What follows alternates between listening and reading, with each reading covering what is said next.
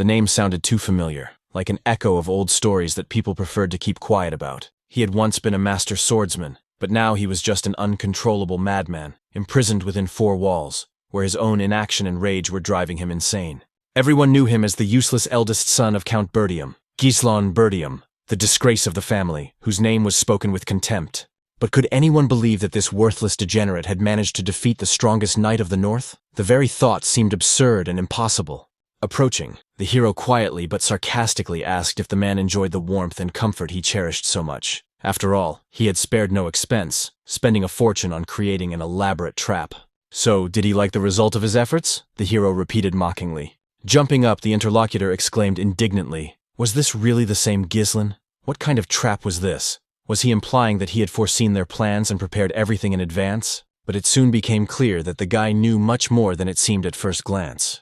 He was aware not only of the conspiracy itself, but also of the exact number of people who would appear here that night. He knew who was spying on whom, who had betrayed their positions, and even who had tried to send help. It was as if he had been pulling the strings from the very beginning. He knew absolutely everything. The wounded man cried out in despair, claiming that this couldn't be, because he always had an ace up his sleeve, a saving move that could turn everything around.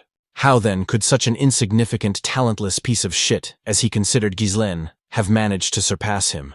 But the hero wouldn't listen to him. With cold determination, he kicked him with all his might, interrupting his pathetic excuses. The hero coldly ordered him to shut his mouth immediately, otherwise he would silence him forever. Let the enemy try 1,000 times to raise their weapons again and launch a raid. Gislon would still emerge victorious, in this battle, the next, and all that would follow. For him, war itself was like a game decided in advance.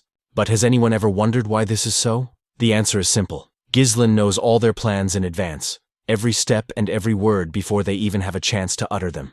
It all began a year ago in the kingdom of Ludania, not far from the majestic mansion of the Berdium family, where the fateful events unfolded.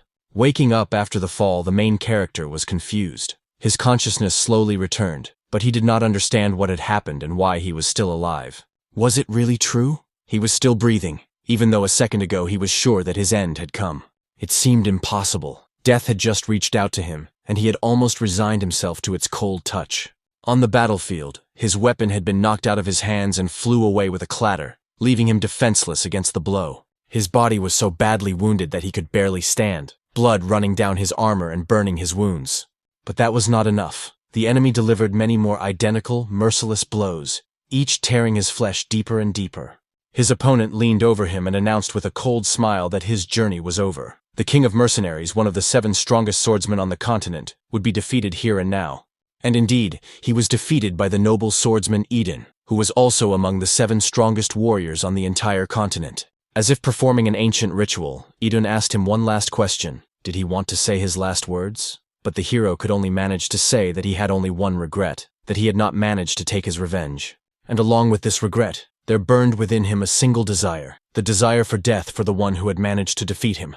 Upon hearing these words, Eden frowned and became indignant. In his opinion, such a response was nothing more than a manifestation of unbearable arrogance and pride. Who would have thought that standing before them was the eldest son of the once powerful Berdium family? He had left his family, unable to bear the pain after the death of his beloved sister.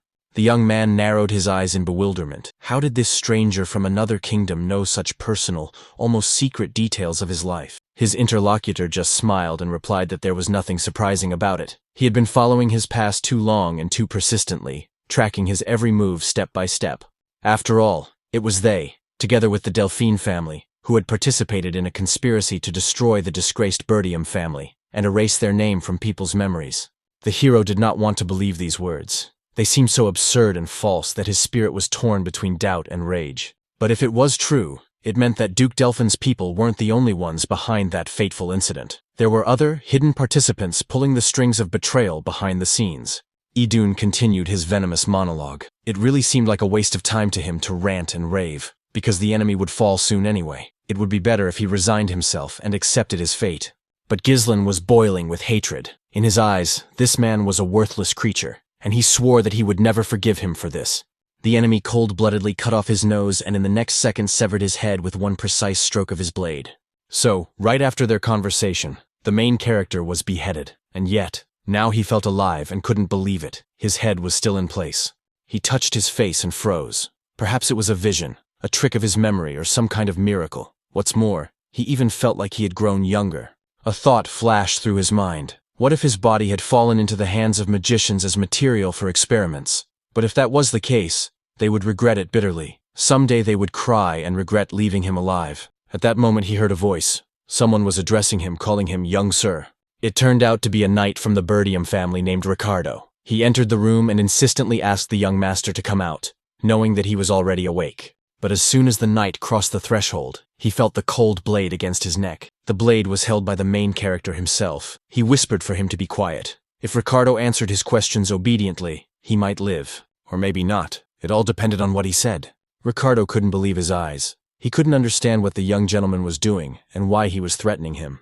Hadn't he gone too far? But since the gentleman had decided so, then so be it. The hero himself was also surprised by his own actions. How did it happen that he was threatening his loyal knight as if by someone else's hands? To figure it out, he asked directly, what was his subordinate talking about?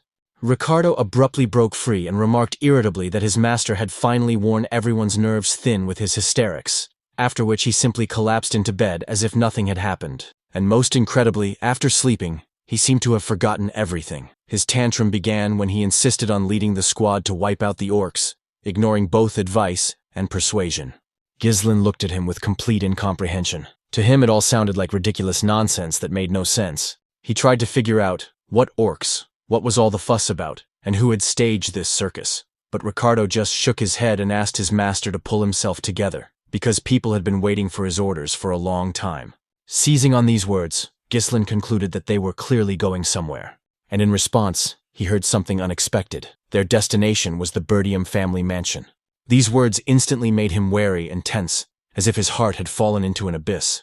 He stopped the knight and demanded that he repeat himself to make sure he had heard correctly. Could it really be the very same Berdium mansion, destroyed and forgotten? After a while, climbing the hillside, he froze. Before him stood the mansion, intact and unharmed, shining in the sun with the grandeur of the past. It simply couldn't be. He had seen the ruins with his own eyes, where emptiness and desolation reigned, but now before him stood the same house, without a single crack or trace of decay. Ricardo, seeing his confusion, cautiously asked if the gentleman had been tormented by nightmares. After all, calling one's own house destroyed was strange, to say the least, and if the Count found out about such words, trouble would be inevitable. Gislon didn't know what to believe. What was happening before his eyes defied all logic. Was he still asleep? But as soon as he felt the cold wind on his face, heard the gravel crunching under his boots, and breathed in the scent of pine needles, he realized, no, this was too real. And then he began to piece together the mosaic pattern of what was happening in his mind. His body had become young again, his face was free of scars, and the mansion shone as it had in the old days. Did this mean that he had returned to the past? After all, he remembered himself during those years. Young, passionate, full of irritation at everything around him. He was plagued by feelings of inferiority caused by his own immaturity, and it was this that pushed him to reckless actions that created new problems. Gradually, even those who lived in the mansion began to turn away from him. Then he couldn't take the criticism anymore, and one day simply ran away from home, leaving his family and everything connected with his past behind.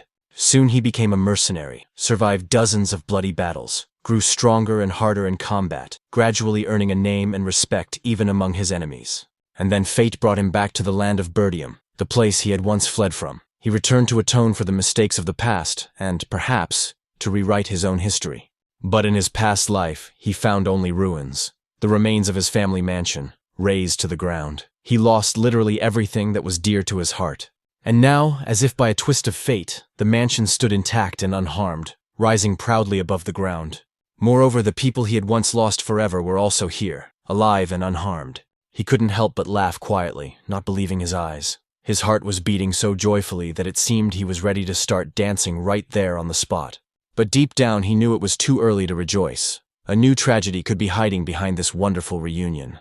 Ricardo reminded him of the upcoming campaign to wipe out the orcs. These words made Gislon shiver. The day of that battle was etched in his memory, and he could never forget it. Because it was on that day that most of the participants in the campaign had died, the very people whose faces still haunted him in his nightmares.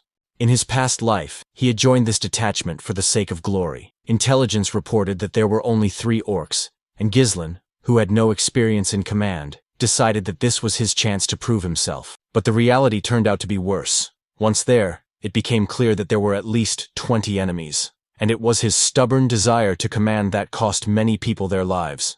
The battle was not hopeless. The orcs were savage and knew little about tactics. The problem lay elsewhere. None of the warriors trusted Gislon, considering him an insufferable fool, which meant there was little chance of coordinated action. His gloomy thoughts were suddenly interrupted by a strange sight. A huge piece of a building flew through the sky, as if torn from the ground by a monstrous force. It was a fragment so massive that no human could have thrown it so easily. One of the knights shouted, alerting the others, "It's the orcs!" And indeed, they had already arrived and launched a fierce attack. Gislon froze in disbelief. Had they really appeared so early? In his previous life, enemies did not attack so suddenly. Everything happened differently. The creatures that attacked the people were ferocious and merciless. They tore and killed without hesitation, as if thirsty for blood.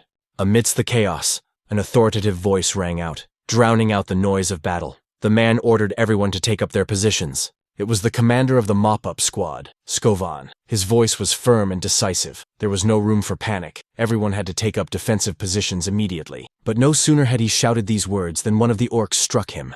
The commander instantly realized how bad things were. They had let their guard down, and the sudden attack had thrown the squad off balance. There were far more orcs than the scouts had reported. At this rate, none of them would survive. Suddenly, he heard someone shout his name. The call sounded sharp and alarming.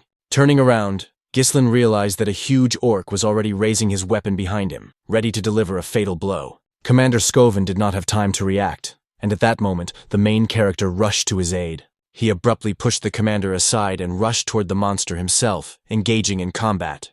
Skovan watched in amazement. He couldn't believe his eyes. The young gentleman, who was considered arrogant and useless, did not stand aside, but rushed into battle without hesitation. Not only that, but he acted with astonishing dexterity. His blade cut through the air, and in an instant the orc lost his arm, and then his leg. The knights who witnessed this were amazed. The huge monster collapsed to the ground, defeated by their young master, whom they had never believed in. But at that moment, Gislon had only one thought in his mind. The mana was still inaccessible. If he had returned a little earlier, when the power was already at his disposal, he could have done much more. Pushing aside unnecessary thoughts, he headed toward Skovan, who was still recovering from what he had seen. Gislon calmly but firmly asked him for one thing. The commander frowned, not understanding what exactly the young gentleman wanted. And then the unexpected happened. Gislon demanded that he be given command of the detachment. These words made Skovan freeze in thought. In his memory, the young gentleman was an insufferable fool, devoid of common sense. And now he was demanding command at a moment when the lives of soldiers were at stake. Therefore, Skovan firmly refused. He could not allow himself to risk the lives of the men entrusted to him by the Lord. It seemed as if the young lord took it all as a game, but even if he was the son of the head of the clan, Skovan was not going to give up power just for the sake of his whim. Gislon was beginning to get annoyed. However, he understood that if he were in the commander's place, he would probably have done the same. But there was no time for arguments. While they were exchanging words, another orc was already approaching them. Skovan sharply shouted at the young gentleman to step back and make way. He would take care of the monster himself, because Gislon did not yet have the experience to lead knights. Then the hero coldly remarked that the commander would have no choice anyway. He swung his sword and threw it with incredible force to the side, right next to the commander. Skovan cried out in indignation, grabbed his weapon and barked, demanding an explanation for what he was doing. But his attention was instantly distracted by the sight of where the blade had flown. Gislon's blade had pierced the skull of a huge orc, passing right through it. The monster let out a hoarse roar and immediately collapsed to the ground, dead. The commander was stunned. How could this boy have hit such a vulnerable spot so accurately? It was like a miracle. Gislon, turning to him, reminded him, Skovan must understand what is most important in battle. Soldiers will never win if they tremble with fear and doubt. That is why now, more than ever, they need motivation. They need a role model. With these words, the boy rushed forward without hesitation. He threw himself into the thick of battle, where orcs clashed with humans, where steel clanged and blood flowed. Without a trace of fear, he brought his blade down on his enemies, sending the monsters to their graves one by one. The other warriors stood in confusion while Gislon loudly challenged the orcs to fight, as if he himself wanted them to come to him. He shouted that he was going to kill them all, so let them come one by one, 10 at a time. Their end would be the same anyway. Indeed, the scene resembled a bloody meat grinder. The orcs' bodies were torn to pieces, their arms and legs severed and falling into the mud. Captain Skovan watched in shock, unable to believe his eyes. Everything that was happening seemed like a dream to him. Even he, with his mana and battle-hardened experience, could not always act so effectively in such a situation, and this skinny youngster was doing the impossible right before their eyes. At the same time, it was obvious that he wasn't even out of breath. His breathing remained steady, and his movements precise. Moreover, every dodge and strike seemed to be calculated down to the smallest detail. He used a minimum of movement, but inflicted maximum damage. The blade slid precisely and coolly, always finding the weak points of his enemies: joints, throat, or heart. Every strike was deadly. His movements resembled the art of a master swordsman, even though mana was still inaccessible to him. It seemed as if the steel in his hands had a life of its own. The soldiers watching the scene found it incredible that fighting alongside them was not an imposter or a failure, but a true genius hiding under the guise of a youngster. With each swing, he demonstrated his superiority, as if testing his enemy's strength and mockingly playing with their fury. The orcs, considered the embodiment of savagery and strength, looked helpless and predictable in his eyes, not living up to their grim reputation. The humans saw that all the monsters had now turned their attention to the young master, and they were overcome with confusion. The soldiers looked at Skavna with hope and fear, but he stood motionless, as if paralyzed by what was happening. The thought of what was going on in Gislon's head remained a mystery to everyone. His maneuver to distract the enemies was successful, but his next actions only surprised the observers. He rushed away. There was a steep cliff in his path, and this circumstance caused many to doubt the gentleman's sanity. However, the sequence of events indicated that this escape had a hidden purpose. Only then did Skovan realize the essence of the plan, and order the soldiers to close ranks, raise their shields, and prepare for battle. The soldiers, coming to their senses, rushed after him, forming a tight formation.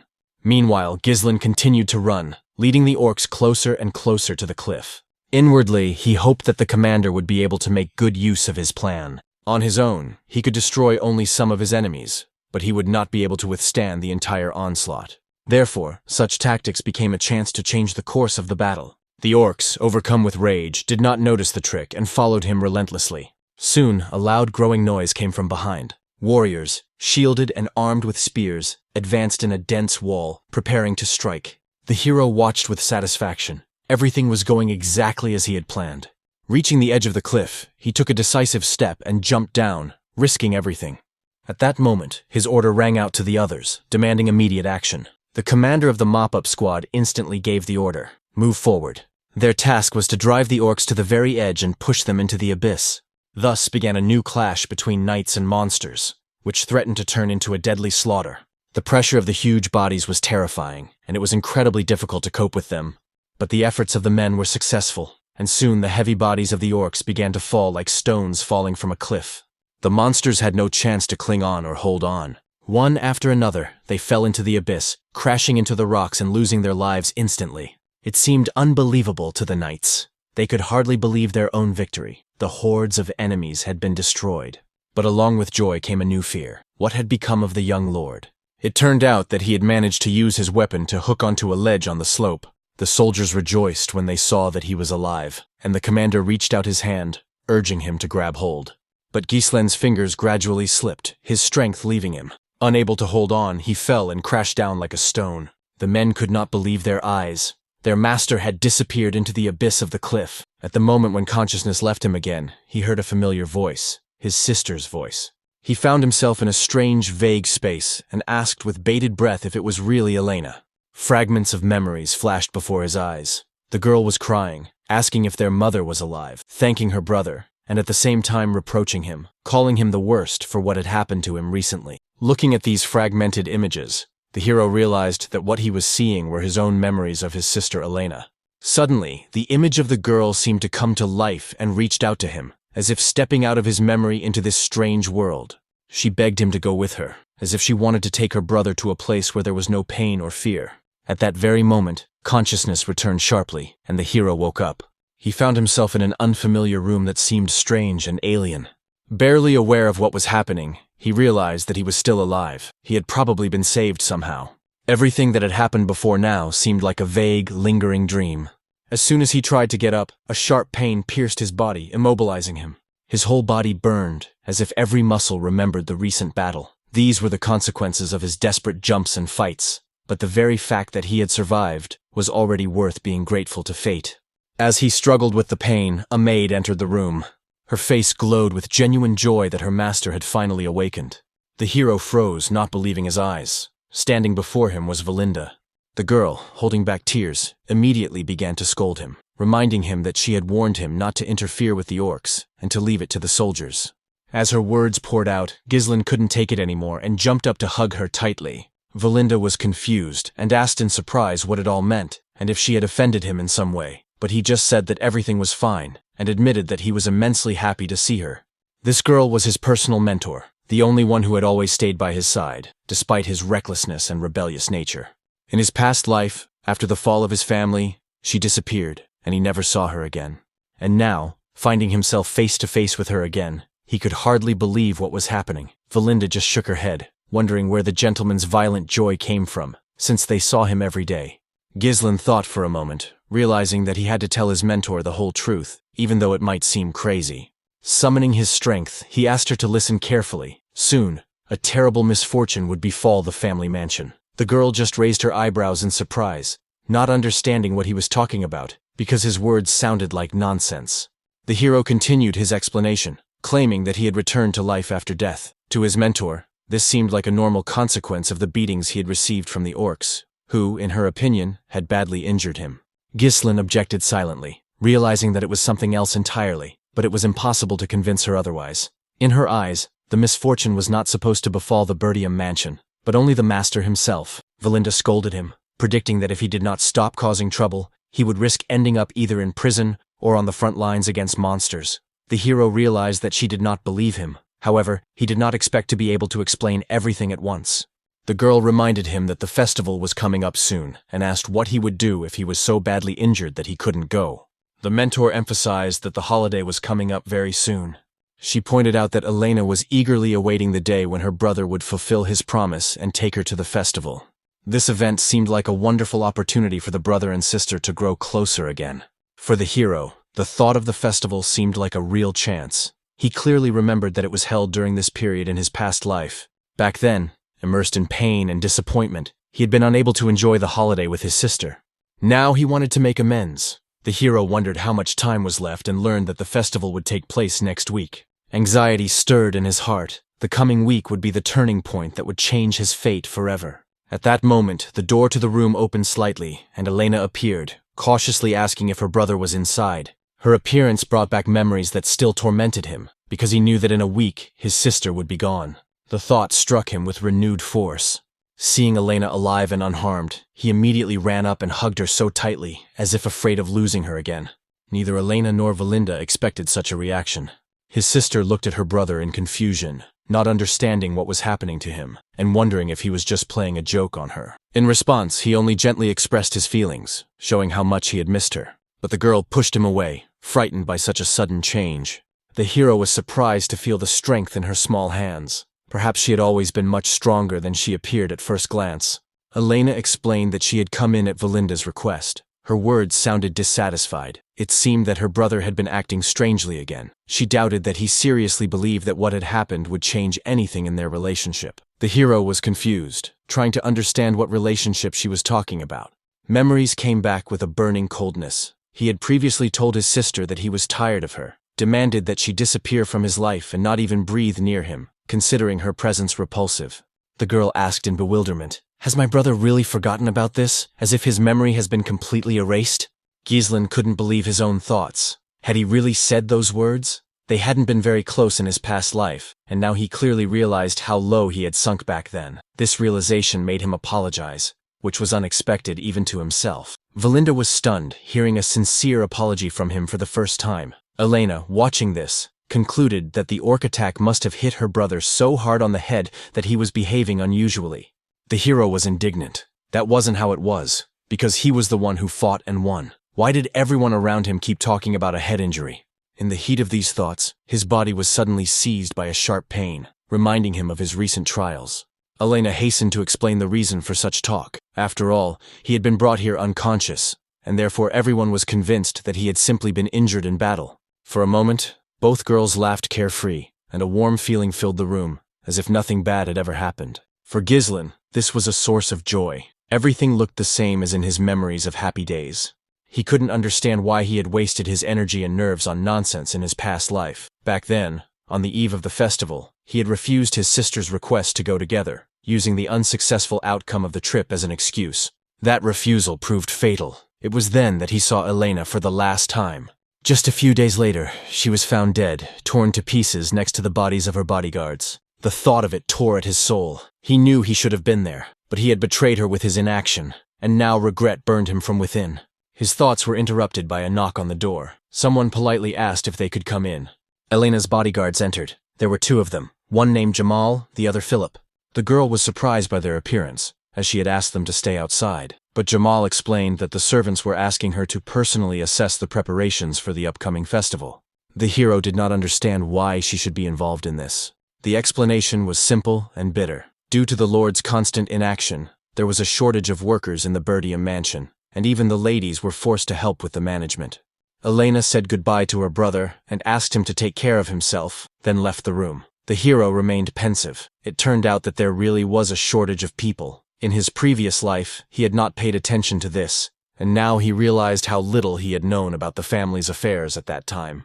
After thinking about everything that was happening, he unexpectedly offered his help with the preparations. Elena turned around sharply, struck by his words. It was unthinkable for her that her brother would volunteer to work. She was sure that something serious had happened to his head. Meanwhile, preparations for the festival were proceeding in the most serious manner. Every little thing was taken into account. Every detail was brought to perfection. The hero insisted that he was ready to help, but those around him just waved him off, saying that no one could concentrate on the task at hand with him around. This attitude upset him. His sincere willingness to help was perceived as a mere whim. Valinda simply noted that it would be more helpful if he did nothing and just rested quietly. At that moment, Gislon's thoughts returned to the fact that in her previous life, Elena's body had been found in the slums, far from the festival grounds. This could mean that she had been lured away or taken by force. To prevent this from happening, he decided to study all the paths and exits from the castle, as well as every loophole through which intruders could enter. While he was arguing with his mentor, a man suddenly ran up to him. This person turned out to be painfully familiar. Before him stood Fergus, his old servant, loyal and devoted, breathless from his haste, but immensely glad that his master was alive. Fergus said that he had rushed to him as soon as he heard the news from the squad that had been clearing out the orcs. The hero simply asked to postpone their conversation until later. At that moment, Elena appeared, noting that the old man's arrival was very timely. She was sure that her brother was behaving strangely after waking up, and that it would be better to put him back to bed, entrusting this task to Fergus. The old servant agreed, and Gislon once again felt that his reputation as an idiot was preventing him from carrying out his plan. There was nothing left to do but act cautiously. He decided to gradually gather information about the castle over the course of a week. First, he asked Fergus if there was an abandoned training ground on their property, and if so, to take him there. The old man was surprised and asked why his master needed it. Gislon considered the question unnecessary. He needed the ground for training, that was obvious. For a personal knight, such a desire sounded incredible because his master had never shown such zeal before. However, once the request had been made, he was ready to fulfill it, so he led his young master to the desired location. Upon arriving there, Gislon was amazed by what he saw. The grounds were in much better condition than he had ever imagined. This place turned out to be the perfect spot for training. In all his years as a mercenary, he'd never seen anything this convenient and well-designed. Fergus explained that the equipment was always carefully maintained in case his master suddenly decided to use it. The old servant sincerely believed that his young master's difficulties would be overcome sooner or later.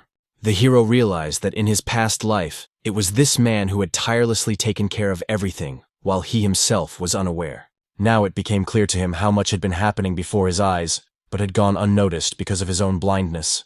This time, he firmly told himself that he wanted to live a long life. Death was not for him, although the thought that he had already experienced it never left his mind. Deep down, he knew the truth. He had indeed died and been given a new lease on life. But when the knight heard these words, he didn't believe them, and dismissed them as a silly joke. The hero told the old man to leave and said that he intended to stay here to train. Fergus bowed respectfully and promised to wait for him outside. Left alone, Gislon thought about how he had treated those around him with hostility and coldness in his past life. Now everything looked different. Before he had been blind, not noticing the sincerity and devotion of those around him. There was only a week left. He remembered that in his past life, he had managed to find out that one of the neighboring lords was behind Elena's death. This marked the beginning of a great war in which the Berdium family was drawn in, and that war ended in defeat. Elena's death was the starting point for the family's downfall, a tragedy that destroyed everything. It was at this moment that the hero decided to rewrite history and start all over again. The first step was to strengthen his own body. There was very little time, but he had no intention of backing down. In this short period of time, he must at least discover the paths of mana within himself. Mana is a force that gives people the ability to go beyond their limits, to overcome boundaries that previously seemed insurmountable. Many believed that mastering it was an almost impossible task, requiring years of persistent training. But he knew that even amid the chaos of battle, he was capable of feeling and directing this energy. Now he had to focus and capture the particles of mana floating freely in the air around him. The hero concentrated, trying to catch the particles of mana in the air and carefully pull them inside, as if winding the finest threads onto a spool. For a warrior who had fought thousands, perhaps tens of thousands of battles, creating a mana core seemed like a trivial matter. But it was precisely this combination of experience and special knowledge that allowed him to become one of the 7 strongest swordsmen on the continent. At one time, he was lucky enough to come across a half-burnt book, and the method he found there became a real breakthrough. With its help, he was able to create not one natural mana core in his body, like the others, but 3. These cores were connected to each other in a single network, thanks to which their power was greatly increased and turned into a destructive force. However, each step in this process caused intense pain. His body resisted, as if it did not want to accommodate such a thing. Now, 3 cores were the limit, whereas in his previous life, he had managed to increase their number to 5. This method did indeed grant incredible power in a short time, but the price was a colossal expenditure of mana. This was the reason for his defeat by Eden. His opponent attacked at the moment when his strength was running out, and if the fight had been fair one-on-one, the victory would have gone to Gislon. The technique, despite its effectiveness, remained unstable, but now it was the best option, because time was still on his side, and his body was still young. This time, he was not going to give in. His goal was to take Idun's head, and then to deal with the Dolphin clan and their allies. After all, they were the ones who had contributed to the fall of the Berdium clan, and now he intended to destroy them all, down to the last one. The days flew by unnoticed, and then the 7th day arrived, the day of the festival. Gislon was fully prepared for it. For him, it was not just a holiday, but the beginning of the battle for his sister's life. When Elena saw her brother, she was stunned. She did not expect him to actually keep his promise and go with her to the festival. This was something new. He had never been interested in such entertainment before. Now, he explained his presence by saying that he was obliged to appear at the Berdium clan's celebrations at least occasionally. Her sister smiled and admitted that her brother had changed a lot. She had heard rumors that he had not left the training hall all last week. For him, this was not surprising. The heir to a great family was obliged to train, but in the past he had indeed neglected this, and therefore the change seemed extraordinary to those around him. His relationship with his father remained strained. The thought that he could become a lord without endless ceremonies and moralizing never left him. However, Elena was pleased with the changes in her brother. To her, it seemed as if the Gislon she wanted to see was returning. The hero himself had realized a lot over the past week. His new actions changed not only his behavior, but also the very course of his destiny. Realizing this, Valinda instructed Jamal and Philip to keep a close eye on the young lord so that he would not cause any commotion on the day of the festival. The knights assured her that she could rely on them completely. The hero thought that the main events would probably remain unchanged, but the details could change, and he had to use his knowledge of the future to turn them to his advantage. Therefore, he needed to think through the most effective steps in advance for each possible situation. This time he was ready for the unexpected. Together with his sister, he strolled through the bustling market, where crowds of people were enjoying the festive atmosphere. Elena laughed, rejoiced in the little things, and enjoyed a carefree day, while her brother kept his eyes on those around him, noticing every little detail. At one point, the girl admitted that she was really having fun, but at the same time, she complained about the monotony. The festival was the same every year, and she wanted something new. The hero noted that the holiday was coming to an end, and nothing unusual had happened. Perhaps it was because this time he had not left Elena's side for a moment. Suddenly, one of the accompanying knights asked if they had already visited all the places. He mentioned that a new attraction had appeared nearby, and offered to accompany the lady there. Elena was excited by the idea and agreed, hoping that it would indeed be interesting. However, this aroused Gislon's suspicion. A disturbing thought flashed through his mind. Could there really be traitors hiding among his sister's bodyguards? Jamal and Philip were trusted unconditionally, for they had guarded Elena since her birth. In their previous life, they had fallen defending her to the last. Without taking any action, the hero decided to follow them, ready to intervene at any moment. His companions announced their arrival, and their journey ended in an abandoned square where there was nothing but silence and desolation. Elena looked around in bewilderment and noted that the place looked strange and shabby. She couldn't understand how entertainment could be arranged here. Jamal suggested that the preparations were not yet complete. He assured her that the performance would begin soon, but the young lady was only indignant, considering his words to be mockery. It seemed impossible to her that anyone would put on a show in such a depressing and empty place. Everything happened exactly as Gislon had predicted. At first glance, it was an ordinary wasteland, unremarkable and boring. But a closer look revealed barriers and partitions blocking the escape routes. Everything here looked prearranged. While the hero was thinking, Elena took him by the hand and pulled him forward. Jamal, trying to hide his tension, suggested waiting, because that was why they had come here. However, Elena objected, not wanting to stay in such a strange place. Gislon noted to himself how stubborn and strong-willed his sister was, and wondered if her own training or preparation was behind it. But the second bodyguard, Philip, blocked her way. With unexpected force, he demanded that she wait. For the first time, Elena noticed an unusual insistence and predatory notes in his gaze. The bodyguard's behavior seemed strange and unfamiliar to her, as if the people standing in front of her were not the ones who had protected her since childhood. Jamal tried to ease the tension by saying that he didn't want to scare her, but soon the truth came out. They had an order. While Elena couldn't believe what was happening, new figures approached them. Several men in wide-brimmed hats emerged from the shadows and approached the group. The leader, who called himself Frank, praised the bodyguards for their excellent work and noted that everything had gone exactly as expected. Philip confirmed his words, saying that the plan had succeeded. The young lady had been brought in, and now they were waiting for the deal to be completed. Frank's gaze fell on Elena, but then stopped on her companion. He said with surprise that he was looking at the eldest son of the Berdium family. Frank noted with surprise that he did not recall the order concerning the eldest son of the Berdiums. One of the bodyguards coldly remarked that the young gentleman would be just a bonus. According to him, it was his own fault. He had followed them and fallen into a trap. Gislon was boiling inside. The thought that his own sister was being traded like a commodity filled him with rage. How could they think that such a thing would go unpunished? Jamal just smiled, assuring them that the young gentleman himself should worry about his life. They, in turn, would be able to escape and hide anywhere they wanted. These lands, as he said, had long been impoverished and brought no joy. Every year, more and more people left the Berdium's domain, tired of barbarian raids and ruin. But while the traitor continued to speak, Gislon was already preparing to strike. In an instant, the blade cut through Jamal's body before he could even realize the danger. The rest of those present froze in disbelief, stunned by the incredible speed with which the young master had acted. Gislon merely noted coldly that at least he did not trade in other people's lives. Then his gaze fell on the second bodyguard. Philip, realizing that everything had gone wrong, grabbed Elena, contemptuously calling his partner a fool for underestimating the enemy. But those were his last words. In the next moment, Gislon's blade pierced his head, and the only thing he managed to whisper was that such a thing was impossible. A moment later, Elena was in her brother's arms, under his protection. The men who had come with Frank looked at each other in bewilderment and asked if this was really the eldest son of the Berdium family. They were sure that he didn't even know how to fight properly. Frank, studying the young man with his eyes, confirmed that the appearance matched. He was struck by something else, the ease with which he had killed 2 knights. Moreover, there was clearly mana in his blows, which made everything that was happening even more incredible. Elena was confused, trying to understand what was happening and where her brother got such strength. But Gislon did not give her an answer. He himself did not know what to say, because for him it was not a time for explanations, but for action.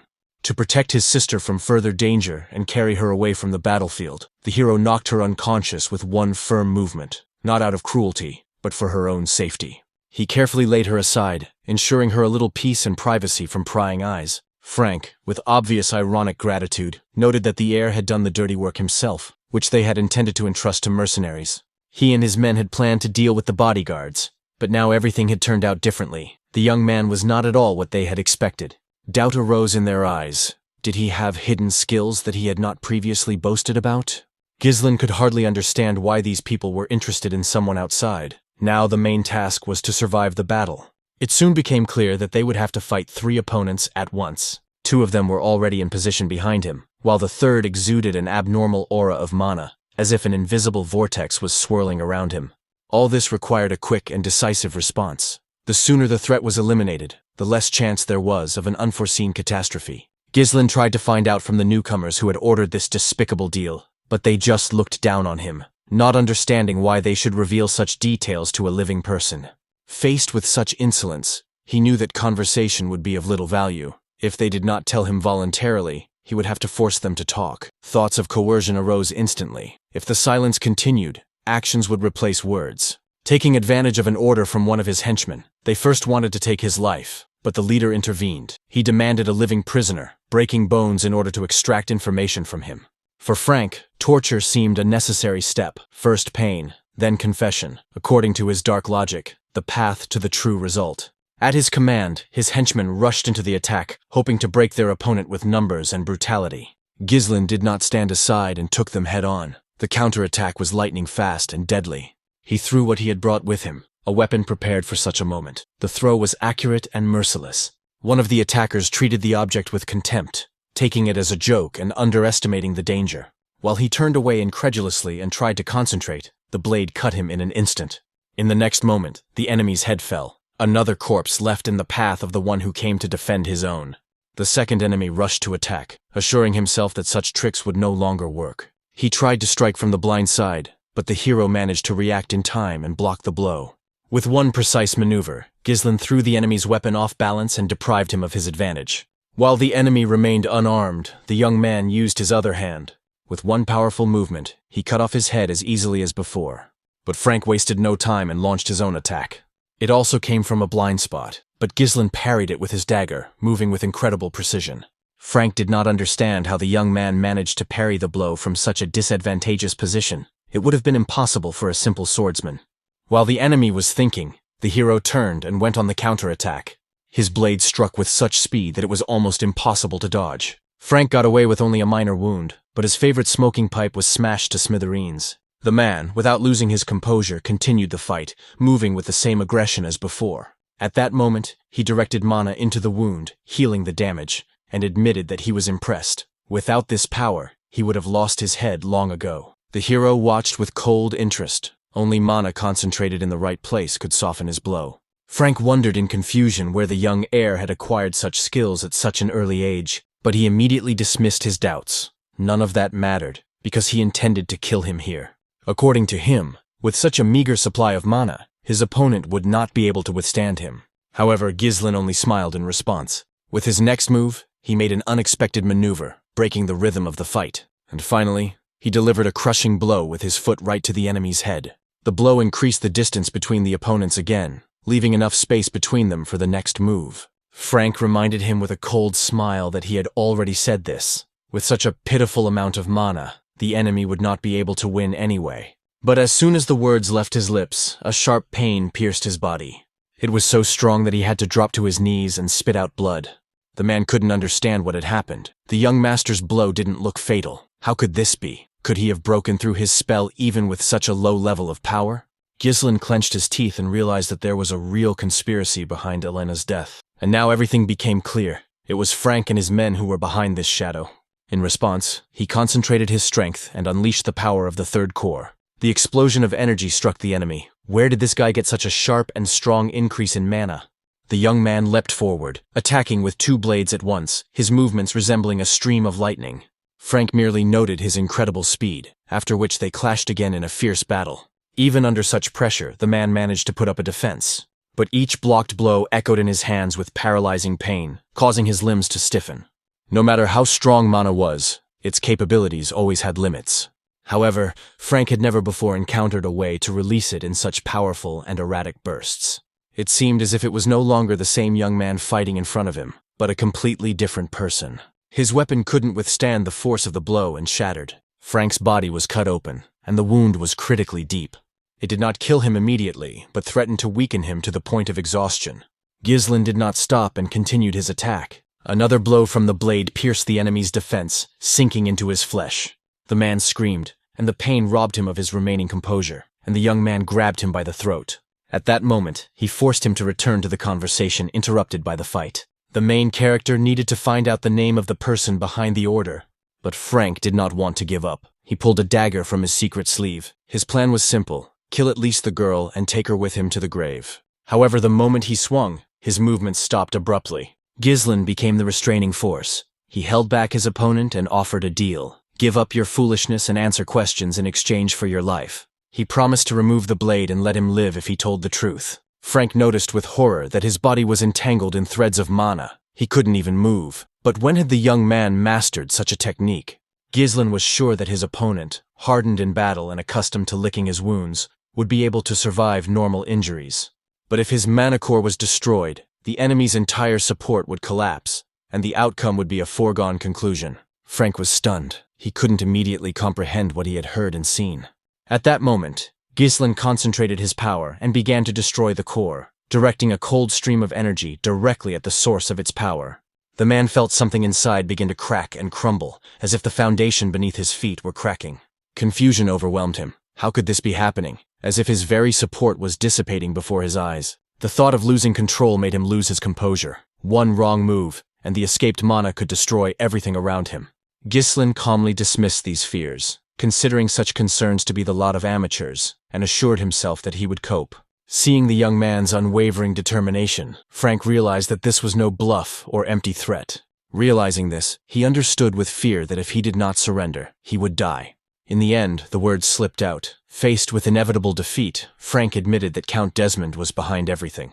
He was the one who had ordered Elena's murder, seeking to create a precedent that would unleash a war between the Berdiums and the neighboring house. Putting the facts together, Gislon realized that the conspiracy did indeed lead to Desmond's hand. In his former life, dirty work was often entrusted to executors from the Duke's entourage. Now it was becoming clear how the Dauphin had orchestrated it all from behind the scenes.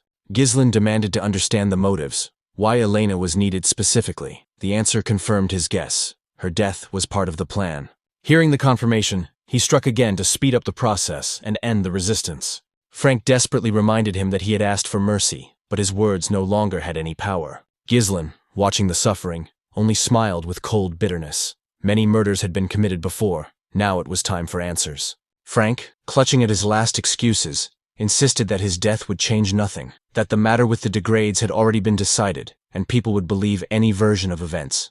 But Gislon knew that this would be followed by a new round of war, and that the Berdiums were about to be drawn into it again. He pulled his opponent closer and let him hear the explanation that he now had to accept. The confession of rebirth after death, clenched in his chest, sounded without sentimentality. In this cycle, everything would be different. And at that moment, the final blow destroyed the last core. Frank's source of mana ceased to exist. While the city celebrated amid revelry and music, Gislon exterminated the conspirators in the shadows. After examining the bodies of the fallen, he made sure that the threat had been eliminated, and his sister was unharmed. Then he threw his weapon aside and allowed himself a brief sigh of relief. But his joy was short-lived. A sharp pain flared up in his chest again, and blood poured from his mouth. He had to bend over and spit it out, feeling his strength melt away under the pressure of losing 3 cores. Once, such a loss would have been insignificant for the mercenary king, but now the price was different. His young body did not allow him to recover so quickly. Nevertheless, he was not going to give up. Gathering the last of his willpower, Gislon stood up and headed for the door. There were things ahead that could not be put off. The door was locked, so Gislon took a running start and kicked it open, throwing the heavy door to the side. Pieces of evidence swirled in his head. Besides Elena, another body had indeed been found at the scene. Based on Frank's confession, the situation began to take shape as a grim chain of cause and effect. Logic suggested that the victim was most likely the son of Count Berdium. Apparently, he and all those accompanying him had been killed, after which these events had been distorted in order to place the blame on the Berdium family. This was how those who knew too much were silenced. When the truth came out, it would inevitably lead to war. That was the conspirators' bet. Therefore, Gislon made the only decision that was right for him, to remove any traces and evidence that could reveal their dirty plans. He was determined to prevent these people's insidious plans from coming to fruition. Meanwhile, someone was watching him from behind, hiding their silhouette in the shadows of the street arches. The stranger did not linger in one place. He dissolved into the crowd, trying not to attract attention. At a secret meeting, the failure of the operation was discussed with concern. Someone noted that it was not ordinary people who had been sent on this mission, but the best knights, and yet they had failed to keep track of even a little girl. The observer told those gathered a simplified version of what had happened. Gislon Berdium had unexpectedly appeared at the scene. The hall was filled with confusion. How could this man intervene when he had long been considered a weakling and a windbag? Many still took the rumors. The image of Gislon as an inept, foolish heir, at face value, which is why they decided to use him as a trump card. But the narrator claimed the opposite. The reality was different, and the young man was not at all what he was made out to be. He described in detail how Gislon dealt with his attackers one by one in the square. His blows were quick, cold-blooded, and deadly. It seemed as if a different person was inside the young man's body, not the fool from the rumors, but a warrior with willpower and skills, revealed at the most crucial moment. Despite the fact that the degenerate case had been practically brought to the desired result, the messenger asked for just one more chance. But those around him impatiently demanded silence and ordered him to shut up. Whoever the conspirators encountered next, this failure could turn into a chain of troubles. Simple mistakes were severely punished here, and second chances were usually not given. In the midst of the argument, the eldest of those present, the most influential voice, sharply remarked that the room was too noisy and that the conversation should be conducted with caution. He asked the speaker what specific opportunity he was requesting, and a tense pause ensued in the room, during which the fate of the one who dared to ask for leniency was being decided. One of the attendees decided to speak up. Gislon Berdium must be eliminated. The others immediately asked how he intended to do this. Then the man in the cloak revealed his cards, claiming that he had a special trump card for the duel. His name was Cain Lodges. He had gained fame for his powerful techniques combined with his skillful swordplay. Despite his young age, Cain was considered the living embodiment of strength, and there was hardly anyone in the north who could match him. In addition, he was Gislon's cousin, which made the task easier. Bringing them face to face would not be difficult. This news aroused considerable interest among those present.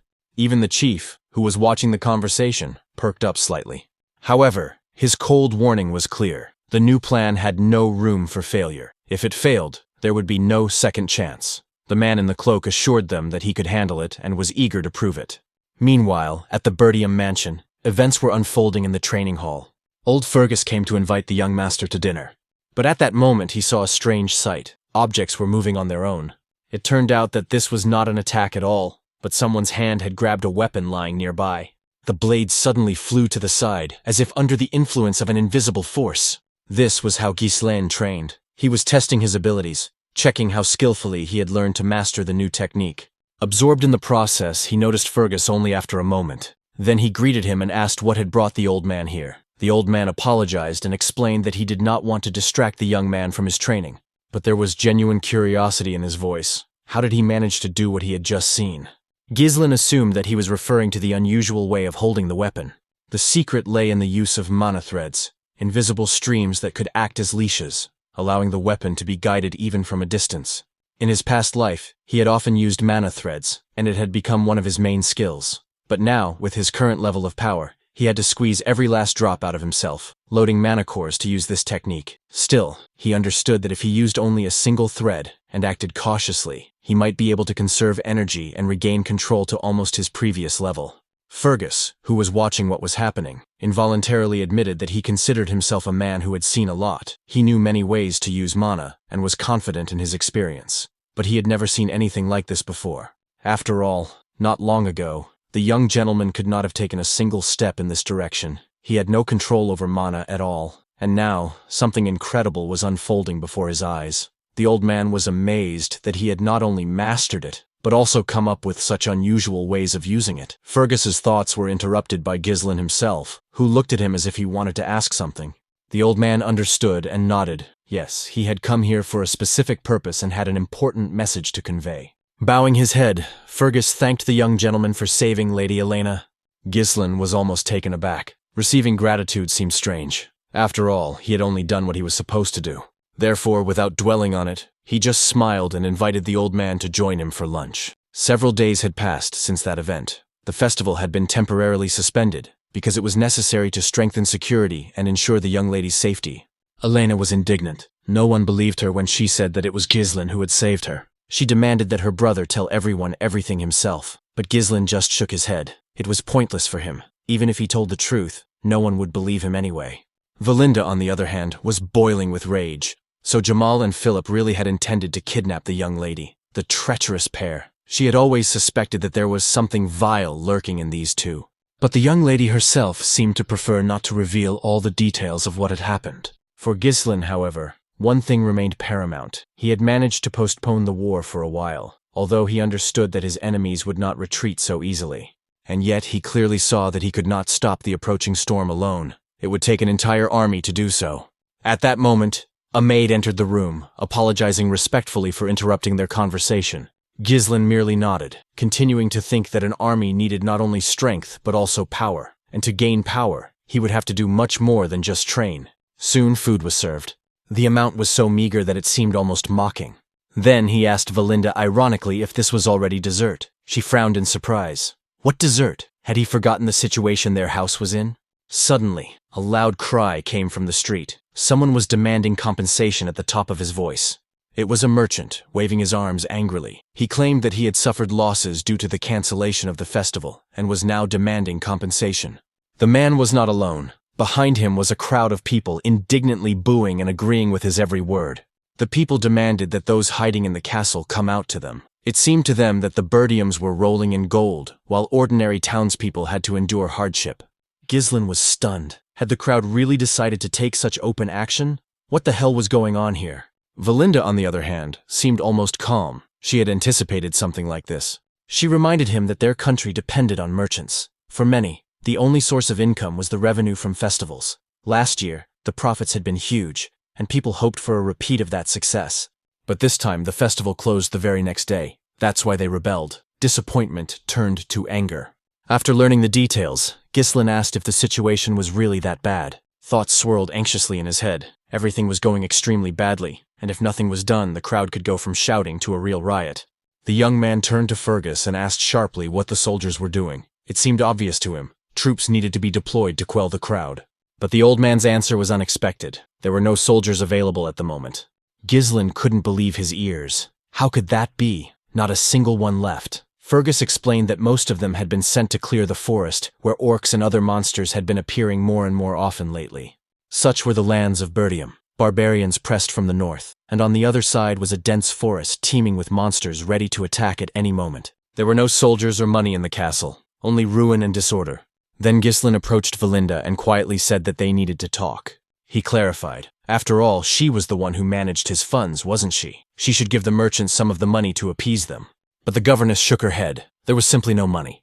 Gislon couldn't believe what he was hearing. What do you mean there isn't any? But Valinda reminded him that the Count himself had ordered that he not be given any money. The young lord had spent it too recklessly in the past.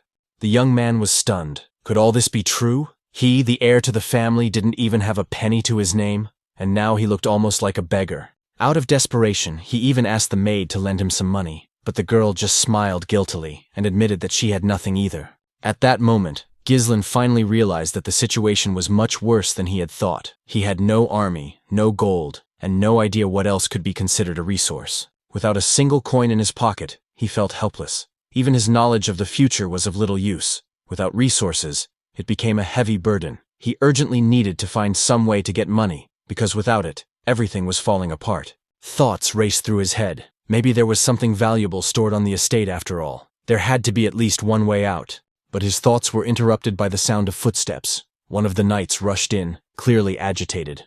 It was Ricardo. The young gentleman immediately asked him what had happened and why he was in such a hurry. Ricardo was almost shouting. They had a serious problem, and Lord Cain himself demanded to see Gislon. The name confused the young man. Why did Cain need him? Meanwhile, it became clear that Scoven had been involved in a fight. Someone had attacked him and beaten him severely. Even with serious injuries, the squad leader was still holding on, but the stranger kept hitting him again and again, as if he wanted to break not only his body but also his spirit. When Gislon arrived at the scene, he saw the warrior being lifted into the air by another blow and thrown to the ground. For a moment he was confused, not understanding what was happening. But soon everything became clear. The attacker turned around and, noticing him, smiled. It was as if he had been waiting for this moment. Standing before Gislon was his cousin. Finally, the source of all the trouble had appeared, and now there was no point in hiding. The boy looked closely at the familiar features and remembered that insolent face. Before him stood the heir to the Lodges family, allies of the Berdiums. His name was Cain Lodges. Once, in a past life, he was considered Gislon's only friend. But in reality, he had never been a friend. Rather, he was a rival, and at times an enemy, hidden behind a mask of friendship. And now it was he who had beaten Scoven and, without hiding his malice, was heading towards Gislon himself. Gislon glanced quickly at Ricardo, demanding an explanation. What the hell was going on here? The knight hesitated, unable to find the words. Only after a moment did he admit that they had been informed of disturbances in one of the local taverns. When they arrived, they found Cain surrounded by his escort knights. He clearly had no intention of hiding his curiosity and began to ask questions. Were the rumors about the young Lord Berdium true? Scoven seemed to want to be honest and began to recount everything he had heard in detail. But before he could finish, Cain grabbed him sharply by the head, squeezing his fingers like a vice. His voice sounded defiant. How dare this soldier lie so brazenly to the heir of the lodge's family? And that was exactly what led to the scene Gislon was now witnessing, a beaten commander and a smug cousin basking in power. Cain, not hiding his irritation, shouted that if Scoven had decided to speak, he should tell the truth. After all, there were amazing rumors going around, that Gislon, who had barely completed a couple of training sessions, had managed to deal with the orcs with his bare hands, and then exposed the traitors. That's why he decided to bring the poor guy to his senses, with a blow to knock some sense into him. In his opinion, none of this would have happened if the man hadn't spread ridiculous tales. For Gislon, however, none of this came as a surprise. He knew perfectly well that this was how Cain had always been. Since childhood, his cousin had treated him like his lackey. Every time Cain came to the Berdium lands, it turned into a real mess. And even when he went too far, no one dared to object. Even Gislon used to bow his head submissively. No one dared to look down on Cain, especially the former Gislon, consumed by his own inferiority complex. His cousin's confidence and brazen arrogance were perceived as the innate right of an heir. It was precisely because of these comparisons that criticism of the young master only grew stronger. Now, seeing him in front of him, Cain frowned. Usually just one glance from him was enough to make Gislon tremble and give in before the conflict even began. But now, for the first time, a shadow of doubt flashed in his cousin's eyes. Shortly before these events, something curious happened at the lodge's estate. A mysterious man in a mask appeared before Cain and whispered an offer to kill Gislon. The mask hid his features, but his words sounded confident. If Cain succeeded, a certain influential person would provide his family with enormous support. Cain noted that the task was certainly not difficult. But still, Gislon was also the heir to his lands. How could he simply be removed from the picture? The masked man calmly explained how to pull it off. All he had to do was provoke his cousin into a duel and then make it look like an accident. From the outside, it would look like a typical quarrel between young heirs. The masked man promised to accompany Cain under the guise of a knight and control the course of events, so there was no cause for concern. For Cain, it seemed like a pretty convenient opportunity. He was even surprised at how easily he was offered to get rid of his own relative. Who would have thought that one day he would be asked to kill his own cousin? And yet he agreed. The decision was easy. They could get started right away. Deep down, Cain suspected that the reason was that someone had noticed changes in Giselle, and that bothered him far more than his former reputation as a worthless idler. Remembering this, he asked mockingly what his cousin was doing right now. If he had come, it was time to bring everything due. Gislon cautiously asked what exactly he meant. Cain reminded him of the interrupted festival, and he suggested livening things up in his own way. A little drink, a few women, just like in the old days. Or perhaps his cousin had suddenly decided to pretend to be a righteous man. Gislon remained silent, watching him with a cold gaze, as if he did not understand what he was talking about. Only after a minute did he pretend to understand. Of course, Cain always demanded entertainment as soon as he set foot on Berdium soil. Women and wine were his eternal companions. Once, Gislon danced to his tune, fearing another beating, but now everything had changed. He wasn't going to spend a penny on him. Moreover, the Count had recently forbidden giving him money, because he thoughtlessly spent it on trifles.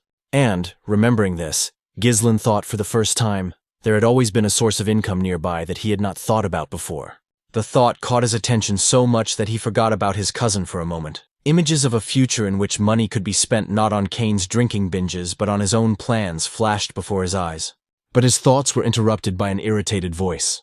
Cain demanded that everything be brought here immediately, as if he were talking to a servant. Couldn't he see that the elder lodges had been waiting for a long time?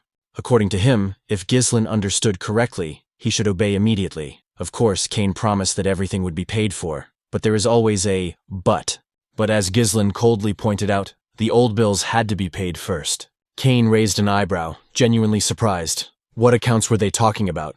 The guy calmly explained. His cousin knew perfectly well that he had been living off him all this time, and if you added up the interest, it amounted to no less than 1,000 gold pieces. These words sounded so serious that Cain almost laughed. He was indignant. How could anyone demand such a ridiculous amount when all his fun wasn't worth hundreds of gold coins?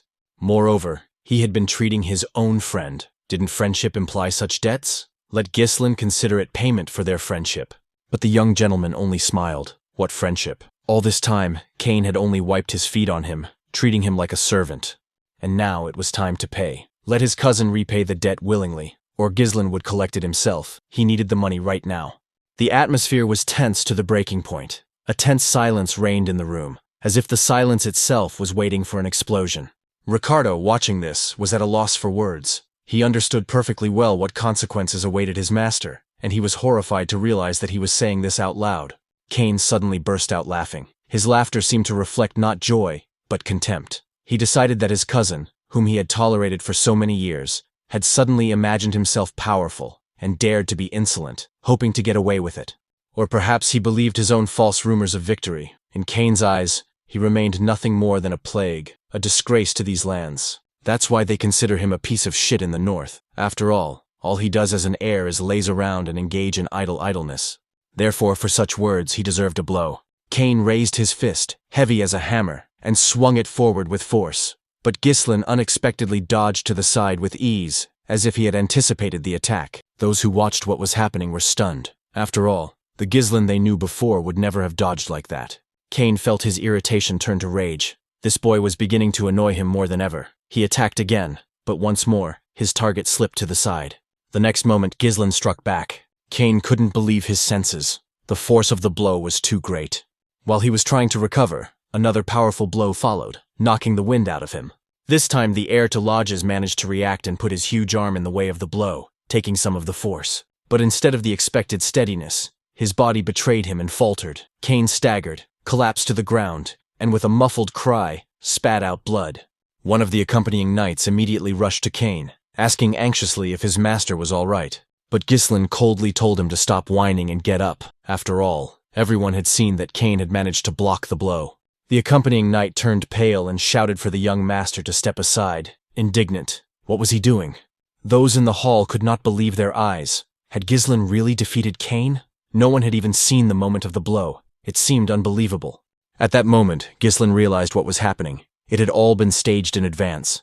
Cain leaned over to his companion and whispered, "Was I convincing enough?" His companion replied just as quietly that everything had gone perfectly. It looked as if Gislon had started the fight. That would be enough to justify a challenge to a duel. Cain rejoiced inwardly. The opportunity to enlist the support of an influential person did not come along every day. He had to make an impression and seize the chance. He remembered the mysterious man's words. If he succeeded, the lodges would gain a powerful patron. This was an opportunity to get rid of not only his cousin, but the entire Berdium family. Cain took a blue glove out of his pocket. Standing up to his full height, he proclaimed loudly, "How dare this man, who disgraces the honor of the aristocracy with his tall tales, attack him for merely attempting to establish the truth?" With these words, he was about to challenge Gislon to a duel. But before he could finish, the glove had already struck him in the face. It was Gislon. He himself had challenged Cain. His cousin was momentarily speechless, unable to understand where the brat got such confidence in his own abilities. Gislon calmly explained. Cain had unjustly insulted the heir to Berdium right in front of his men. Moreover, he had cowardly attacked his subordinates, thereby disgracing his own name and aristocratic dignity. And it was unlikely that Cain would dare to deny the obvious. A tense silence hung in the hall. Cain remained silent. Then a crooked smile touched his lips. He muttered that he had always known that Gislon was a fool, but to voluntarily dig his own grave was truly astonishing. However, so much the better. He accepts the challenge. Let him not regret it, even if he dies. The main character turned to Ricardo. He asked him to bring all the protesters from the merchant's castle gate here. Tell them that Gislon will get them their money very soon. The festival was cancelled too suddenly. As a result, the festive atmosphere, which had been reaching its peak, suddenly subsided, leaving behind dissatisfied people who were unable to let go of their regrets. They remained in a state of agitation because they were unable to celebrate and spend their money. In such a situation, a good show would help them let off steam. That is why the crowd was now cheering in anticipation of the duel. The duel between young Mr. Cain and young Mr. Gislon was declared open. Some bet on Cain, because it was high time to teach that fool Gislon a lesson. And the merchants were happy because the duel had once again attracted people to watch, and thus goods began to sell more readily. The leader of the protesters was also pleased. He said that everyone should be quiet and line up. Most people bet on Mr. Cain, because they were sure that the bet would pay off without fail.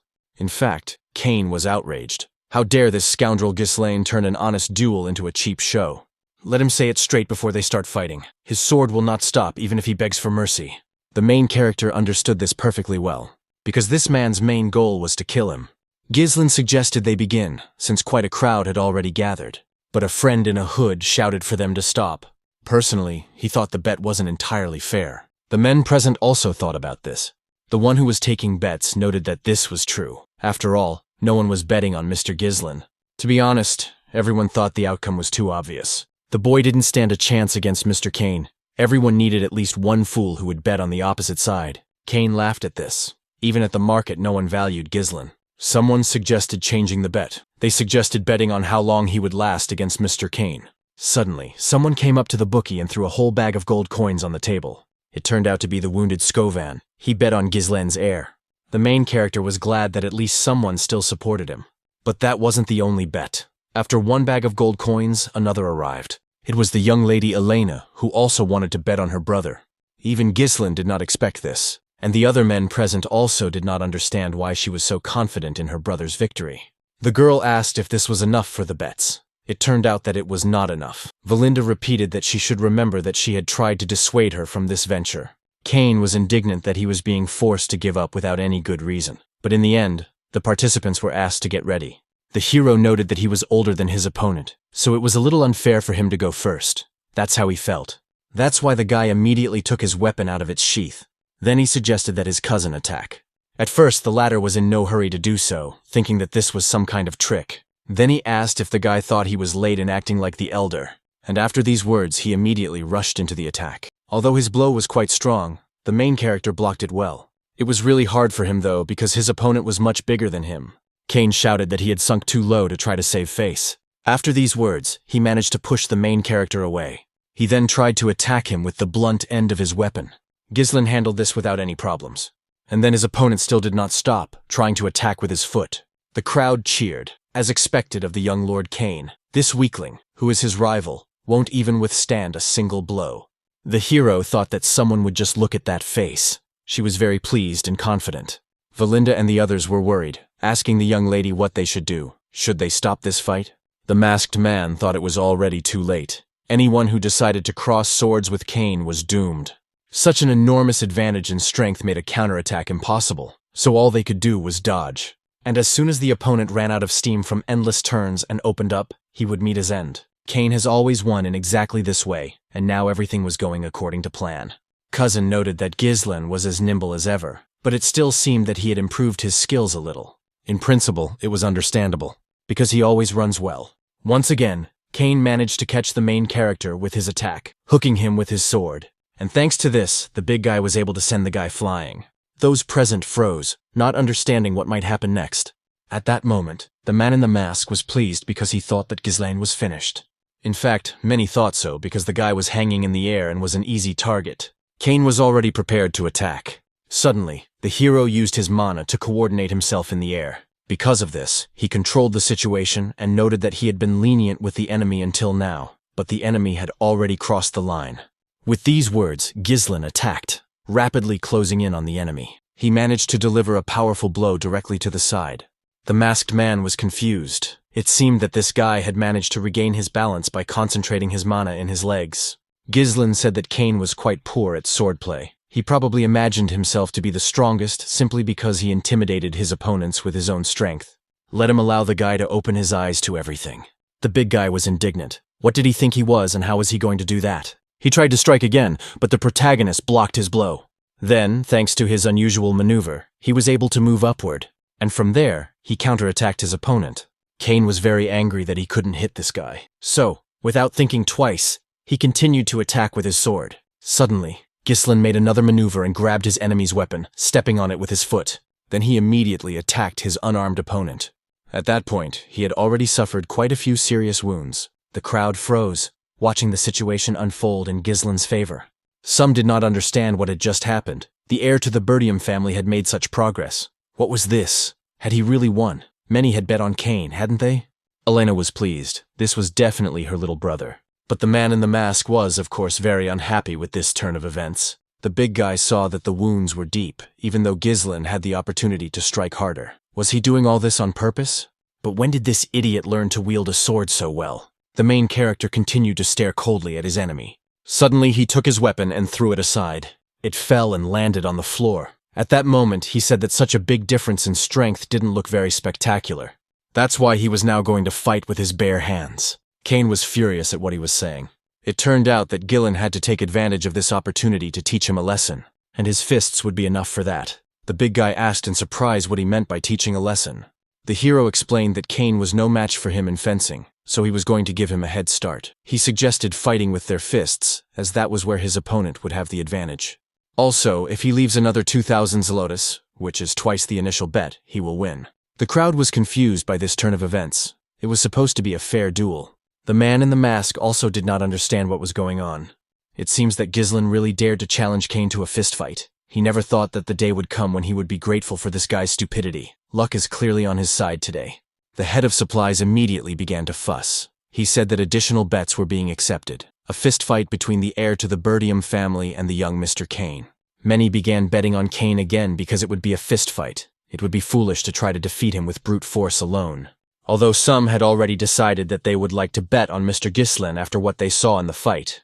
Cain laughed. So this guy was going to fight with his bare hands? That made him laugh. But if that's what he wants, then he doesn't mind fighting him with his bare hands. The only problem was that he was going to keep his sword.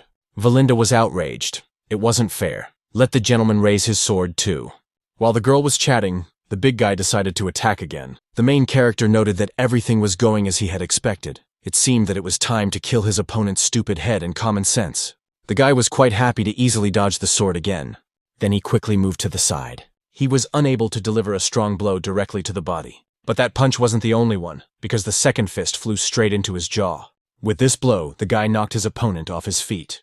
Cain was once again confused. What the hell was going on here? Where did this scoundrel even learn such moves? The audience noted that the intensity of the fight was growing stronger and stronger. Young Mr. Gislon was indeed capable of winning. Gislon told Cain to get up. He hadn't even warmed up yet. His opponent was very angry. He immediately got up and rushed back into the attack. Furious blows rained down one after another, but Gislon dodged them with ease. During the fight, Cain thought that this guy still didn't dare to even look at him. Fearing for his life, he bowed his head in his presence. But now it was the opposite. This guy was fighting very well. Cain thought he had to kill him for the sake of the future of the Lodge's clan. But he was getting hit harder and harder. Each blow the main character delivered was quite powerful, and there were more and more of these blows. The strong man could not resist. In the end, badly beaten, he didn't understand why this was happening. The main character approached him and grabbed him by the head. Then he said that he felt sorry for this guy's father. Count Lodges helped the Berdiums when they were on the brink of ruin only because he and their father were friends. It was a pity that his son had turned out to be alien to his father's ideals. Cain thought about this. It happened several years ago. The guy was outraged that they were going to support the Berdiums again. Even if they were friends of the Lodges themselves, they had enough trouble as it was. So, why get involved in these bogged-down lands at all? It was like trying to scoop water with a sieve. It hadn't even been a week since his father's return, and he was already planning to rush to the aid of the Berdiums. Cain was outraged by this. Suddenly he asked his father not to leave. Everything was already stopping him, so why did he want to help again? The answer came quickly. He replied that it was because they were friends. There was no other reason for it at that time. Cain braced himself for another blow to the face, but it didn't happen. After all, Gislon thought that this guy had already learned his lesson. He simply held out his hand and offered to help the big guy up. The guy bowed his head to Gislon and said he admitted defeat. Those present froze, realizing the whole situation. The most dissatisfied and surprised of all was, of course, the guy in the mask. Wonderful. The winner was young Mr. Gislon. Those who had bet on him were very happy because they had won big. Those who had not bet were disappointed at the money they had lost. Elena, like everyone else, was happy about her older brother's victory. The man in the mask immediately ran up to Cain. He then indignantly asked him how he could give up so easily. It was no big deal if he had been clearly beaten. He had trusted him so much that he didn't understand what he was doing. The big guy got up and told him to back off. The other guy just walked away. The man in the mask was confused. Everything was very bad. The damn weakling couldn't do it. Suddenly, the main character approached this man. He noted that it was time to take everything that was his. His companion asked what he was talking about. Gislon suddenly attracted the attention of the crowd. He said that the man in the mask had volunteered to pay for meat and drinks for everyone who had come. The man was taken aback. The crowd was delighted and thanked the gentleman for finally allowing them to feast. At that moment, Kane's companion shouted that he had not given his consent and told him to take back his words. The main character approached him and put his hand on his shoulder. He said that this was her defeat. He thought it was worth at least fulfilling it, and for clarity's sake, he wanted to say that this would not count towards the bet. Let him not forget the 2,000 gold pieces on top of the 1,000 he had bet, and if he decides to strike, then he probably understands what will happen to him. The man in the mask saw that this guy's strength was several times greater than his own, and that he was not to be trifled with. That is why he agreed to do everything, after which Gislon left. The very next day, a chest appeared in the main character's room. The guy opened it and saw a handful of gold coins. With that amount of money, he could hire a small squad of mercenaries. That's great, it's really a lot of money. But it would take them a long time to earn it back, so this method was not suitable. To carry out his plan, the guy needed to finish his preparations quickly. In addition to him, there was a personal tutor in the room, as well as Elena. Seeing their happy faces, the guy asked what they wanted. His sister asked where her brother was going to spend all this money. He asked if there was anything they needed, but she replied that she was just asking. Valinde, on the other hand, knew exactly where he was going to spend it. Lady Amelia's birthday was coming up very soon. He had deliberately organized this show in order to buy a particularly expensive gift, it seemed. Still, he was really too predictable. Elena was not thrilled with so much showmanship, so as not to please him. The main character didn't understand studying, they both said. Did he really have a fiancé? That's why he asked the girls about it. The maid couldn't understand how he could say such a thing without shame, or whether he was pretending to have forgotten. Amelia turns out to be the daughter of Count Reifold. The name sounded very familiar to the guy. It seems that this is the very woman, Amelia Reifold. She was a noblewoman and aristocrat who was loved by the people for her kind nature and actions. These went beyond what was considered normal for her social class. However, in the future, she would lead a rebellion and become famous as the Witch of the North. And it was she who assisted the Duke of Delphine in his plan to overthrow the Berdium family, so she is a traitor. Gislon thought for a moment and asked Valinda when his father would return. Without hesitation, she replied that he would be back in about a week. The young man decided that if that was the case, a week would be enough. Then he got up and said he had to go to the Reifolds. His personal tutor asked him to wait. After all, it wasn't the lady's birthday yet, so why was he going there? Gislon replied that they wanted to collect debts. Amelia put a pair of shoes on the floor and asked him to take them. Right in front of her was an orphaned girl. She was confused by the fact that people were going to help her. The lady explained this action by saying that if anyone should walk barefoot on her land, it should be her. Let the guards immediately provide these people with shelter and food. They obeyed the lady's order and began to unload the provisions. Of course, people began to thank the woman for her actions. Later, Amelia was in the garden in Reifold County. Her personal bodyguard named Bernard washed her feet. He noted that she had indeed worked hard. The girl said that her father always demanded absolute obedience from people. The stupid gray masses are more willing to follow those who provide them with warmth and bread. The bodyguard said that in that case, she had certainly won the hearts of many people. He would definitely be able to turn the race for the inheritance in her favor. Amelia glanced at him. Then she kicked him with the same foot. She asked, "What about his duel against the swordmaster from the north?" Bernard had to apologize. He was trying to avoid unnecessary attention. If he had won there, he would have attracted it. Now was not the time to bare his claws. His sword would always serve her. The girl asked if that was how she had raised him. She lifted his head and said that he must not be weak. It was also interesting to hear about the trade guild. The man replied that if it was the Actium Guild, there was nothing to worry about. They had successfully purchased all the materials needed to rebuild the checkpoint in the wild forest near the Berdium lands. It had been half destroyed by orcs. In this way, they would recover all the funds that Count Reifold had sent to the Berdiums every year as support. They also bought out all the soldiers and knights who had left the Berdium lands. Among them are many trained fighters, hardened by battles with barbarians. So this is a good investment. Amelia noted that this was good, and that they should continue to maintain the image of an ordinary trade guild. Until they were ready, everything had to remain secret. Suddenly, the butler approached and apologized for the disturbance. Barnard said that the lady was resting. Then why was he disturbing her peace? The butler said he had a message from the gatekeepers. His lordship Gislon Berdium had arrived for a visit. Amelia was alerted. I wonder what this walking problem has forgotten here. The servant was a little confused. Then he said that the man had stated that he needed to discuss something concerning the trade guild. Amelia decided to receive him, and soon they were in the living room. The atmosphere there was not particularly cheerful. First, the main character greeted Amelia. The cat and the girl herself did not react to this in the best way. She asked if he knew that showing up unannounced was bad manners. Had he lost even the last of his manners? The guy asked if it was her birthday soon. He decided to give her a gift early. Putting the item on the table, he said that he had found it in front of the guild and that it smelled wonderful. He thought that from now on he would only buy flowers there. He had forgotten the name of the guild, which he thought was Actium. Amelia stood up and said she didn't quite understand what the guy was trying to tell her. But his gift was accepted, so he could leave, and that was that. Gislon called her by her full name and asked her to sit down. The girl felt that the atmosphere in the room had completely changed. She didn't understand what was going on before. It definitely hadn't been like this. Was this really the same guy who used to just stare at her? The main character said he wanted to explain everything briefly. He needed money now, and it was only 10,000 gold coins. Amelia asked what he was talking about. Had he really come to borrow money from his fiancée? Should she take this as the will of the entire county of Berdium? It turned out that the main character's father had nothing to do with it. He was asking for the money for himself. Besides, she wasn't going to marry him anyway. Most likely, she would marry the knight standing behind that door. Once she took her place as head of the family, it would be possible. But if anyone found out that she was secretly gathering strength to win the race for the title, it would be bad. Amelia's cat began to yowl furiously. The girl herself said that such words should not be spoken aloud, even in jest. Gislon said she shouldn't worry. She would keep her secret, unless she left him empty-handed, of course. Amelia replied that this would not happen. Then she called Bernard, who entered the room. The girl's personal bodyguard greeted the main character. The main character knew that Bernard was Amelia's powerful support at all times. At this stage, he already possessed strength comparable to that of the swordmasters of the north. Gislon said that if he died here, a land war would begin. I wonder if they can handle it. The girl replied that it goes without saying.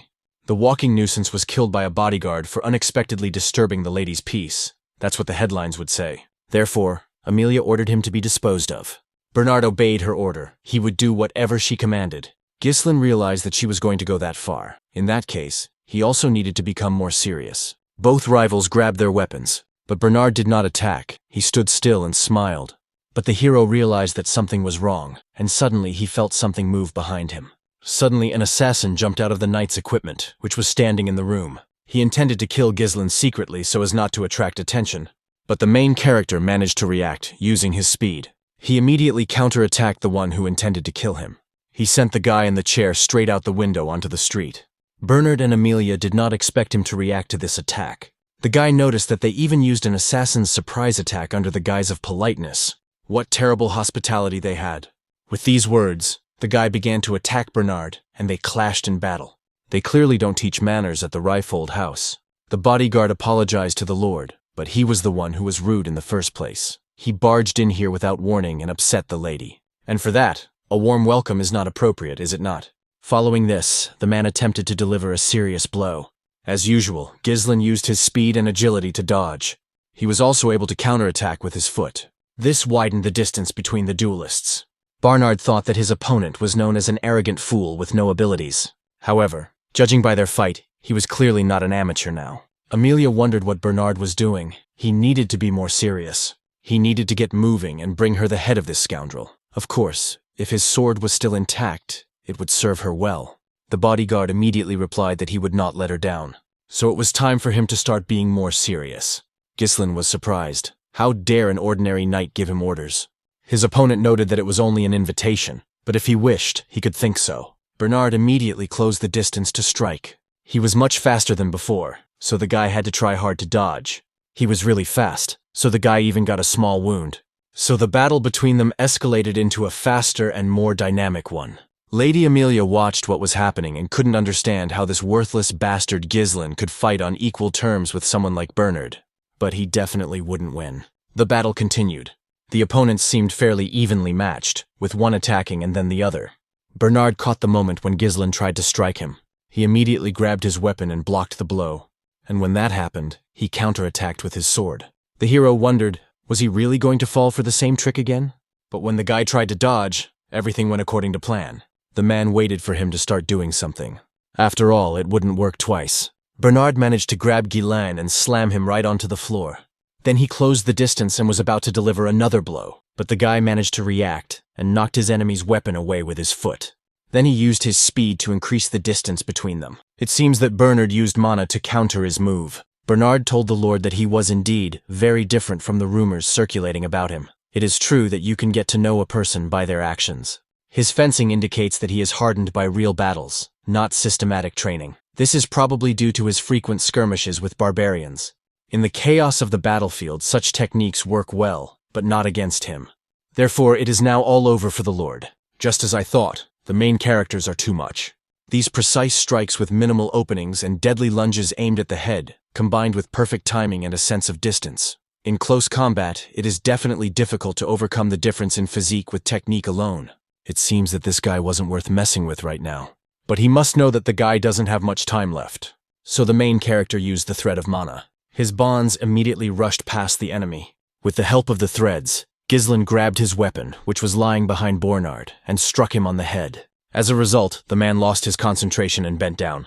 At that moment, the main character closed the distance and delivered another blow to the head with his knee. Bernard did not understand what had happened or how that man had been able to do it. Amelia was frightened for her bodyguard. The main character, while in the air, was about to deliver another blow. But Bernard managed to react in time and blocked it, fortunately for himself. Although this result came at a cost. Even so, he managed to knock the guy aside. After that, the fight between the opponents was supposed to continue. The bodyguard informed the lady that she had better leave. From this moment on, he could not guarantee her safety. At this point, he would have to lay all his cards on the table in this fight. Gislon said that he understood everything correctly, that this was exactly how he should fight him. He hadn't had a worthy opponent in a long time. The girl had to flee the room, grabbing the cat with her. On the way, she was indignant that this Gislon dared to humiliate her. Who could have been such an idiot as to dare leak information about the trade guild to this madman? Otherwise, he would never have known so many details. These rumors that he killed an orc, saved his sister from assassins, and even defeated the heir to lodges in fair combat. Judging by how stupid he was, she thought it was either luck or fabrication. But could all of this really be true? If so, that was indeed a problem. And what were the guards she had posted doing? Suddenly, the girl saw her guards being defeated, and it seemed that the girl in the cloak standing in the middle had dealt with them.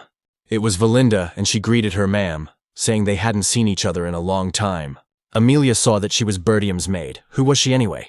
Valinda quickly closed the distance between herself and Amelia and held a blade to her throat. She told her to be quiet. It seemed that she was still carrying that creature on her lips. The girl thought it was all because of the engagement. She recalled overhearing a conversation between Count Reifold and their lord. Her brothers constantly teased her for the creepy spiders that constantly followed her around. So she took it upon herself to raise a brood of twisted spiders to get revenge. Valinda doesn't even know if it's because of trauma or for self-affirmation. She apologizes for saying this, but it's not appropriate for a lady. Valinda simply destroyed the spider that was sitting on Amelia's face. And then she asked if she could ask her to cooperate. At that moment, the battle between the boys was about to begin. The main character felt that even the air in the room had become heavier. This man has such a large amount of mana. Bernard suddenly asked, did Gislon really say that he was a worthy opponent? That phrase was worthy of a pathetic mercenary. How dare he call himself an aristocrat on par with Milady? He probably meant that it was self-evident that he was an aristocrat. He did not understand such a claim coming from the mouth of an ordinary guard. Bernard became angry and rushed into the attack. He wanted the young gentleman to stop defaming the honor of the aristocracy. That is why he accelerated his attacks several times over. At that moment, Gislon had to defend himself. He couldn't counterattack because of the barrage of attacks. The young man thought this guy was very fierce. Suddenly, he shouted that he had had enough and blocked the enemy's blow. After that, he tried to launch his own attack, but his opponent skillfully parried and blocked the blow. After that, he was ready to strike his own blow. The bodyguard told the young gentleman that this would be his last attack. Then he closed the distance and inflicted a wound. Blood spurted out, which surprised Bernard even more. Incredibly, the young gentleman was ready to get hurt, and deliberately used his shoulder to deflect the blade. That's exactly what happened. After that, the main character continued the fight. The bodyguard felt that with this opponent, he could not let his guard down for a second. But he had to see the difference between him and someone who was just waving a blade around for show. With these words, the man used the trick again and threw the guy aside.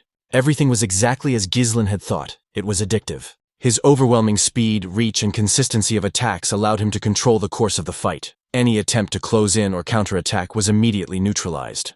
In a direct confrontation, he created the illusion that their blades were locked together, trying to make him believe that they could no longer be separated. With his current mana and stamina, he cannot defeat this man in strength, but that only applies to the mana he currently possesses. It's a pity, but it seems that he will have to stop there. Bernard is overlooking one thing. and that is Gislon's unique mana cultivation technique. He used it to release the third core, and as a result, it became much faster. In the process, the guy focused on the enemy's blade, and thanks to a skillful hook, he was able to throw it far to the side. Bernard did not expect the young gentleman to do such a thing. But what was this? Where did such destructive mana come from in the middle of battle? Gislon stopped his blade just at his opponent's forehead. All this marked his victory, and Amelia saw it. The girl cried out, wishing he would disappear from her sight. The main character said that she had caused him trouble. Was it really impossible to give them to him right away, when he had politely asked for them? Valinda said that this could not even be called a quarrel between young lovers. It seemed that they simply did not agree. Gislon had some unpleasant news for Amelia. It was that, at the moment, the young man would only settle for 20,000 gold pieces, no less. The guards were defeated, and the room was in disarray. The cat that Amelia had been holding so carefully in her arms had hidden somewhere under the bed. The girl was actually very angry and was smashing dishes. At that moment, Bernard apologized to Madame. If he turned out to be much stronger than the rumors said, it was his mistake for not testing the waters. It turns out that the guy already knows how to release mana that surpasses even a high-ranking knight. Amelia was actually angry that this Gislon Berdium had changed so much. The personal knight asked if she wanted to report this to Duchess Delphine. In response, the lady slapped him in the face. He should watch his tongue. Does he realize how terrifying the Duke of Delphine is? Their heads will roll if today's events become public knowledge. The reason she had formed an alliance with the Duke of Delphine was that she had not told her father about this secret agreement. She would help him get rid of the Berdiums, and he would support her plan for rebellion. Her brothers would kill her if this were revealed. The same thing will happen if the secret behind the trade guild is revealed. Therefore, they must find a way to kill Gislon immediately. The man replied that he understood everything. Amelia asked how he was doing. The knight noted that he had a deep wound on his shoulder, as well as several minor cuts. He had also used a huge amount of mana, so he would need time to recover. But you can't use your knights if they don't want to leave traces. Was the girl aware of this? That's why they would need the hunting dogs they had raised separately for such situations. The knight was horrified. Could she be referring to those wildcats? Amelia confirmed his guess. They were orphans of war, without family or status. Should they be sent there? Let them gather a dozen who are good at controlling mana. The man saw that the target was definitely a good one. There is a valley between the territories of Berdium and Ryfold. Almost no one goes there, so it is a closed area that is perfect for covert operations. In the end, the man said he would prepare them properly. Amelia was happy if we had to pay dearly for him humiliating her. He was on his way home. Sitting in the carriage, he bandaged his own wounds. The knight asked if everything was all right with the young gentleman. He replied that the old man should not worry about anything serious. He was fine. The wound was not particularly deep for such a risky act, that was for sure. The 20,000 gold coins he took from Amelia were more than enough for the initial capital to rebuild his own lands. It could save him years of time. Of course, it would be nice to turn Amelia's attention to territorial wars, which he did not need at the moment. Therefore, he could not allow his emotions to endanger his territories. They are already desperately fighting to defend themselves from the barbarians, so it's better to get by with as little bloodshed as possible right now. The fact that he knows the secrets of the Arcanum Guild complicates the game. This time, the main character is going to use Amelia. Valinda saw the pensive face of the young master, and soon asked if everything went according to plan. He looked at her in surprise. The girl explained her question. He told her to take care of security if she heard sounds of a struggle, and to take Amelia hostage if she tried to escape. Gislon said that was correct. That was the plan. But was it just his imagination? Or had he asked Fergus for this in the old days? Suddenly, intense pain washed over his body. Those present worried about him as he coughed up blood. So, what are the consequences of activating the third core? It's not as serious as last time, but it could cause problems over time. The guy needed a safer way to quickly build up his mana. Suddenly, the girl grabbed his hand and started doing something. She said that the master's mana flow was severely disrupted. Then she grabbed a needle and started piercing his palm. The main character realized what had happened when a rush of air suddenly filled his mouth. He exhaled it. The flow was so great that the guy couldn't hold it back. Wow. The stagnation in the mana pathways cleared up a little. Such treatment is only possible with deep mana compression. Valinda said that his mother had brought her, so he didn't think she was an ordinary servant. But now, he was even more curious about who she really was. Why would such a gifted person work as a head servant in their remote area? Still, the more powerful allies he had behind him, the better. The talented people he had met along the way were just the beginning. Valinda told the young master that she believed in him, and she would always be ready to help him, no matter what he undertook. He asked her to tell him why he had taken such a large sum of money from Lady Amelia. At first, the young man did not answer, but then he said that he needed the money now. Amelia was the only one who had that much money. His subordinates asked in surprise what he meant. Had he gotten himself involved in such a dangerous business, and even gotten himself arrested just for that? If Count Reifold found out, it would be a huge problem. The guy asked her not to worry. Amelia would never tell anyone about it. I wonder if the girl believes him. His personal mentor said she believed him. Perhaps then he could at least share it with the person who had risked everything with him. How should he use this money? In response, the guy said that it was about the monster forest. It turns out that they need resources to clear the forest of monsters. Fergus shouted that this was unthinkable. Attempts to clear this forest had been made since his grandfather's time, but none of them had ever been successful. Gislon interrupted the old man and asked about the request he had made before leaving. The old man hesitated, but replied that the person he had asked to find was exactly where the young man had mentioned. But is this really the case, given that this person is in poor health? The main character explained that the only thing that mattered now was that he was alive. He was going there immediately. Valinda objected, suggesting that he return to his own lands first. What would he achieve by wandering around in such a state? The guy asked if she thought Amelia would just let it go. Gislon understood that, knowing her, she would obviously try to kill him to silence him forever. Valinda shouted that she was a good fighter. Besides, old Fergus was also a knight, so if something went wrong, they would fight. Gislon said that was wonderful, of course, but that wasn't her job, and she had to understand that. Circumstances had changed. At the moment, they needed a responsible commander, and very soon they would get one. After a short time, the main character and the others arrived at the location. The knight knocked on the door for someone to open it. Valindi thought the place looked somewhat abandoned, but the old man said that they were indeed where they were supposed to be. Suddenly the front door swung open and an old man came out. He was unkempt and only asked who was there. Those present froze at the sight of him, struck by his cold gaze. The personal mentor asked the young gentleman if he was really looking for this man, and in what position was he a responsible commander, looking rather shabby. What could he possibly do in battle like this? Gislon replied that it was him. The old man turned his attention to Gislon. He did not understand what had brought the young aristocrat here. He should not waste his time and go away. Just as the man was about to leave, the hero introduced him to the captain of the mercenary group, Ratatosk Gislon. He noted that he had been looking for just such a man. The knights couldn't believe it. Was he really the mercenary captain? Ratatosk is a well-known group of mercenaries that only true masters skilled in all kinds of weapons can join. This group broke up a long time ago, but it was so famous that even foreign knights knew about it. And Gislon was the leader of this group. The main character came here to see him. After the guy spoke, a small hatchet immediately flew in his direction. Of course, he dodged it, and the weapon only slightly scratched his clothes. The old man, who did not want to communicate, noted that the young man seemed to know him. The knights immediately came to the gentleman's defense because they saw that this man was dangerous.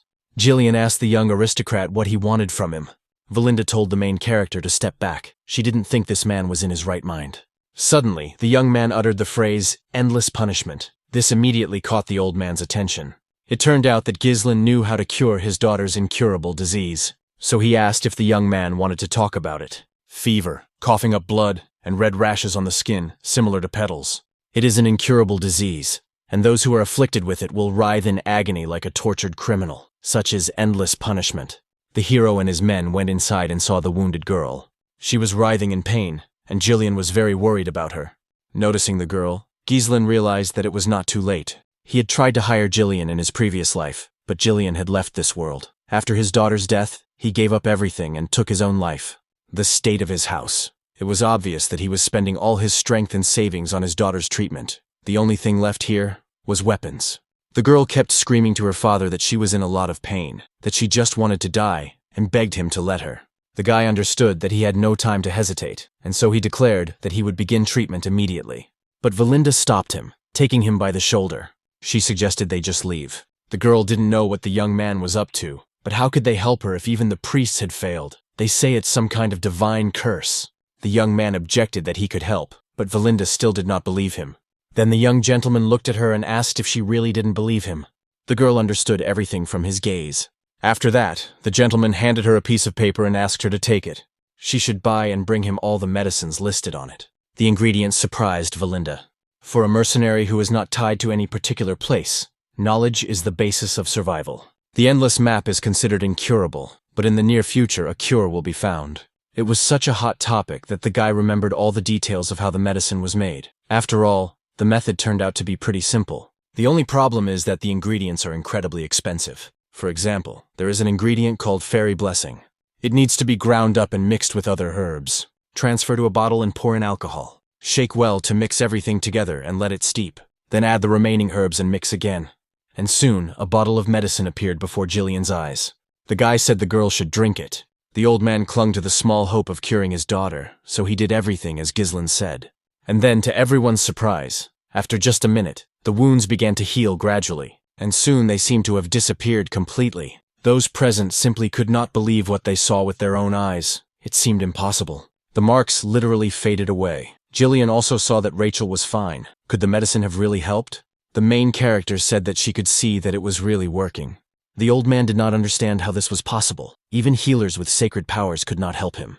The guy noted that their power was limitless. The defect greatly depends on the health of the body itself and the will to live, which can break the disease. This is not the same as real treatment.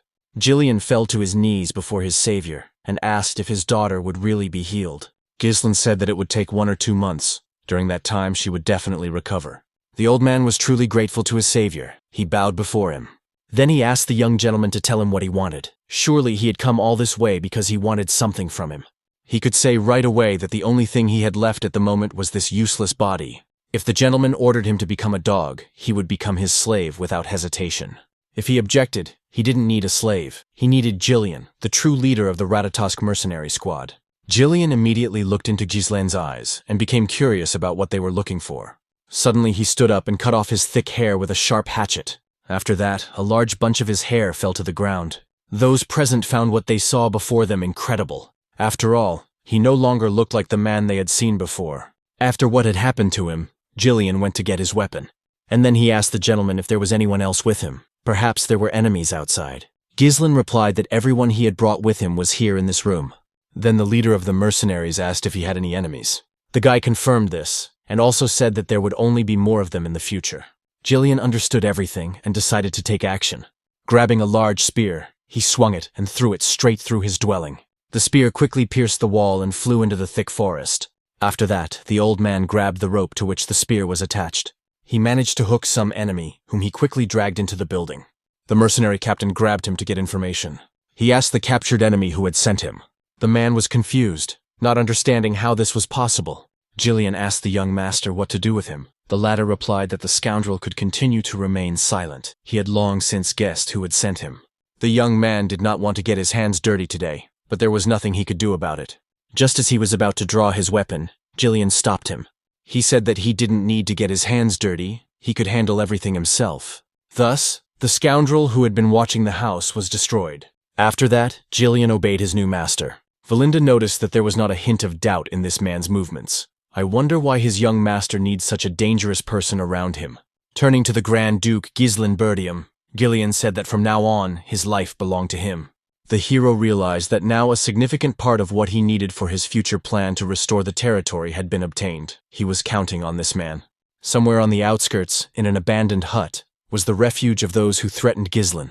It turned out that the reconnaissance unit had been completely destroyed. What fools they were. The leader of the gang of wild cats was Viego. He told his people to be quieter and turn down the volume. The subordinates apologized to the captain. He stated that, according to Mr. Bernard's information, with the current strength of the heir to the Duchy of Berdium, he could not kill them, let alone find them. Was the reconnaissance squad so incompetent, or was the information incomplete? A subordinate stunned the commander with his answer. The fact was that they seemed to have hired Gillian. Viego became angry and grabbed the person who said this. Was what he had said earlier really true? The subordinate replied that it was true. He had seen it with his own eyes. Viego couldn't believe it. Finally, Gillian had shown up. After all, he was the commander. A short time later, Gillian was driving the carriage that carried the main character and the others. Valinda felt that it was now a little cramped inside. Was this guy an arms dealer by any chance? Why did he need to carry so much iron with him? In her opinion, one sword or axe would have been enough. Because of this, they had to hire a whole wagon. The gentleman told her not to pay any attention to it. Either way, they needed the strip to transport Rachel. Old Fergus and Ricardo were currently riding behind them. The girl should be patient, as all of this may still be useful. After all, they still had to find a way out of this canyon. The personal tutor asked the young gentleman about the man who was following them. It could be a spy sent by Lady Amelia. The boy confirmed this, saying that it was definitely him. Valinda thought that if that was the case, it would be quite problematic. He was wearing a mask characteristic of the Wildcat Guild, and they were quite influential in Ryfold. It seems that this is an illegal guild of wild cats. They are involved in smuggling, murder, as well as human and drug trafficking. They are the scum of society, willing to do any dirty work. Among them are often experienced retired mercenaries. It's a pretty powerful yet shady guild. The guy was curious how Valinda knew all this if she was always in the castle. She replied that she had a life before the castle. Now she just wanted to tell the guy to be as careful as possible. After all, these people are extremely persistent. The main character replied that there was nothing to fear. After all, Jillian was with them at the moment, and just recently the untouched ground suddenly began to rise, and something unknown immediately rushed out of it, and after the main character's cart. Jillian immediately noticed what was happening to their group. They were being attacked by enemies. So, grabbing his weapon, he shouted that they were being attacked from underground. The man easily and effortlessly repelled the attack from both sides. After that, he also killed these enemies very easily. He did not hesitate at all and is a true professional in his field. But of course, these were not all of the enemies. Some of them cut the ropes. As a result, something huge began to fall onto the cart from the mountain. This was another trap, and Valinda even thought it would crush them. Jillian, without hesitation, immediately stopped the horses. And thanks to this, he was able to save everyone, because that huge fish did not fall on them. The guy noted that everything happened as expected. It was another ambush. He noticed this after looking to the side, where enemies were already waiting. The chief of the cat clan, Viego, approached the former mercenary commander, Jillian. He said that the former leader was a coward who had broken up the mercenary squad because of some girl. Jillian went down to him but said he didn't understand what he was talking about. Viego explained that it was because of him that he was not living the life he wanted. Had he completely lost his mind, not even remembering his former subordinate? The former leader of the mercenary squad stood motionless and just stared at him. Did that anger his interlocutor? It seemed like he was pretending not to remember, but that was okay. He was going to make him remember. So he ordered his new subordinates to attack Jillian. Gislon asked his new subordinate if he needed help, but he replied that it wasn't necessary. It seemed that this guy had some business with him, so the young gentleman should just relax. The old man was going to take care of everything himself. After saying this, he literally destroyed everyone who attacked him with a single blow. The rest of the cat squad was outraged. How dare this old man do such a thing? They also began to attack one after another, but only death awaited them. Because Jillian was a very skilled fighter and easily destroyed weak opponents, Viego noticed that the rumors were true. The old man's mercenary skills had not disappeared. But at the moment, he was alone, so the leader ordered his troops to spread out, let them drive the enemy from both sides. To avoid being put in a difficult position, Jillian used a horse. This stunned his enemies. While they were confused about what to do with him, the man attacked. Now he was much faster and more maneuverable, so he could easily use his powerful blows. Thanks to his speed and horses, he headed towards his enemies and knocked off their limbs. The enemy squad realized that there was no way to get close to him. Someone shouted that they were idiots and should just aim at the horse, but they had no chance of getting close to the horse. Because Jillian was such a dangerous enemy that he killed everyone within a 3-meter radius. At that moment, the main character and the others could only watch what was happening. In the heat of battle, one of the assassins hiding in the shadows decided to attack from an invisible area. But Jillian had a special treat in store for him. He skillfully defended himself from the lurking killer with his shield. This assassin turned out to be Viego himself. He said that when he destroyed someone's life, he could at least not interfere.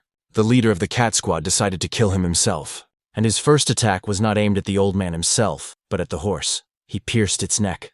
As a result, the animal immediately lost its concentration and fell, leaving Jillian on the ground. When this happened, Viego immediately attacked. The former leader of the mercenary squad shouted that he was not the commander of Ratatosk's mercenaries. As a result of his attack, he managed to increase the distance between himself and the enemy. Viego, confused, asked what he meant by saying he was not the commander of the mercenaries. He should stop talking nonsense. If not him, then who? At that moment, Jillian used his mana. He said that he was no longer that person, that he had left his past behind. Now he was only a loyal servant of the young Lord Gislon. These words greatly angered Viego, and he rushed into the attack, shouting that he would kill him. Thus, the battle between the former allies continued. Viego proved to be a worthy opponent for Jillian and put up a good fight. During the fight, the leader of the cat squad said that after Jillian left, the mercenary squad fell apart. Because of him, this man had lost his purpose and was forced to lead a miserable existence. Jillian was not interested in these words at all. He just continued the battle. After another attack, Viego dodged. At the same time, he tried to deliver a kick, which his opponent defended against. But his shield was completely destroyed after this attack. Viego continued talking. He was ready to devote his entire life to making Ratatosk's squad the best in the world. Was that the only reason he left them? To become the henchman of some noble thug? He could never forgive this man for what he had done. And so he threw several daggers at Gislon again. Gislon had to defend himself from these daggers with his sword. But thanks to this, they were all deflected and simply stuck into the ground. While the man was focused on repelling this attack, Viego again closed the distance to attack. But once again, it was unsuccessful, thanks to the excellent skills of the former mercenary commander. Now it was Viego himself who was under attack, and he had to defend himself. The man was really angry because of the situation. Gislon may be the strongest, but too much time had passed since he was a commander. While he was busy treating his daughter, Viego grew stronger in endless battles. So now this man was no match for him. He tried again to attack with daggers from a blind spot. Gislon had to take all those daggers, defending himself with his own shoulder. At that moment, the enemy closed the distance again to attack. The former mercenary leader knew this would happen, but attacked anyway, even though he missed. Viego dodged with a good maneuver and was now going to kill Gislon. But his blow was not destined to come true as the man defended himself. Using literally his bare hand, he grabbed the tip of the dagger that was trying to kill him. And he did it, of course, thanks to mana. After that, he asked why Viego wanted to take revenge on him. The leader of the cat squad was surprised at how he had blocked his blow with mana. Had he been holding back in the fight with him all this time? Lost in thought, the man was struck directly in the head. As a result of this powerful blow, he was simply knocked away. He hit a tree and fell to the ground, but he was still alive. Gislon approached him and said that he didn't quite understand him. If he had also been working together, then the opportunity was there. That's why he didn't understand why he hadn't come for him earlier. He smiled and said that there was something he didn't know. He had already visited him once, but had not found the commander. There was only a worthless old man who didn't even deserve to die.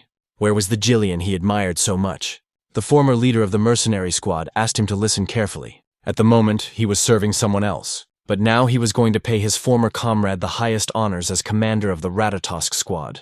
Viego rejoiced and suggested starting the real fight. The opponent's swords clashed once again. Viego smiled. This was exactly what he wanted. The newly minted enemies exchanged a long series of blows. They attacked each other simultaneously, one defending, then the other. During this fight, Gislon managed to strike his enemy directly in the body with his blade. But even though he was in great pain, he continued to attack. Continuing the battle, Gislon asked him to remember something. He named his former comrade as the commander of the 5th unit of the Ratatosk squad. His name was Viego Villanos. The man was very happy to hear that the commander still remembered him. That smile was his last. He was killed in the end. Gislon picked up the blade the man had been fighting with. Then he said goodbye to his former comrade. At that moment, the main character arrived. He said that his subordinates had done an excellent job, and with the sale of trophies from this battle, they would be able to earn some extra money. Gislon apologized to his master. They had stayed longer than they should have, but he replied that everything was fine. The young man reflected on how Gislon had exceeded all his expectations. When he was just starting his career as a mercenary in his past life, the stories of his older comrades from Gislon helped him lay the foundation for becoming king. It was good that they had hurried and found a reliable ally. After thinking for a moment, the young man asked if Gislon remembered who he had fought against. He confirmed that it was Viego, his old comrade. The words about his former comrade made Gislon think again. I wonder what his former comrades are doing now. Before meeting him, each of them had their own life. Was he planning to bring them all together again someday? Then the young gentleman asked what they would do next. Would they really look for something valuable, as Valinda had suggested? The girl was in favor of her idea, letting Gislon lead them further. And so, 2 days later, they were already in the lands of Berdium. Valinda was happy that they would soon be there. Gislon had never been to this place before, and wondered if this was really Berdium. The main character confirmed it. It was great to have a place to return to. When he left home, he thought he could come back here at any time. The guy asked his new subordinate how he liked their lands. The latter replied that they were quite good. But Gislon could see everything perfectly well, and it seemed to him that it was complete crap, and the man casually confirmed this. The guy said that all the houses here were old, and there was no question of renovating them. And if you looked at the fields, no one was working them. Everyone who could do it had been taken into the army, so the land was lying fallow. This fallow period allowed the land to rest before the next sowing. Gislon had heard that Berdium was constantly at war with the northern barbarians. But the situation seemed to be worse than he had thought. Valinda wondered why the young gentleman had not been so well informed about the state of affairs in the domain before. The young man stunned her by saying that he was going to solve all these problems, and to do that, he needed their strength.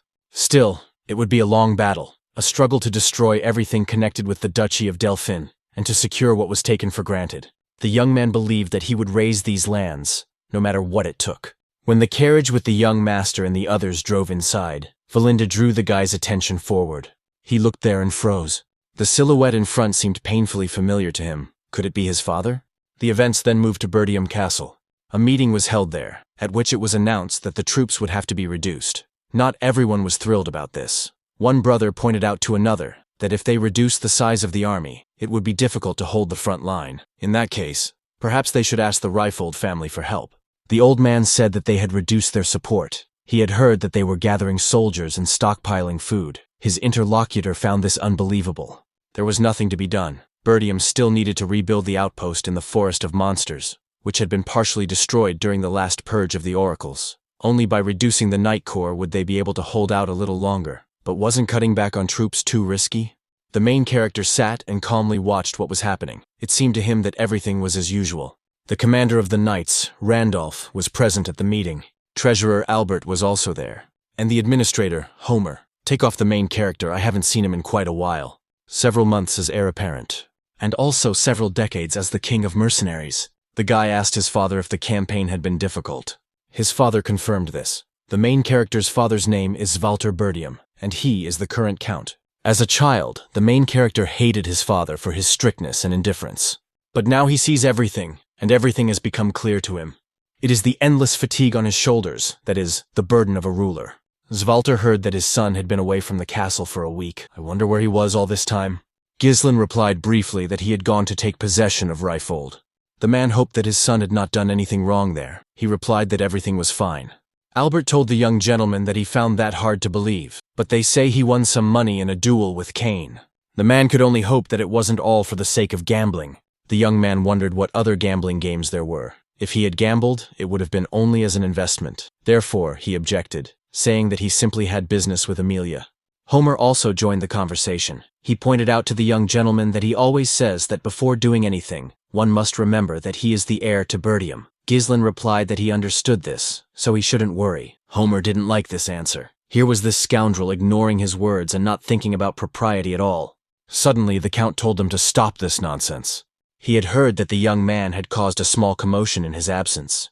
They say he personally dealt with Jamal and Philip, who were trying to sell Elena. Could that really be true? Randolph asked in surprise. Does the gentleman really think that he personally eliminated them? Probably. They fought among themselves, and the young gentleman simply finished the job. The hero knows this man very well. He is Randolph, commander of the Knights. Even if they are traitors, he must be upset that his knights died at his hands. Perhaps he should sugarcoat the pill. So the guy replied that he seemed to be right. Randolph was pleased with this answer. That was what he had thought. At that moment, Svalter said that the guy had done the right thing. It doesn't matter how he did it. The main thing is that Elena is alive. The main character was surprised because it was the first time he had heard praise from his father. Then he asked if he could ask something. His father was surprised. Homer told the young gentleman that if he wanted to ask for the content to be restored, he would say right away that it was impossible. Randolph also said that it was impossible, especially after what he had done.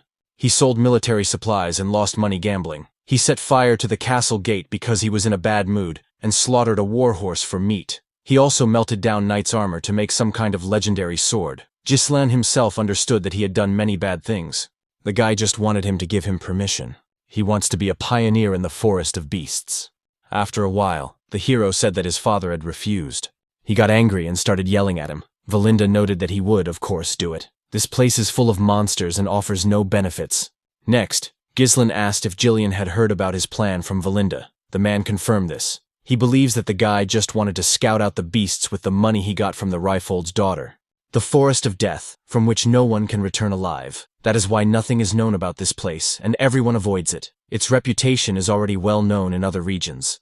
The gentleman noted that his subordinate was well aware of this. As he said, there was nothing to be gained from entering this place. But in any case, it was necessary to start. Did the girl shout for him to stop? The young gentleman said that he had not received permission, but still wanted to continue. The guy explained that it was not necessary to obtain permission, but rather a matter of courtesy. Nevertheless, what he had planned must be carried out. The girl didn't understand what was there that he was so obsessed with. Gislon said that there was something there, and he would tell her about it later. If rumors started again, he would have problems. If the development was successful, they could make a lot of money. Not far from the entrance to the forest, there was a huge vein of runestone. Runestone is a mineral that contains magical power. It is an extremely rare mineral that magicians go crazy over. Various magical tools, barriers, magic circles, and magic scrolls, alchemy, magical research, and everything else. It is used wherever magic is applied. In the protagonist's past life, it was found by Duke Delphin, but now only the protagonist knows about it. Valinda was not thrilled in any case, but at the same time she believed that the young master had everything figured out, so she obeyed. Jillian said he would simply follow him, and the member asked the girl to go to the guild of the neighboring lands and hire about 200 warriors. Valinda was surprised. The money came at such a price, and he didn't save it at all. The former mercenary commander also asked if the young master was sure. Mercenaries were a rough bunch, and it would be difficult to control such a large number of them. They would surely try to turn against their employer. Gislon said he was right, so they would go with him personally to find suitable people. Among the small mercenary groups, there was one in the north that was the strongest. The man asked if he meant those madmen.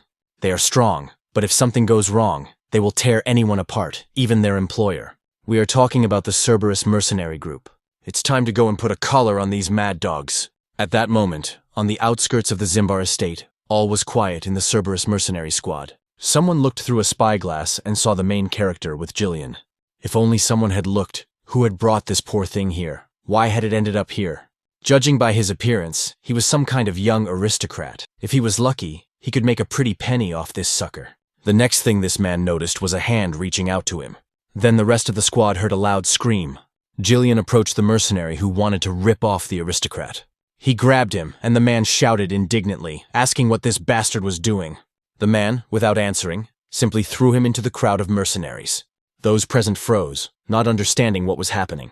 They indignantly asked what he was doing. Had he completely lost his fear? The people were ordered to gather for battle. Soon, someone important came out. He looked like a noble aristocrat, but even aristocrats cannot behave so arrogantly. Let him not think that he will leave here alive. Gislon did not move. He continued to sit calmly on his horse. When the man came closer, he told him to shut his mouth and asked who was in charge here. His interlocutor smiled, seeing that the young aristocrat had completely lost his fear. But since he had started this, he would have to answer for it. The man's weapon flew toward the young man, but it never reached its target. And all this thanks to Jillian, who defended the young gentleman. Those present could not believe it. It was amazing that this man was able to catch the chain with his sword. Gislon knew that words alone would not help here. He simply asked his subordinate not to kill anyone, and he agreed. Then he immediately attacked the man who had tried to hit Gislon. He grabbed him with the same chain and struck him hard. The rest of the squad rushed into battle. Now even their title would not save them. Jillian easily fought them off, striking one after another.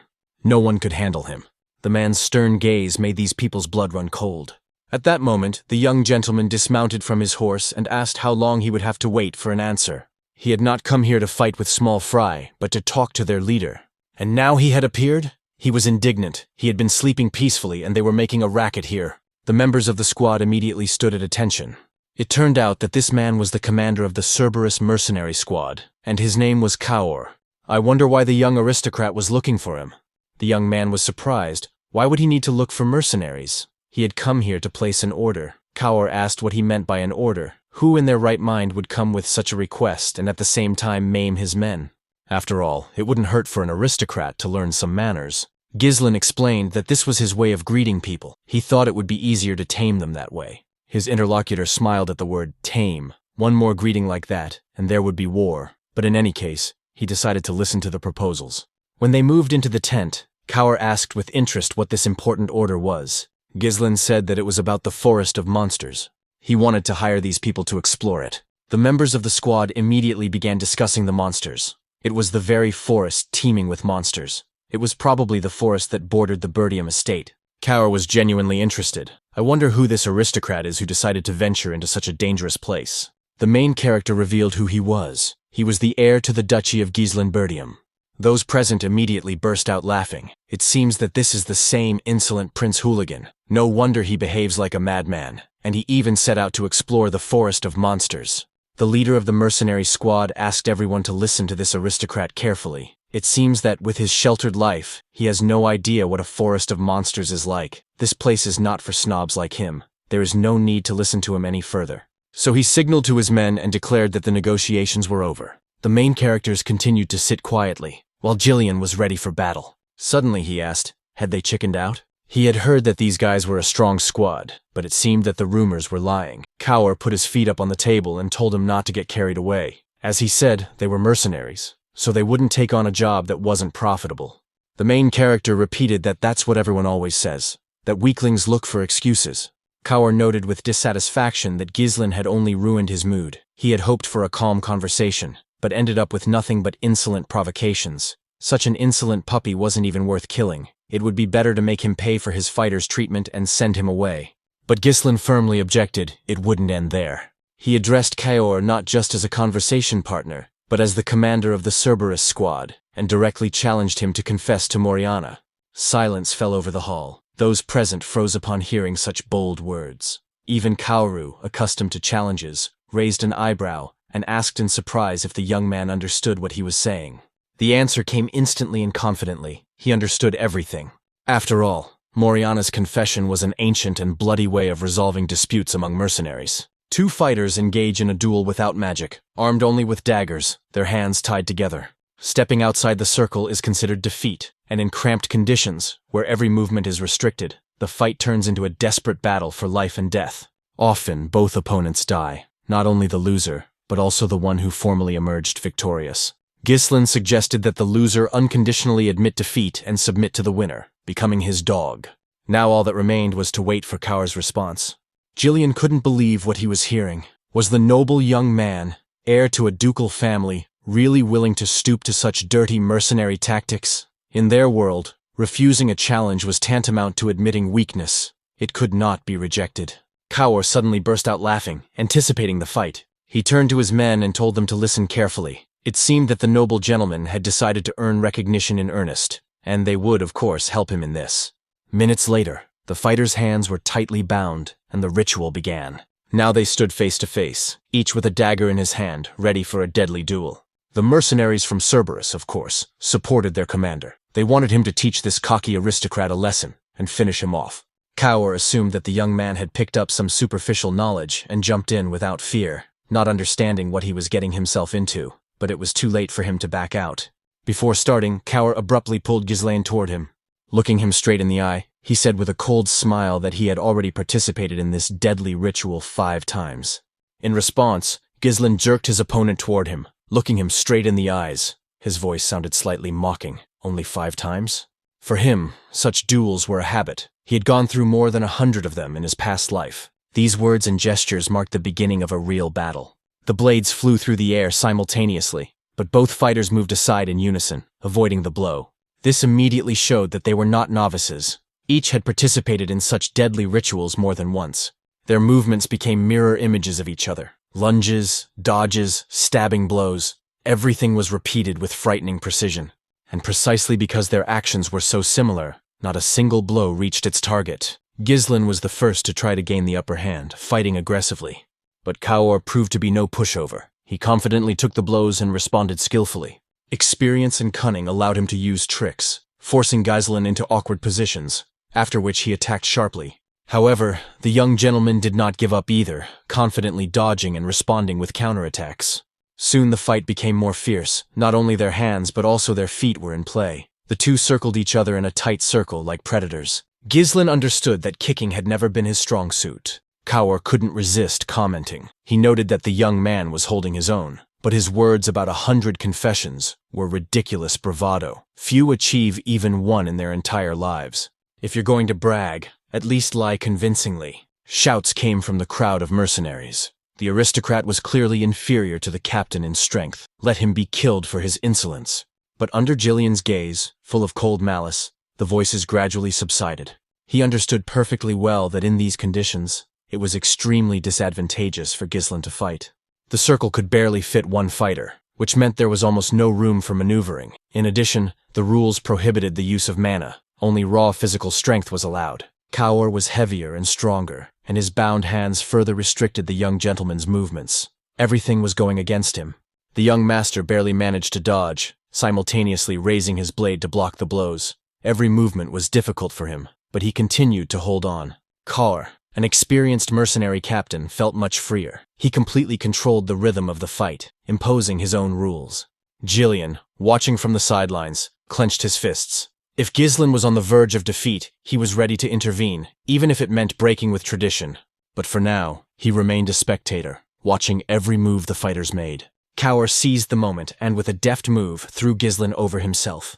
However, the young gentleman did not lose his composure. He had anticipated such a maneuver, and rolling over, landed skillfully on his feet. But at the same time, a sharp pain pierced his knee. It was the result of a blow he had recently blocked. As expected, without mana protection, even blocked attacks left their mark. The pain accumulated, gradually weakening the body. Kaur laughed loudly, enjoying the spectacle. The guy looked unimportant. Had his strength begun to wane? From his point of view, watching Gislon's pathetic attempts to resist was even amusing. However, he admitted that compared to the other aristocrats, this one was holding out much longer. But that was all he had. Kaur confidently read his opponent like an open book. His attacks were deflected by the blade or went wide. Gislon took the weaker blows to his body, trying to distribute the load. That was his strategy. But in Moriana's confession, such tricks were almost meaningless. Without mana, even a block turned into a wound. The damage accumulated slowly but inevitably. And now Gislon could already feel his legs aching, becoming heavier and heavier. Kaur saw it on his face and enjoyed every grimace. For him, it was an amusing spectacle. Let him resist longer, it was more interesting that way. After all, it was much more fun to watch a slow struggle than a quick surrender and death. The captain continued to advance, cutting through the air with his dagger and methodically pressing down on his opponent. Gislon still adhered to his previous tactics. He intensified his evasions, trying to avoid direct collisions at all costs. He continued to take weak blows, trying to save his strength for the decisive moment. But the tactic failed. Kaur managed to deceive his opponent and caught him with another trick. The mercenary captain lunged upward, intending to strike him directly in the head with his knee. Gislon noticed the danger and met the blow with his own knee. But this defense resulted in a new wave of pain. His limb felt as if it were being broken from the inside. Kaur, seeing the expression on his opponent's face, was sure that it was all over. He raised his dagger, preparing to deliver the fatal blow. His subordinates froze in anticipation of their captain's imminent victory. Even Gislon tensed, her hand already reaching for her weapon to defend her master. Suddenly, Gislon smiled unexpectedly. In the next moment, he twisted his whole body and masterfully dodged the blade that was about to pierce him. Despite his disadvantageous position, he was still able to continue fighting. Kaur was confused. How the hell did this pup manage to dodge in such a situation? But the truth was simple. Gislon had a better grasp of the situation than it appeared from the outside. It was a premeditated trick. In an instant, his dagger sliced through the air, leaving a deep wound on his enemy's body. Kaur's right side flared with pain, and blood gushed from the cut flesh. Those present froze, stunned by how the situation had turned around in an instant. Rage overwhelmed the captain. He began swinging his blade, trying to tear his opponent to pieces. But Gislon, as if gliding between the blows, evaded every attack. Moreover, he managed to deliver precise counterattacks at moments when his enemy lost concentration. The mercenaries began to look at each other in confusion. Their captain had missed another blow. The very same aristocrat, whom they considered a weakling, was unexpectedly putting up a worthy fight. They shouted at the captain to stop playing around and finally give the insolent man a taste of his own medicine. The battle continued without the slightest pause, each new exchange of blows becoming more and more fierce. Now Gislon used not only his dagger, but also his own body, putting his whole self into the fight. He delivered a series of quick, precise blows with the blunt edge of the dagger, depriving his enemy of breath and rhythm. Suddenly, the boy flipped his weapon, and the blade flashed in the dim light. The next movement, and the blade dug into Kaur's arm, which was tied together with his own. The captain roared in pain, but did not stop. His attacks became even more furious, filled with a mixture of rage and despair. The leader of Cerberus was confused. How could this be? Just a moment ago, this aristocrat could barely stand, and now he was forcing him to retreat. What he saw contradicted all his expectations. It became clear to Gislon what the secret was. His opponent relied on brute force, tensing every muscle and losing flexibility. Gislon, on the other hand, relaxed, allowing his enemy's movements to work against him. Using this principle, the young gentleman skillfully compensated for the difference in weight and strength. Gislon, realizing the significance of what was happening, even took his hand off his weapon. He wanted to watch the fight to the end. His subordinates were puzzled. What were these strange movements? It seemed to them that the captain was deliberately prolonging the fight, because it had become uninteresting. But Gislon firmly noted that Kaur really did have an iron will. Many, finding themselves in a hopeless situation, broke the rules and resorted to cheating.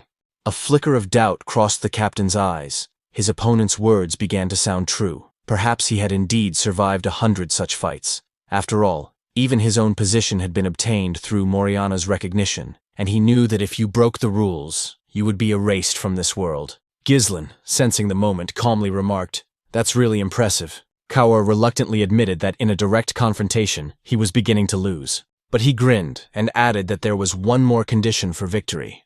Kaur decided to take his last chance. His sudden maneuver was to yank his opponent's arm sharply and pull him along.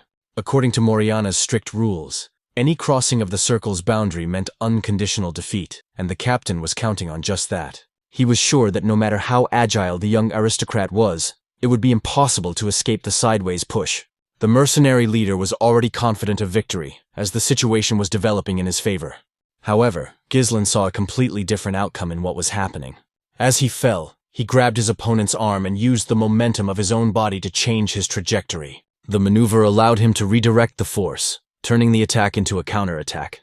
As a result, Kaur himself was pulled back, losing control of the situation. The initiative finally passed into the hands of the young master. Now he was the one setting the pace and course of the fight. With a precise move, he brought his opponent's body down, forcing him to hit the ground. The mercenary's head ended up at the very line, and touching the border, sealed his defeat. The mercenaries watched in shock as their captain broke the sacred rule of the circle. Kaur himself also realized that he had lost, and his eyes flashed with disbelief at his own feelings. Gislon reminded him with his actions that the duel was over, and the winner was obvious. His opponent's astonishment only grew. He had not expected such skill from a young man he had come to regard as an empty aristocrat. Gislon's inner pride left no doubt about his superiority. Now the captain belonged to him, having lost his former pride. Pulling on the hand that bound them, he lifted his defeated enemy from the ground, emphasizing the difference in their positions.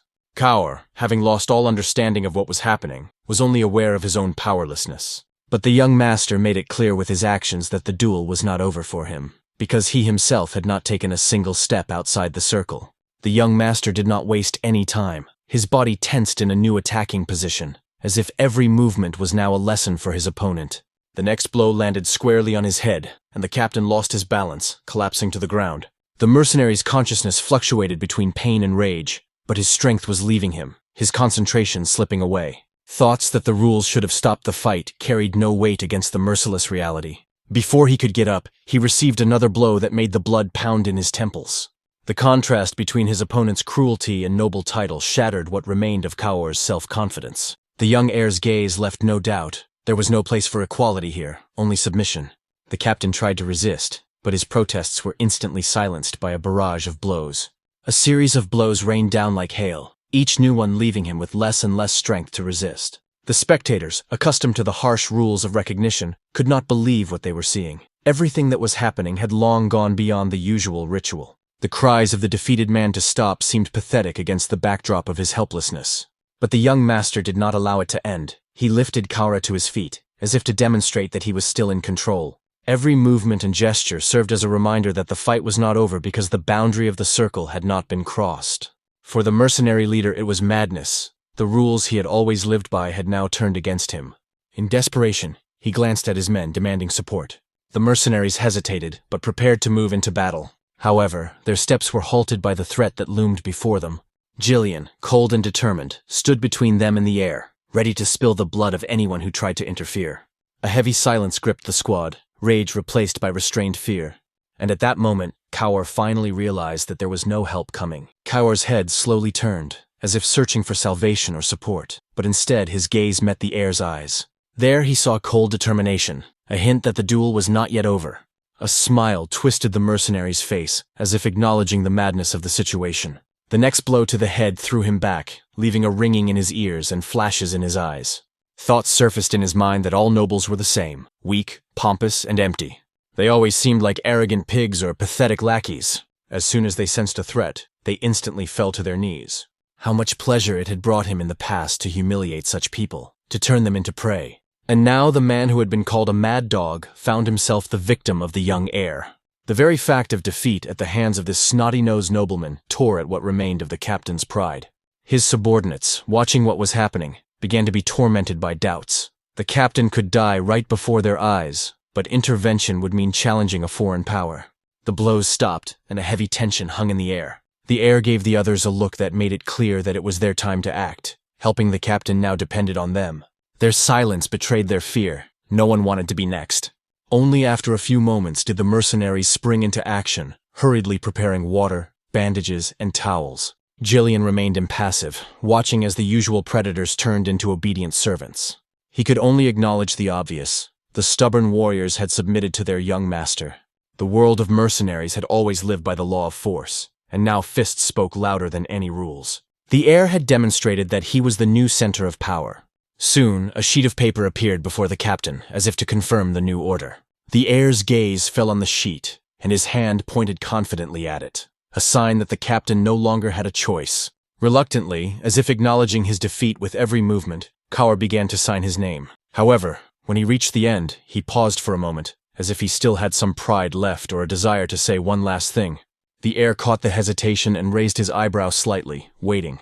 At that moment, a request broke through the captain's voice, simple and unusual for a warrior, to take care of his men. The air squeezed his hand tightly, as if making a vow, and the response was silent consent. Now they were bound by ties that went beyond a mercenary contract, as if they were one family. This meant that they would share not only dangers, but also the future. Several days passed after that. On the outskirts of Berdium's domain, where the land still bore traces of previous skirmishes, the warriors gathered. Their discontent hung in the air. Why drag everyone out at dawn when half of them couldn't really get going until noon? Voices of doubt were heard in the crowd. Was it true that their new employer was a young man from the Berdium clan? It seemed that many saw him not as a leader, but as a convenient guide who would be easy to boss around. Suddenly, a loud voice caught the mercenaries' attention. The point was that in order to control such a snot-nosed kid, they would need a representative capable of dictating terms. All heads turned in one direction, and a name was heard in the crowd that made many frown: Gordon the Muscular. A huge figure stepped forward, not denying the guesses. It was him. His gaze swept over the faces, as if he saw only greed and weakness in each of them. But he reminded them that without unity, all their ambitions would turn to dust, as had happened before when an overly greedy tongue had ruined a deal. The crowd's interest grew louder. What was this big guy going to do? Gordon explained with lazy confidence. The main thing in such matters is to know when to stop. He was ready to speak for their group, apply a little pressure where necessary, and the rest would just have to wait for their reward. The crowd laughed approvingly. With Gordon at the helm, it seemed that everything would indeed go smoothly. His brute strength and confidence inspired calm in the mercenaries. This big guy was rarely wrong, and he had a better nose for money than a dog had for blood. But suddenly the noise of conversation died down. All eyes turned forward where the silhouette of a horseman appeared on the road. The mercenaries exchanged glances. A young aristocrat, alone, unaccompanied, slowly approaching them on horseback. The reaction was instantaneous, either laughter or pity. Could this boy really be their employer? Alone, without guards? He must be a complete fool, or simply unaware of where he had gotten himself into. Poor guy. Gordon will scare him away with a single glance, someone in the crowd muttered. Gordon, sensing their growing interest, waved his hand lazily. The mercenaries understood the signal. They needed to step forward and give the young gentleman a welcome, let him feel who the real masters were here. They spread out in a semicircle, preparing to teach the inexperienced nobleman a lesson. But suddenly the bully froze, as if something unexpected had appeared before him. His gaze darted behind the young man, and his expression changed from mocking to cautious. It became clear that Gislon had not come alone. Behind him moved a whole group, dozens of armed fighters. One of the mercenaries turned pale and cried out, "It's the Cerberuses! Helmets with dog faces!" A wave of confusion swept through the ranks. The Cerberus squad was known for obeying no one but themselves and their bloody laws. But now they were following the young master, as if recognizing his power. The mercenaries froze. Their faces showed not understanding, but fear, for what they saw broke the usual order of things. Gislon stopped his horse in front of them, his gaze immediately falling on Gordon's massive figure. He calmly asked him, "Are you the boss here?" The big guy hesitated, not expecting such a direct question, but nodded anyway. Then the heir asked him to give his name. The man, sensing the cold confidence in the aristocrat's voice, replied uncertainly that his name was Gordon the Muscular. Gislon smiled. He liked the name. He lightly but noticeably punched the man in the chest, not as a threat, but but as a sign of recognition of his strength. Then, straightening up in the saddle, he said calmly but firmly, the heir to the Duchy of Berdium had arrived in person. His order was clear and without a shadow of doubt. Gordon was to gather all the mercenaries. Gislon's voice, though calm, sounded as if any delay would be considered insubordination. A serious task lay ahead, to begin exploring the forest of monsters, a territory where every step could turn into a deadly trap. After a while, a camp sprang up in the designated area. Wooden stakes, rough tents, smoke from campfires, and the smell of damp earth created an atmosphere of anticipation. All preparations were coming to an end. The weapons had been checked, the supplies sorted, and the sentries had already taken up their positions around the perimeter. The camp was alive with the buzz of voices and the clanking of armor. It seemed as if even the air was thick with anxiety and tension, foreshadowing an imminent clash. The main thing was different. The people were gathered, and for the first time in a long time, they had a single commander whom they could trust. Gislon, wanting to make sure that everything was going according to plan, turned to Valinda and instructed her to double-check the number of people. After a while, the girl returned with her report. According to her, 148 mercenaries had been hired through the agency, most of whom already had combat experience. They were joined by 41 warriors from Cerberus's squad, who now followed the young master without hesitation. As a result, Gislon had 192 fighters under his command. The young man noted that this was an impressive number, and asked if Valinda had managed to talk to Skovan. She confirmed that the conversation had taken place. The garrison commander himself volunteered to cover their advance from the forest, which greatly increased their chances. Satisfied with the answer, Gislon ordered all the mercenaries to line up before setting out on the march. His gaze was cold and focused, as if he could already see the coming battle. Behind him lay a fortified camp, and ahead lay a dark, almost lifeless forest of monsters, from which few ever returned alive. Anxious whispers ran through the ranks. There were too many legends about this place. Some said that creatures from the ancient world lived there, others that the land itself was cursed. Excitement quickly spread through the ranks, and even the most seasoned fighters exchanged doubtful glances. Noticing their hesitation, Valinda could barely contain her irritation. Each glance from her silenced the mercenaries and brought them back into line. Gislon paused briefly, then declared that no one was being held there by force. Anyone who was not prepared to risk their life was free to leave, but he promised a triple reward to those who stayed and saw the task through to the end. These words instantly changed the atmosphere. Whispers gave way to a murmur of approval. For such a reward, one could even risk entering the jaws of a monster. Valinda was amazed to hear such a generous promise. After all, the treasury was almost empty, and such a bet could turn out to be a disaster. However, Gislon remained unperturbed. He understood that what they needed now was not caution, but determination. If they succeeded, the reward would be 100-fold. The girl thought for a moment, but then nodded. The decision was made, and now all they had to do was follow the man whose confidence could inspire an entire army. Valinda reluctantly agreed, though her gaze clearly expressed doubt. She understood that it was useless to argue with the young master's decision, even if it seemed reckless.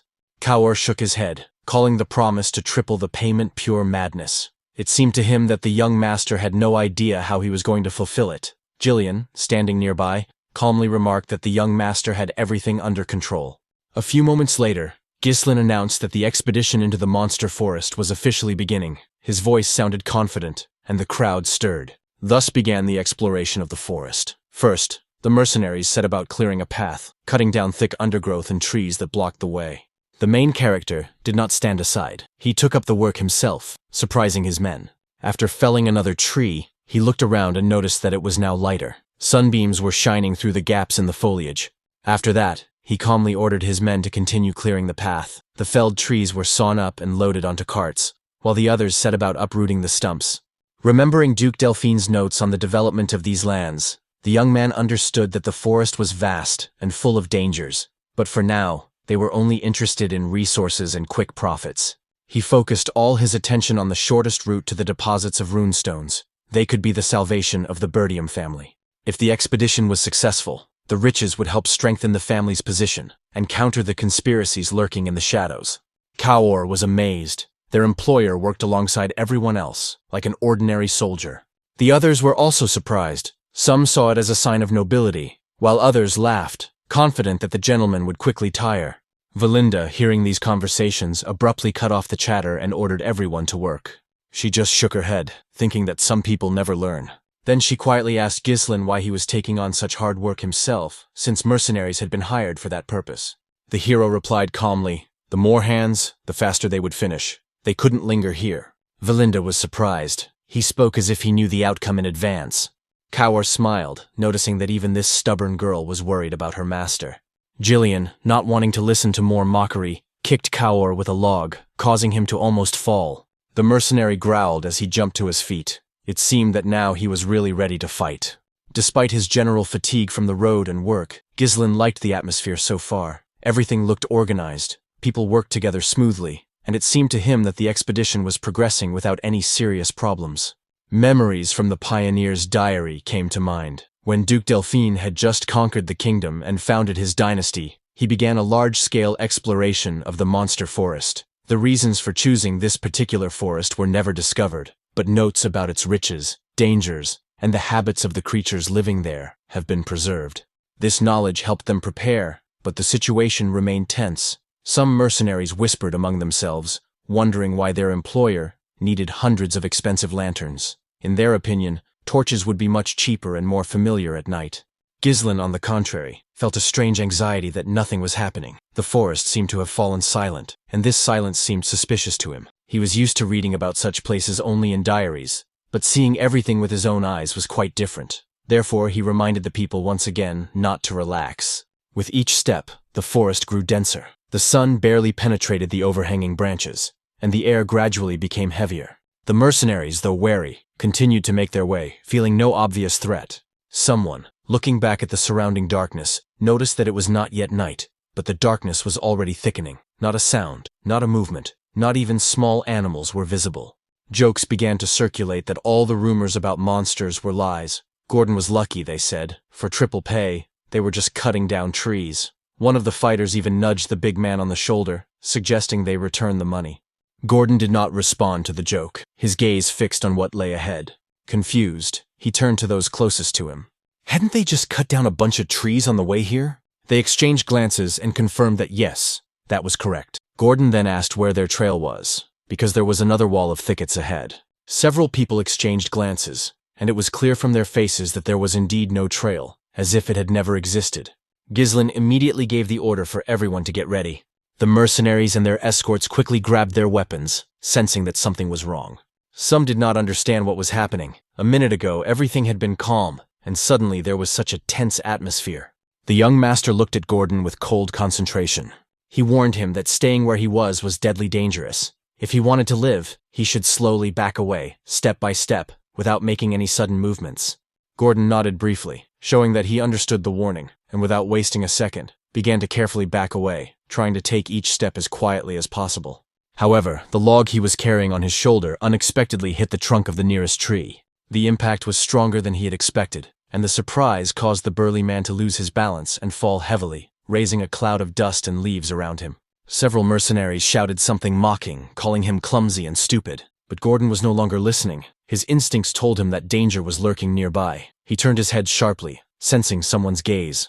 In front of him stood only a massive ancient tree covered with moss and roots. No signs of life. The others looked at each other in confusion, trying to understand what was happening. There was an oppressive silence in the air. Only Gislon remained calm. He remembered the notes of a researcher who had once described similar anomalies in this forest. Everything that was happening matched his words too closely. One of the mercenaries, unable to withstand the tension, snorted and said loudly that their employer was simply a coward. He pointed to the trees ahead and said that there was nothing unusual there, just thick undergrowth and the same landscape. In his opinion, the fool Gordon had scared himself. Gislon, without losing his composure, said that if he didn't move and leave immediately, he wouldn't live another minute. But the mercenary only snorted, assuring him that his master was trying to demonstrate his power by scaring them with his fantasies. His words were cut short. In the next moment, something powerful and cold grabbed his leg. The man's body jerked, then was quickly pulled deep into the thicket. He screamed, but the scream was cut off almost immediately, as if his voice had been swallowed by the earth itself. A terrifying creature emerged from the darkness. Its tree-like skin shimmered, and instead of a face, it had a huge mouth studded with sharp, uneven teeth. It moved silently, as if nature itself had come to life and decided to get rid of the intruders. Even a warning would not have saved anyone who encountered such creatures. Their attacks were lightning fast. These creatures from legends were called Ent horrors, monsters born of the forest itself.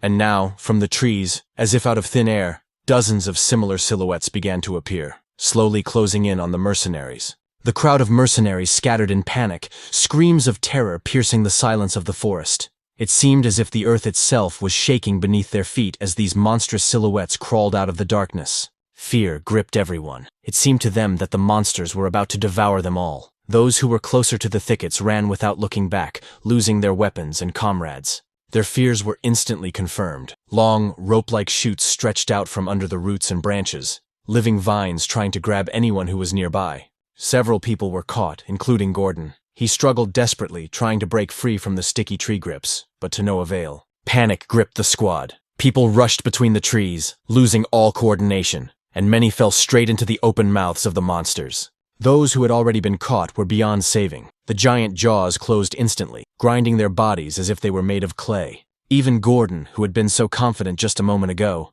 was now flailing, clinging to a branch as if it were a lifeline. His face was frozen in horror and despair.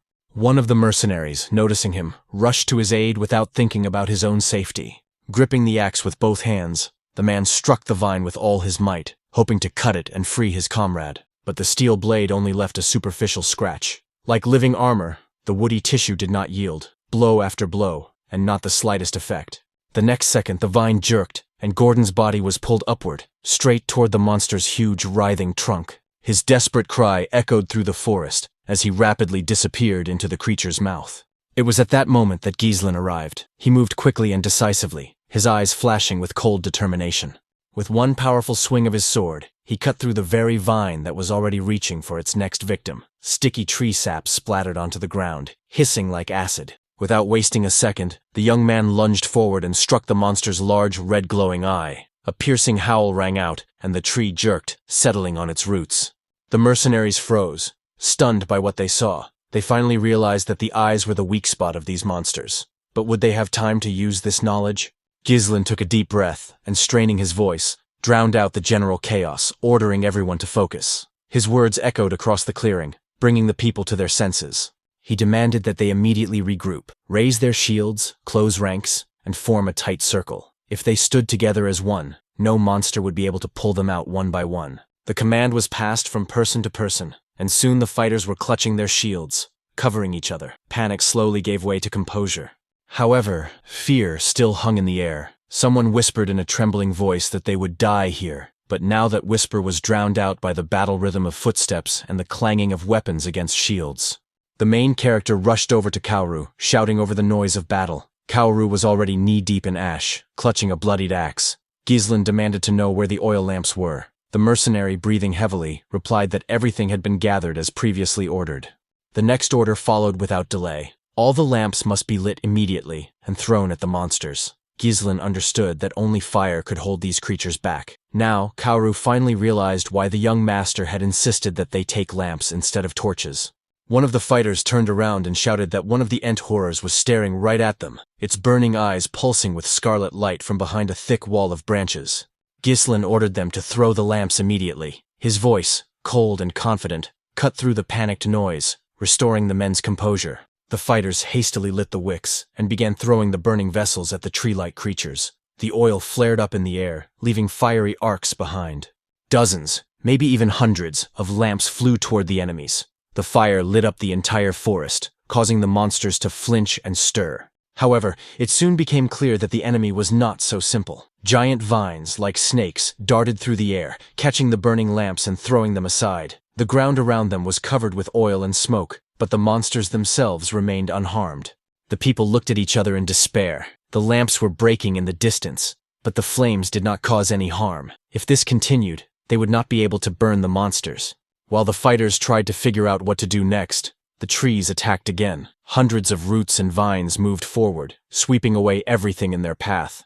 Gislon came to the rescue, bursting into the thick of the battle. His sword sliced through the tree tentacles with a crack, knocking them aside.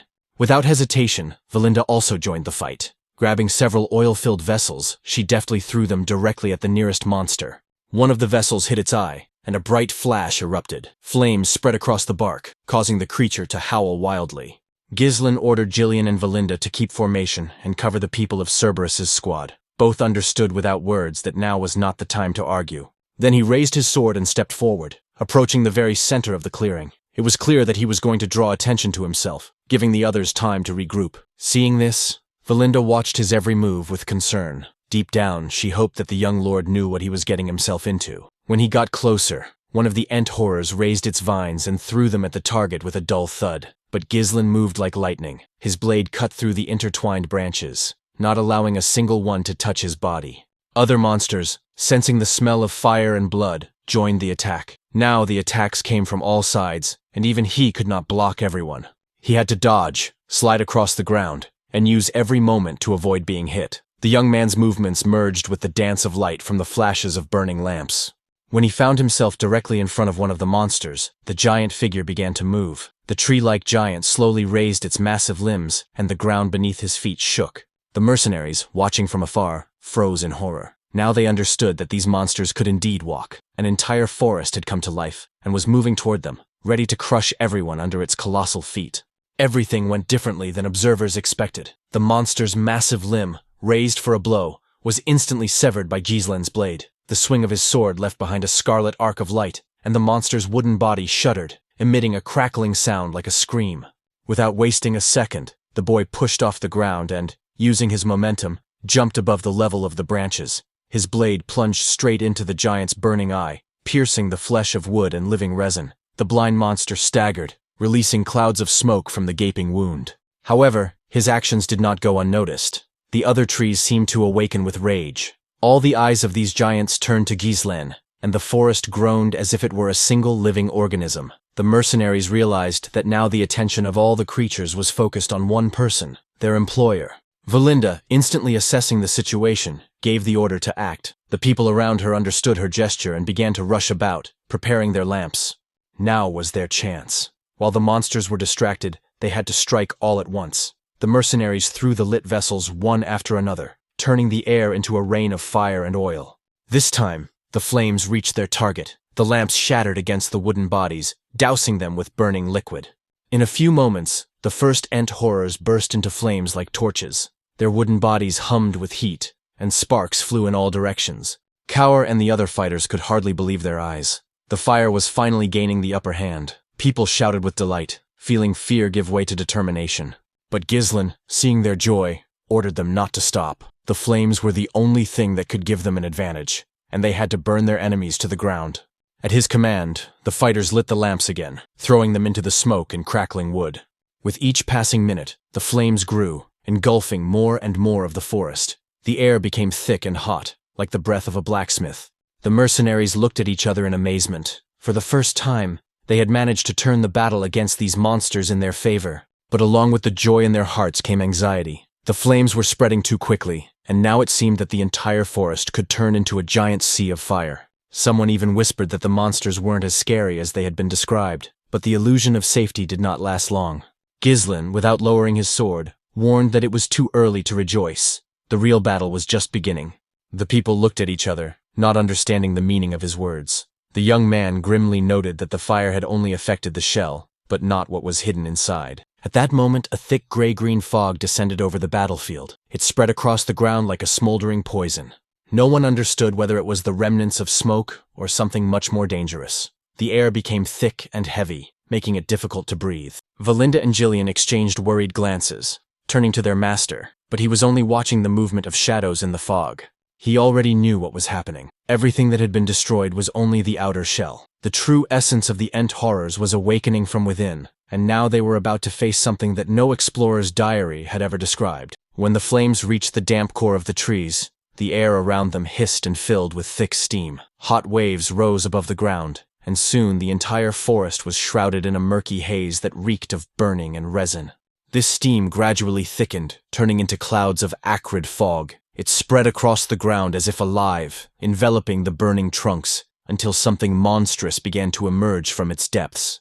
Ugly bodies began to emerge from the fire and steam. It seemed as if the very bowels of the forest were giving birth to new monsters. Resin dripped from their bodies, and smoke wrapped around them like a snake. The horrors of Ent, stripped of their wooden shells, now looked even more terrifying and more vicious. Their flesh, covered with black bark and spikes, trembled with rage. The forest shuddered, as if sharing their hatred. Panicked whispers spread through the ranks of the mercenaries. The men could not believe their eyes. The creatures, burned and defeated, were rising again. The fire had failed to kill them. Gislon, realizing that fear was about to overwhelm his men, raised his sword, and the clang of steel cut through the noise of panic. His confident movement made everyone turn to him. He became their center, a fixed point amid the chaos. His gait, firm and decisive, seemed to say, now they would fight side by side, shoulder to shoulder, as long as at least one of them was able to hold a weapon. The young man moved forward, and those who were still hesitating followed him as if by invisible command. Step by step, the mercenaries began to take up their battle positions. Not everyone was able to overcome their fear. Some retreated, trembling at the realization that these creatures were several times taller than humans and capable of crushing them like insects. In fear, it seemed that any mistake would be the last. The tentacle-like branches writhed like hundreds of hands ready to crush all living things. However, things were different for the Cerberus squad. For them, this was a long-awaited battle. Their commander Kaior had already moved forward, and his men followed him like predators sensing blood. Valinda, worried about her young master, did not stand aside. Her movements were precise and decisive, as if each swing of her sword was meant to protect not only herself, but also him. Jillian, standing behind, glanced at the others. Cold determination was written on his face, and it was this that made many of them take up their weapons again.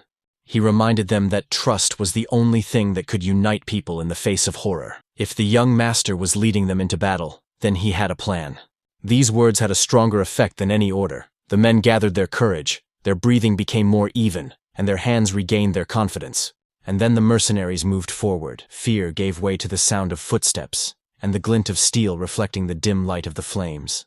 Gislon reminded them that these monsters were now vulnerable. Without their protective shell, they were no longer gods of the forest, but simply twisted creatures. He knew that fear was their strength, and if people stopped being afraid, they could defeat even these giants. Now it was necessary not to tremble, but to strike without hesitation, because each of them had a chance to finish off a monster with one decisive movement. With a cry more like a growl, the united band of mercenaries rushed into battle. Their blades flashed in the smoke as they crashed into the circle of monsters, and the forest was once again filled with the sounds of steel and the roar of battle. On the battlefield, the slightest hesitation is tantamount to a death sentence. Where uncertainty reigns, death awaits anyone who hesitates for even a moment. For Gislon, there was only one goal at that moment: to tear doubt from the hearts of those who followed him. The people had to see before them not just an aristocrat, but a man capable of leading them through the abyss itself. He rushed forward without hesitation, as if fire itself flowed through his veins. His blade cut through the air, severing the limbs of monsters. Each fallen tree monster became a silent reminder that fear loses its power in the face of determination. The will of the people grew stronger with each of his movements. Where terror had reigned not long ago, faith appeared, the kind that makes the impossible possible. Gradually, the roar of battle subsided. The last of the Ent horrors collapsed, turning into smoldering piles of wood flesh. The battle was over. The mercenaries stood, breathing heavily, unable to believe their own victory. Their eyes darted between the charred remains and the young master, as if they were trying to comprehend that all this had really happened. Gislon raised his hand, ordering them to line up. His voice was firm, and even the exhausted men obeyed instantly. The forest they were in now seemed quieter, but the silence here was deceptive. This place breathed danger. Every root, every rustle could hide another monster. However, a strange calmness arose in the hearts of the warriors. They knew that with this man by their side they could walk through hell itself. Gislon, standing at the front, seemed to become a guiding light in this gloomy thicket. His determination was contagious, and he made it clear that he would lead them on and not let any of his men perish. These words and actions gave the mercenaries confidence. Their eyes lit up, and the fire returned to them. Now no one was going to retreat. So the expedition moved on, deeper and deeper into the forest. Each new tree seemed like a living creature, and each step was a test. New monsters and traps appeared along the way, but the group moved in unison, dealing with threats faster than before. The men already knew the value of their own resilience. There were moments, however, when fear crept back in. When particularly menacing creatures appeared, courage began to melt away. Sometimes they simply lost themselves in exhaustion, not knowing how many more monsters lurked in the darkness, or if it would ever end. But at a time when many were losing their concentration, the Cerberus squad and Jillian acted without the slightest hesitation. They moved precisely and in unison, as if death itself were walking beside them. Every monster that approached the line of defense was met with their steel. They fought silently, turning the battle into cold-blooded work. At one point, one of the creatures, mortally wounded, staggered and began to fall directly onto the group of people. But Gislon managed to step forward and, putting all his strength into the blow, knocked the carcass aside, saving dozens of lives. Gislon seized the moment and delivered the decisive blow. His sword cut through the monster's flesh, ending the fight and securing their victory. After the battle, Gislon checked on his men, making sure no one was injured. Fatigue was evident on their faces, but they were all still standing. That meant only one thing: they were still in the fight.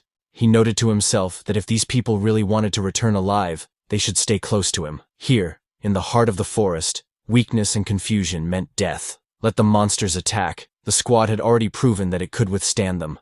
Gislon, watching their progress, noted to himself that their discipline had improved, and their fear had been replaced by excitement. Kaur, standing nearby, smiled, deciding that there was no better teacher than danger. It was what turned people into warriors. Gislon agreed, but he understood that many trials still lay ahead. They had to keep moving while the sky remained clear. He gave the signal to continue cutting and widening the path, reminding them that delay was more dangerous here than the enemy. One of the mercenaries, young and inexperienced, looked on in amazement. Everything around him seemed insane. A deadly forest, burning monster trees, and in the midst of this chaos, their employer leading them all forward. He was beginning to think that everyone here had gone mad. Who in their right mind would go into such a thicket, where the earth itself seemed alive? But he couldn't help but admire those who fought alongside him. After several hours of travel, when the sun was already setting, the detachment came to the water. A large lake opened up before them, quiet, mirror-smooth, as if peaceful amid the wildness of the forest. The water in it seemed surprisingly clear. Several fighters bent down to drink and were surprised. It was cool, as if it came from a spring. For a moment, it seemed to everyone that the danger was behind them. But Valinda did not share their calm. Her gaze was wary. Such places often hide traps. She knew that nature that was too quiet often concealed something alive and hostile. Gislon, however, perceived everything differently. For him, this lake was not just water. It served as a point on the map, marked in the ancient diary of the pioneers. From here, the path led to ore deposits and stone sources. He ordered the camp to be set up, a short rest before continuing onward. The warriors lowered their weapons with relief, lit fires, and began to prepare food. Conversations began again among the mercenaries. Some joked, some complained, but every voice sounded tired and anxious. They were still at the very edge of the forest, and uncertainty lay ahead. One of them, named Manus, spoke more quietly than the others. His voice sounded anxious as he suggested not tempting fate and turning back while there was still a chance. He spoke sensibly. Gold is not worth a life. What good is a reward if no one returns to spend it? But Gordon, sitting nearby, disagreed. According to him, the journey was almost over. The goal was close, and their efforts would be rewarded. He was not going to back down now that they had come so far. Manus just snorted, convinced that his comrade blindly believed the aristocrat's promises. For him, Gislon remained nothing more than what they called behind his back, the thug from Berdium, someone who would not spare the lives of others for the sake of his own glory. The others listened to the argument in silence. One of the veterans reminded them that their employer had saved them all from death more than once. Wasn't that enough to earn their trust? After all, mercenaries lived off the money they earned with their blood. Manus did not give up. He argued that they had simply been lucky, and that luck would not last forever. One mistake, and they would all perish. There was bitterness in his words. He had seen aristocrats use mercenaries and then discard them when they became useless. For him, Gislon was no exception, but merely part of the same cruel world. His words made many think. Silence fell over the camp, broken only by the crackling of the fires. Everyone understood that fear and doubt still lingered among them, even if they tried not to notice it. Manus was pleased with himself. He believed that everything was going according to plan. The more doubts there were among the people, the easier it would be to control the crowd. After all, rushing into a forest teeming with monsters was pure madness. Deep down, he was already preparing to use these mercenaries as a shield if things went wrong. However, not everyone shared his mood. One of the fighters said quietly but confidently that if it weren't for the employer, they would have been dead long ago. The man pointed to the young gentleman standing by the fire. At that moment, Gislon was treating the wounded man, calmly and intently bandaging the wound as if he had been doing it all his life. The air was thick with the smell of smoke and blood, but his movements were confident. He reminded his subordinates not to go into the water with open cuts to prevent infection. The mercenary listened, nodding, a flash of respect in his eyes for someone who was not afraid to get his hands dirty for the sake of others. Valinda watched what was happening and looked dissatisfied. She was annoyed that her master was wasting rare medicines on simple mercenaries. After all, these potions cost a fortune. They couldn't even be found in the capital. Wouldn't it be wiser to save them for Gislon himself, in case something happened? But the young master seemed to think otherwise. He calmly replied that such things existed to save lives, not to gather dust in chests. With these words, he called over the next wounded man, showing neither fatigue nor irritation. The same mercenary who had previously tried to reason with Manus continued talking to the others. He quietly reminded them that the elixirs their employer used were more expensive than the people he was treating. Would he waste such treasures if he planned to leave us to die? He said, almost in a whisper, but loud enough for the others to hear. A murmur of agreement rippled through the ranks of the mercenaries. Everyone gradually realized that this young man was not one of those aristocrats who hid behind the backs of others. He genuinely cared about his people. And strange as it might seem, his presence gave confidence even to the most doubtful. Manus gritted his teeth in anger. His attempt to sow distrust had failed. Inside, he was seething with irritation. The old man had ruined his plan, and now Gislon's credibility had only grown stronger. He had to find another way, but time was running out. Soon, Gislon himself approached the camp. His steps were firm, his gaze focused. He briefly ordered everyone to stop idle talk and rest while there was still a respite. His voice sounded calm, but it conveyed an iron will. After that, the young lord called Gillian and Kaur over. Judging by the expression on his face, he was going to discuss something serious. Both subordinates immediately responded, dropping what they were doing. Kaur, straightforward as always, was the first to speak. In his opinion, the chatterbox should be punished by having his tongue cut out, for example. Gislon, however, replied calmly, "Let him live. The monsters themselves would teach him a lesson when the time came. Right now, they had more important things to do. All their attention had to be focused on preparation. According to their calculations, there were only 24 oil lamps left in the camp. This was less than expected, and Gislon clearly did not like this number. He ordered a recount to be done again, wanting to be sure. The count confirmed his fears. The supply was rapidly dwindling. With each passing day, as they advanced deeper into the forest, the monster attacks became more frequent. Day and night. It seemed they knew no rest. However, the last 2 nights had been suspiciously quiet, and this was alarming. Valinda and Kaur exchanged puzzled glances. They did not understand what their master was getting at. Gillian, however, understood before the others. He explained that they had crossed the border into the territory inhabited by night monsters. These creatures were far more dangerous than ordinary ones, stronger, faster, and more cunning. Gislon confirmed the guess with a short nod.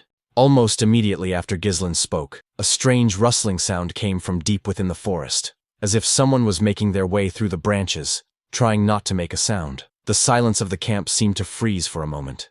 The young man quietly said that this was exactly what he had expected. Real danger was approaching, and everyone should be prepared for the worst. Night gradually took hold. The camp was bathed in the soft glow of the campfires, smoke curling above them. Outside, all was quiet, with only the occasional voices of the guards breaking the silence. Most of the mercenaries were already asleep or dozing, leaning against barrels and weapons. Others sat by the fires, staring into the flames, their eyes clouded with fatigue. Gordon was among those sleeping. His massive body barely fit under the blanket, and his loud breathing resembled the hum of a blacksmith's bellows. But suddenly, his peace was disturbed by a bright light that flashed nearby. The man struggled to open his eyes and saw a lamp slowly floating in the air right in front of him. He jumped up sharply, kicking it with his foot in confusion. The lamp flew to the side, and Gordon, looking around, could only squeeze out, "What the hell is this? Why is the lantern moving on its own?" The answer came instantly. Something appeared from behind the trees, a massive shadow with uneven contours. The light from the lamp momentarily illuminated someone's shining, unrealistically large eyes. Without hesitation, Gordon shouted that there was a monster in the camp and grabbed his axe. He waved his weapon in the air, as if trying to drive away an invisible enemy, but the more he swung, the more he panicked. It seemed to him that monstrous silhouettes were flashing around him, that the creature was about to pounce on him. The awakened mercenaries rushed to the source of the noise, but saw nothing suspicious around them. Gordon insisted with a tremor in his voice that he had seen a monster standing right in front of him. The men exchanged glances. Not a sound, not a trace, not a rustle, nothing. They began to think that the big guy had just imagined it. One of them grunted, saying that Gordon's nerves must have gotten the better of him after all these battles. Gordon himself looked around in confusion, feeling cold sweat running down his back. He was sure he wasn't dreaming. But if all this was real, then where had the creature gone? The mercenaries, deciding that it was just a nightmare, began to disperse. Someone threw a mocking remark at Gordon, saying that he had drunk too much before bed. But suddenly a voice rang out from the crowd. One of the Cerberus fighters claimed that Gordon was right. He said that he had woken up at almost the same moment, sensing someone's heavy presence nearby. And then, right before his eyes, the flame in the lamp suddenly went out, as if someone had blown it out with their invisible breath. Soon, others joined in. Many had felt the same thing, a strange presence rustling in the darkness, sometimes barely audible and ominous laughter. Those who had not felt it were puzzled, attributing it all to fatigue or sleepy visions. A member of the Cerberus squad admitted that he could not say for sure what the phenomenon was, but he was convinced that something was in the forest and watching them. At that moment, Gislon approached the group. His appearance immediately brought order to the situation. Tasks and decisions began to take shape without unnecessary words. He was not alone. Jillian and Kaur stood nearby, ready to support any actions taken by their leader. The young man ordered everyone to gather in one place, around the fires and tents, so that it would be easier to control the situation. Those who were napping and those who were resting gathered at the meeting place. Footsteps and rustling sounds subsided, replaced by the sound of belts being thrown down and the sound of armor straps being tightened. Gislon himself and his closest associates found themselves in the center of the circle, forming a kind of security cordon around him. Gordon, still alarmed, tried to understand whether they were really surrounded by invisible predators. One detail bothered him: the creatures did not show themselves in the light. For Gislon, this was understandable. Such abilities were characteristic of those who hunted at night and used darkness as cover. The pursuit had probably begun at the lake, where invisible shadows had followed the group and now closed in on them. These creatures were called Failors, hunters of darkness. Their reputation was whispered, creatures of the night, blending into the gloom and infecting the space around them with their presence. Failors could not only blend into the darkness, but also make themselves practically invisible. Physical steel had little effect on them, and their hunting method consisted of drawing their prey into thick darkness, where they had a clear advantage. The mercenaries could hardly believe what they heard. It was difficult to imagine hundreds of such predators around them, and yet frighteningly probable. Valinda, finally realizing the reason for the disappearance of the lamps, understood that these creatures were playing with fire, extinguishing light and relishing fear. Kaur, being a man of action, suggested an immediate attack, to strike first and destroy the prey before it could gain the upper hand. Gislon, having studied the situation, preferred a different course of action: to wait, gather strength, and set a trap in order to strike back at the opportune moment. The mentor reminded him that most of the lanterns were already gone, and she didn't understand how much longer they could hold out. The loss of resources made the strategy risky. But Gislon's calculation was based on something else. A thoughtless wave of attack would only anger the night hunters, force them to disperse and change tactics. Then the chance to destroy them all at once would be lost. He wanted to wait for the moment when he could deliver the decisive blow. Jillian was somewhat surprised by the logic he heard, but quickly realized that it was about the possibility of crushing the enemy with a single powerful action. And indeed, Gislon had a plan that would allow him to strike hundreds of invisible and seemingly invulnerable creatures at once. He knew how to lure them out of the shadows. This required preparation, primarily magical. Valinda confirmed that she had prepared the scrolls the young man had requested. Each mercenary had already been assigned one scroll, and now all that remained was to wait for the hour when everything would come together. After a short pause, Gislon announced that it was time to explain exactly how they would fight. His voice sounded calm, but it conveyed the determination of a man who had already thought everything through. To make it easier for everyone to understand the plan, he lowered his sword and began to draw lines with it directly on the ground. In the soft light of the dying torches, the contours of the future battle appeared on the sand. The flock of fallows had already closed in around the camp on three sides. They were quietly stealing the light, one lantern after another, and with each passing moment, they were closing in, leaving the people with less and less air and confidence. Gislon showed that it was impossible to hold the defense against such creatures across the entire line. Their numbers were too small, and the enemy was too omnipresent. If they tried to meet them head-on, they would be bypassed on the flanks, crushing their defenses. Jillian noted that the proximity of the lake played into their hands. They couldn't be completely surrounded on that side. Gislon nodded. The light reflected off the water's surface, preventing the monsters from approaching from behind. The situation remained difficult, but not hopeless. The main character emphasized that despite the enemy's numerical superiority, the initiative still belonged to them, those who were able to think and act together. Some did not understand what he meant. How could he talk about initiative when they were standing in the middle of darkness, surrounded by invisible predators? Gislon continued, describing the structure of the upcoming battle. The unit would be divided into 3 parts, each with its own task, in order to use even limited forces as effectively as possible. The first line would be the defense squad, shield bearers who would take the first blow and hold the line. Behind them would be the crossbowmen. Their task would be to fire at the approaching enemies, slowing their advance and holding back the pressure of the darkness. And the third part, the strike force, led by Gislon himself, will have to break through the enemy lines and deliver the decisive blow. The center of the defense, a combination of shields and crossbows, must withstand the first wave until the flanks are ready to close the ring. The left flank will be key. This is where the strike force will break through and join the central line. Thus, the enemy will find itself between 2 fronts and its own ring will close in on it. Gislon, who had been watching the drawings on the ground, understood everything at once. The others exchanged glances. The plan seemed daring, but with luck, it was quite feasible. However, Valinda suddenly stopped the discussion. She was troubled by an obvious question. They themselves had said that these creatures could not be hit with conventional weapons. How, then, could they be fought? A tense silence hung over the camp. Several men exchanged glances, not knowing how to respond. Kaor suggested that there was only one solution, to use mana. Magic was the only way. But Gislon had already thought of everything. He knew that brute force was powerless against the night shadows, so he had prepared another means in advance.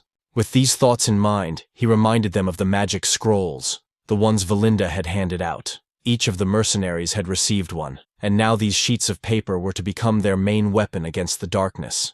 It wasn't long before the battle began. The silence of the night forest was broken by the heavy sound of footsteps and the clang of weapons. Everything indicated that battle was inevitable. The defensive unit was ordered to keep their formation as tight as possible. Any gap could cost lives because in the darkness, it was impossible to see where the attack would come from. The men clutched their shields, remembering the words of their employer. Under no circumstances should they split up.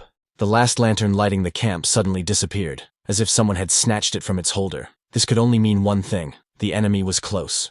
At that moment, Gislon remembered the lines from the Duke of Delphine's diary, the very notes that had once saved the pioneers. They said that Phalors could not tolerate light. For creatures born of darkness, bright light was not just painful, but deadly. Following this thought, the young man activated the magic scroll. The symbols on the parchment flashed with golden patterns, and it became clear that something was about to happen. This action was a signal to everyone. Everyone holding a scroll understood that it was time to act together as one. On command, the mercenaries began to unfold their first circle scrolls. Thin strips of magical energy glided through the air, intertwining in a pattern of spells. From their center, a flame of light burst forth, rushing upward and tearing through the darkness of the night. For a moment, everything around was illuminated, as if a new day had dawned. For the Phallos, it was an invitation to death. The bright glare forced them out of the shadows, hissing and writhing in the dazzling light. One after another, magical flashes erupted around the perimeter of the camp, each burning away the darkness as if cleansing the air. The light penetrated the ranks of the previously invisible creatures, revealing their true form. Long, snake-like bodies intertwined with each other, with black claws and white eyes reflecting fear and rage. The mercenaries involuntarily held their breath. The legends about the night hunters turned out to be true. A monstrous ring of creatures really surrounded them on all sides. The fighters raised their weapons.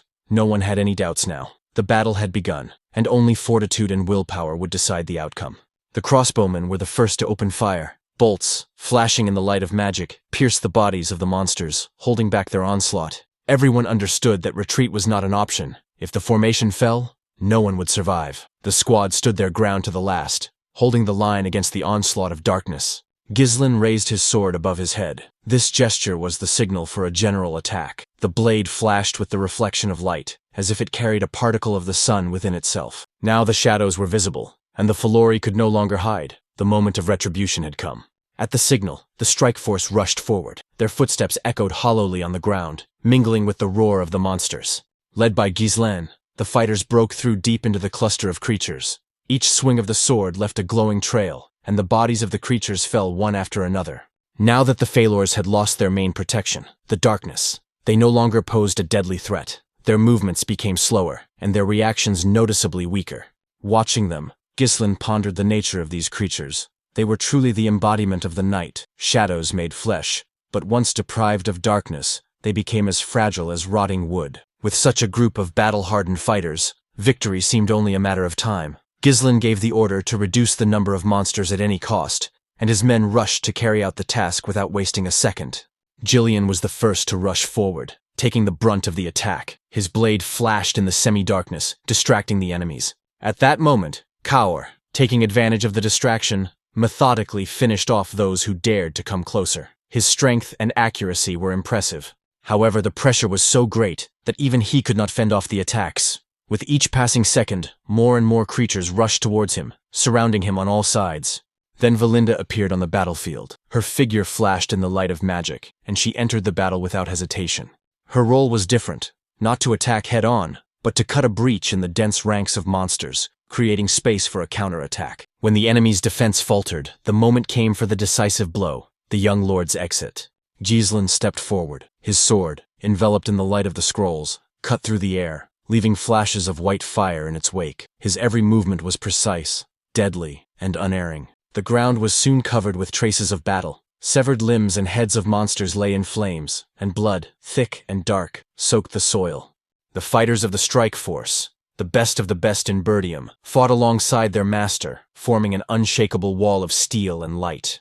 The magic scrolls continued to glow, preventing the darkness from closing in on them again. Their light pulsed like a living heart, beating to the rhythm of the battle. On the other flank, the defensive unit and crossbowmen continued to hold the line. Every bolt, every flash of light mattered, but the stream of enemies seemed endless. Monsters climbed over the bodies of their fallen kin, turning the ground into a bloody mountain, just to get to the humans. Some of the mercenaries were beginning to lose confidence. Their arrows were running out, their strength was fading, and the darkness around them was thickening again. No one knew where the strike force was. Soon, the first creatures broke through the defensive positions. The men were already preparing for the worst, realizing that casualties were inevitable. But before despair could take hold, the shock troops burst onto the battlefield once more. Their appearance changed everything. The monsters rushing forward found themselves under the onslaught of blades and flames.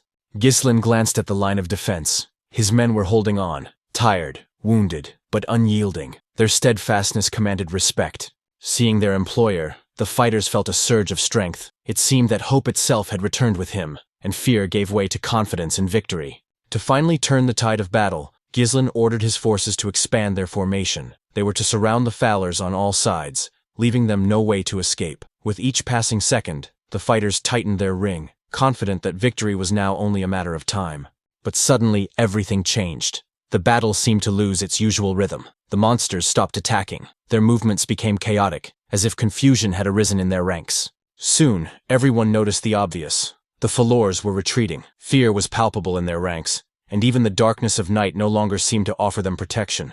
Gislon instantly realized what was happening. These creatures were much smarter than they seemed at first glance. They understood that the ambush had failed, and now they were trying to leave to regroup and attack again, on their own terms. The young man ordered Valinda to look for their leader. According to the descriptions in Duke Delphin's diary, he should have horns that emit a faint bluish glow. It was he who gave the signal to retreat. Some of the fighters wondered why they should pursue the retreating monsters. Victory seemed to have been achieved, but Gislon understood clearly. This was only a temporary retreat. The Fowlers do not forgive defeat, and will hunt them down to the end. Their squad was too depleted to withstand a second clash. The only way out was to destroy the leader. Without him, the pack would lose its connection and scatter into the darkness, dissolving like a shadow in the morning sun. Valinda listened carefully to the instructions. Everything was clear. Capture the leader, and the battle would be over. Realizing this, the girl focused. The wind ruffled her cloak as she looked up at the trees, her eyes flashing with determination. She took a rope with a metal hook from her belt and secured it to the nearest tree trunk. The metal clanged against the bark, and the loop hooked firmly onto a branch. The next moment, Valinda deftly pushed off with her feet and soared upward like a bird, using the rope as support. From above, she surveyed the entire battlefield. The light from the scrolls still illuminated part of the field, and in this uneven glow, she could make out many creatures writhing amid the smoke and ashes. Something special flashed in the crowd, a tall figure crowned with branched horns that emitted a dim, cold light. It was him, the leader of the Fowlers, a creature whose presence could be felt even through the noise of battle. Around him, other monsters moved more cautiously, as if protecting him. Valinda threw the rope again. The hook described an arc in the air and caught around the monster's neck, tightening the noose. Without wasting any time, she pulled, causing the beast to stagger, and signaled to her allies. Now the leader's position was exposed. Gislon instantly understood where to strike. His eyes flashed with determination, and his body lunged forward, pushing through the ranks of monsters. His sword cut through the darkness like lightning, leaving behind a trail of fire. Each step brought him closer to his goal, the very heart of the enemy pack. Reaching his goal, the young man delivered a powerful blow, aimed precisely at the chest of the horned monster. A flash of light blinded everyone around. When the glow faded, the leader lay motionless, and the remaining Fowlers rushed about, losing their coordination. Deprived of control, they began to dissolve into the darkness, returning to where they had come from. After the leader's death, the battlefield froze for a moment. The creatures, once raging, seemed to have lost their purpose. Their movements slowed, and their fury gave way to confusion. Gislon quickly realized that their chance had come. While the monsters were losing their coordination, he ordered his men to take advantage of this delay and destroy the remnants of the pack. His voice rang out across the battlefield, awakening the warriors' determination. The mercenaries obediently carried out the order. Shields, swords, and crossbows sprang into action once more. With a united assault, they rushed forward, sweeping away anything that still tried to resist. The Fowlers, once masters of the night, now found themselves helpless in the rays of dawn. Their bodies flashed in the glare of the light, as if they themselves regretted having dared to challenge humans. Kaor, not wanting to lose his fighting spirit, gave the command to his Cerberus squad. Their heavy footsteps echoed across the ground as they charged forward as one. He added that he had no intention of letting Gislon outshine him. The silent enmity between them only intensified the excitement of battle. The battle lasted until dawn. The sky gradually turned scarlet, and it seemed that the dawn itself had witnessed their final battle with darkness. When the first rays of the sun touched the earth, Gislon's blade pierced the body of the last monster. The enemy was finally defeated. The young man turned to his people. Their faces were covered with fatigue and ash, but their eyes burned with satisfaction. He reminded them that they had done it. This night belonged to them. In response, the camp filled with cheers. People laughed and hugged each other, unable to believe they had survived such a nightmare. For the mercenaries, it was not just a victory, it was a return to life. They had survived a night that most considered a death sentence. Gislon noted that everyone had performed admirably. Valinda, concerned about the young master's condition, looked at him intently, but he just nodded confidently, letting her know that he was fine. Then Gislon calmly gave new orders. He instructed Valinda to count the numbers and Kaoru to gather Cerberus's men. He himself went with Gislon to the edge of the camp to drag away the bodies of the fallen Fowlers. When Kaor asked about the point of this, Gislon explained that the smell of the slain monsters would scare off other creatures. Fowlers were considered top-tier predators, and no creature would dare approach their remains. The senior warrior smiled, adding that now the camp would be under reliable protection. Kaor just snorted irritably, unwilling to admit that he was right. Gislon watched their argument without interfering. Let the petty squabbles not distract him. The main thing was that his people were alive. 10 days had passed since they had entered this cursed forest. Every night here seemed like an eternity, but with each victory, their confidence grew. After the Fowlers, they didn't encounter a single truly dangerous monster. They cleared the way confidently and methodically, as if the forest itself had begun to surrender. Now all that remained was to begin mining the ore vein, the goal for which it had all begun. But as he watched the dawn break over the blackened trunks, Gislon caught himself thinking, was this really the end? Or was the forest simply holding its breath, preparing a new threat for them? After a while, Valinda approached Gislon. Her cloak was covered in ash, but her voice sounded as composed as ever. She reported that she had checked the entire personnel. 41 men remained in the Cerberus squad, and 120 mercenaries. There were only 3 casualties, which seemed almost miraculous given the nature of the battle. What was particularly striking was that not a single Cerberus fighter had been killed. Kaor straightened his shoulders upon hearing this. A proud smile flitted across his face. He was pleased. With a commander like this, he thought, they simply had no right to die. It was a matter of honor. Gislon asked who exactly was listed among the dead, but it turned out that the bodies had never been found. No one in the camp could determine which of the men had disappeared. Then Gordon wondered, where had Manus gone? Perhaps he had fallen in battle, but the absence of bodies raised doubts. If they hadn't been found, then there was a chance they were still alive. One of the mercenaries smiled wryly. Knowing Manus's character, he doubted that he had died heroically. More likely, he had simply run away. Everyone agreed that this was exactly what had happened. The coward and 2 others had fled the camp while the rest were fighting. At that moment, the 3 fugitives were indeed making their way through the thicket. One of them, breathing heavily, told the others how lucky they were. The battle there had been hellish, and if it hadn't been for Manus's determination, they would surely have been among the dead. Another suggested slowing down, saying they had already gotten far enough away. Manus looked back at his companions with irritation. He didn't understand how they could relax when the monsters were still somewhere nearby. They had to leave quickly while the creatures were distracted by the camp. However, his words hung in the air. The other two mercenaries froze, staring upward. Their eyes were filled with horror.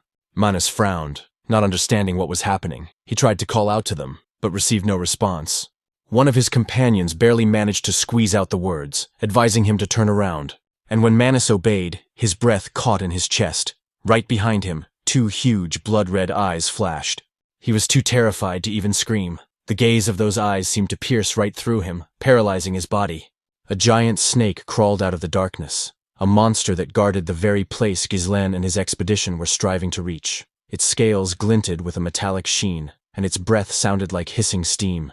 The creature gave the fugitives no chance. The three mercenaries disappeared in an instant, crushed, swallowed, or simply torn to pieces. After the massacre, the snake lay in wait, as if expecting new guests. It did not leave. It simply watched from the depths of the forest. Meanwhile, life went on as usual in the camp. The clearing work continued, and although fatigue was taking its toll, the people worked with unexpected enthusiasm. Everyone understood that the sooner they finished, the sooner they would leave this gloomy forest. Kaur noted to himself that the situation was surprising. No one was complaining or arguing. Everyone was working as a single unit. He admitted that this was the first time he had seen these perpetually lazy mercenaries display such discipline. Apparently, fear and respect for their master worked wonders. Gislon smiled and remarked that, unlike some, these people really knew how to work. Kaur snorted, not hiding his irritation. Even after the victory, the old man found a reason to take a dig. After a brief discussion, Kaur asked the young master what would happen after the entire operation was completed. Would he really send such experienced fighters home? It would be a shame to lose people who had gone through hell and survived. Gislon calmly replied that there was nothing to worry about. He intended to hire everyone who had proven themselves worthy into his personal guard. It was believed that mercenaries were rarely able to stand up to a regular army. Their ranks often fell apart at the first casualties, because everyone fought for their own benefit.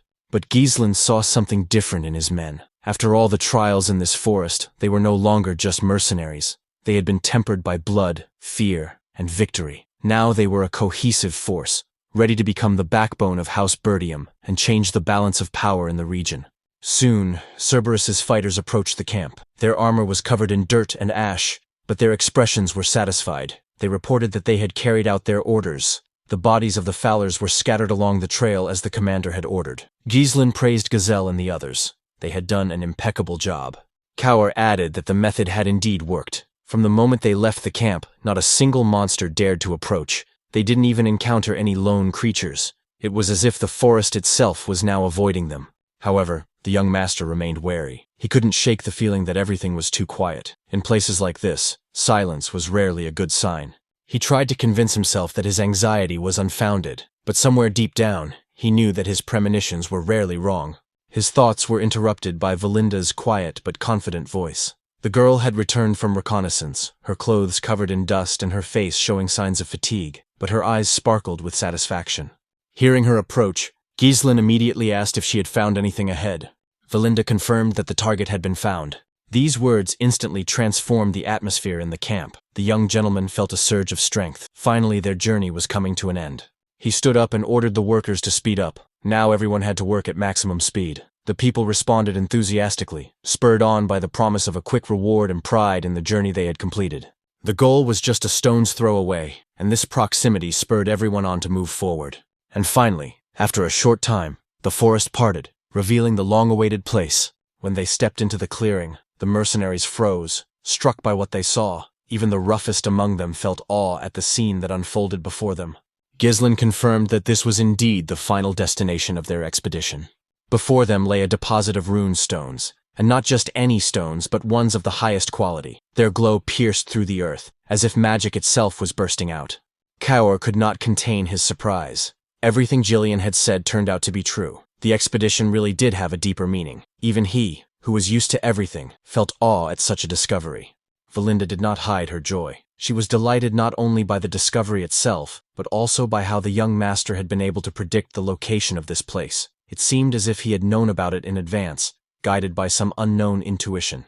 The other mercenaries stood stunned. Before them lay riches that an ordinary person would never see in a lifetime. Everyone understood that if they managed to get these stones, they would become truly rich, and the name of Gislon Berdium would go down in history forever. Suddenly, a hoarse voice rang out from the thick haze ahead, as if the fog itself had spoken in human words. The stranger said with anguish, none of them would go any further. He added that it was all over, and after these words, his breath stopped. When the smoke cleared slightly, everyone saw who had spoken. It was Manus. Surprisingly, he was still alive, or rather, he had been just a moment ago. His body slowly sank to the ground, lifeless and contorted with horror. Several mercenaries, recognizing their former comrade, rushed to him. They did not understand how he had ended up here, so far from camp, or what had happened to him. However, Gislon stopped them abruptly. He ordered them to stay away, warning them that the place was unsafe. His voice was cold and confident, causing everyone to instinctively retreat. To prove the seriousness of his words, he swung his sword, and a powerful wave of air rose from the blade, scattering the clouds of gray smoke. When the veil cleared, the people saw what had been hidden beneath the fog. The ground was littered with bones. The white remains stretched into the distance, like a field of death. Among them were broken armor, charred blades, and claw marks on the stones. The people were stunned. The corpses belonged not only to monsters, but also to humans. It seemed that a terrible battle had once taken place here, but against whom? The mercenaries instinctively moved forward, covering their young master, but Gislon just shook his head. The simple search for runestones had turned into something much bigger. According to him, the number of remains indicated one thing. They were standing right on the nest of a high-ranking monster. There were fresh traces among the bones, and the light fog was saturated with poisonous fumes, which is why they did not notice the threat immediately. Gislon recalled Duke Delphine's notes with annoyance. They did not mention any danger near the veins themselves. Perhaps the explorers simply did not return to warn others. He ordered everyone to be on guard and prepare for battle, feeling the air grow thicker, as if the forest itself had held its breath. But before he could finish his command, the ground beneath their feet shook. Something gigantic rose from the clouds of smoke. A monstrous snake crawled out from behind the hill, its scales glinting with a metallic sheen. With a hiss like the roar of the wind, it opened its mouth, preparing to swallow the nearest people. Gislon didn't waste a second. With a loud order to spread out, he rushed forward, directing the fighters in different directions. When the monster lunged at him, he dodged with incredible agility, sliding along its body and ending up on top of its giant back. Taking advantage of the blind spot under its scales, he raised his blade and struck a powerful blow, aiming directly at the creature's head. The blow hit its target. The sword cut through the flesh, leaving a deep wound from which thick, black blood gushed. The snake roared, and the air was filled with a sound that made everyone's ears ring. However, to Gislon's surprise and bitter disappointment, his blow did not even leave a scratch. The blade slid off the scales like steel, leaving only sparks. Gislon, who was watching, couldn't believe his eyes. Even a weapon reinforced with magic couldn't pierce this armor. "It's impossible," he gasped. "What are these scales made of?" The snake, sensing the attack, turned its head sharply toward its attacker. Its gaze fell on Giselle. Now all the monster's fury was focused on him alone. The monster opened its mouth, and this time it wasn't to swallow a human. A stream of poisonous liquid burst from the depths of its throat, sparkling with green flashes in the dim light. Gislon instantly realized the danger. This poison could kill even through touch. He managed to cover himself with his cloak, exposing the fabric to the attack instead of his skin. He managed to avoid a direct hit, but the fabric instantly began to smoke, as if acid had been poured on it. The cloak began to corrode before his eyes, and the snake was already raising its tail for the next attack. The blow was swift, but Gislon grabbed his sword with both hands and tried to parry the massive tail. The collision reverberated through his body like he had stopped a stone boulder. The enemy's strength was monstrous. He couldn't hold off the onslaught for long. The ground beneath his feet cracked. The next blow knocked him off balance. The boy's body collapsed to the ground, and the heavy tail crashed down nearby, raising clouds of dust and debris. Valinda screamed, fear in her voice. She rushed toward her master, but thick smoke and the monster's movements prevented her from reaching him. The enormous snake writhed and struck the ground with its body. Its movements split the soil like the blows of a giant hammer. Where the mercenaries stood, everything turned into chaos. People screamed, commands to dodge and not stand still rang out. But in the midst of this madness, no one understood where this monster had come from. It seemed to have grown right out of the ground, out of the ore vein itself. Gislon, without losing his composure, rushed to those who were trapped under the rubble. He pulled people out, saving them from under the monster's tail. Valinda and Kaur joined him, covering the wounded. They worked together seamlessly, as if they had been training for this moment their whole lives. Gislon himself, though knocked off his feet, remained alive and conscious. Through the roar, he could hear the desperate cries of people begging for help and the moans of those who were searching for him with their eyes, not knowing if their master was alive. Lying in the dust, Gislon finally understood the scale of what was happening. Everything fell into place. The dead bodies, the poison, the fumes, the fear that had settled in this place. The true master of the ore vein was before him. It was not just a beast. It was a blood python, an ancient and deadly monster whose power was considered legendary. The existence of such creatures was confirmed only by old chronicles. No one expected to encounter one here, on the edge of the forest, where humans usually did not venture. Gislon understood that there was almost no chance of survival in open combat. He could retreat and return with reinforcements, but then the rune vein would disappear, and the entire expedition would be in vain. Now Gislon had no time to think. Delay meant death, not only for him, but for everyone who believed in him. If he retreated now, everything they had achieved, all the suffering and losses along the way, would be meaningless. He couldn't let their journey end in disgrace. Summoning his will and focusing his mana, the young man felt energy coursing through his veins. He had to make this creature obey, or else the ore vein they had worked so hard to extract would be lost. At that moment, a power flared up inside him. The third core, awakened to its full potential. The flame of mana pierced the air, and his eyes flashed with determination. The blood python, sensing the threat emanating from the man, let out a low growl. Its body tensed, and the beast lunged forward with such speed that the ground shook. But Gislon, relying on instinct and experience, managed to dodge. He slid under the scaly body, avoiding the deadly blow, and without wasting a moment, counterattacked. His blades struck the creature's torso, but once again, the steel slid helplessly off the invulnerable scales. There were no cracks, no marks. It was as if he had struck stone. Realizing that it was impossible to pierce the armor, Gislon instantly changed tactics. Focusing, he jumped higher and struck the only vulnerable spot, the eye. The blow hit its target. The blade cut through the flesh, and the snake roared, writhing in pain. But the wounded monster did not retreat. On the contrary, its fury flared up with renewed strength. The python lashed out with its tail, seeking to bring all its might to bear on the man. Gislon managed to notice the movement, and gathering his last ounce of strength, raised his sword to meet the blow.